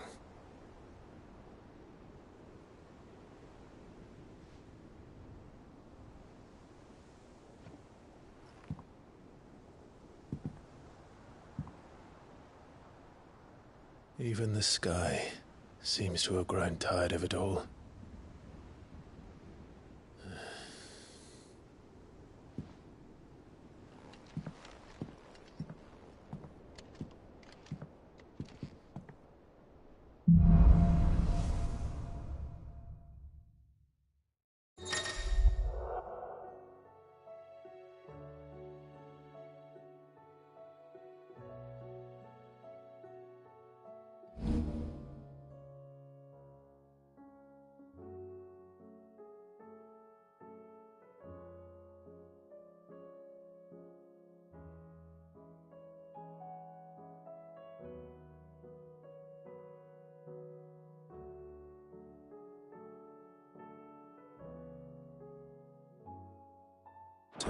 happy if I disturb Joshua. While he rests, I might as well see what Otter has to say.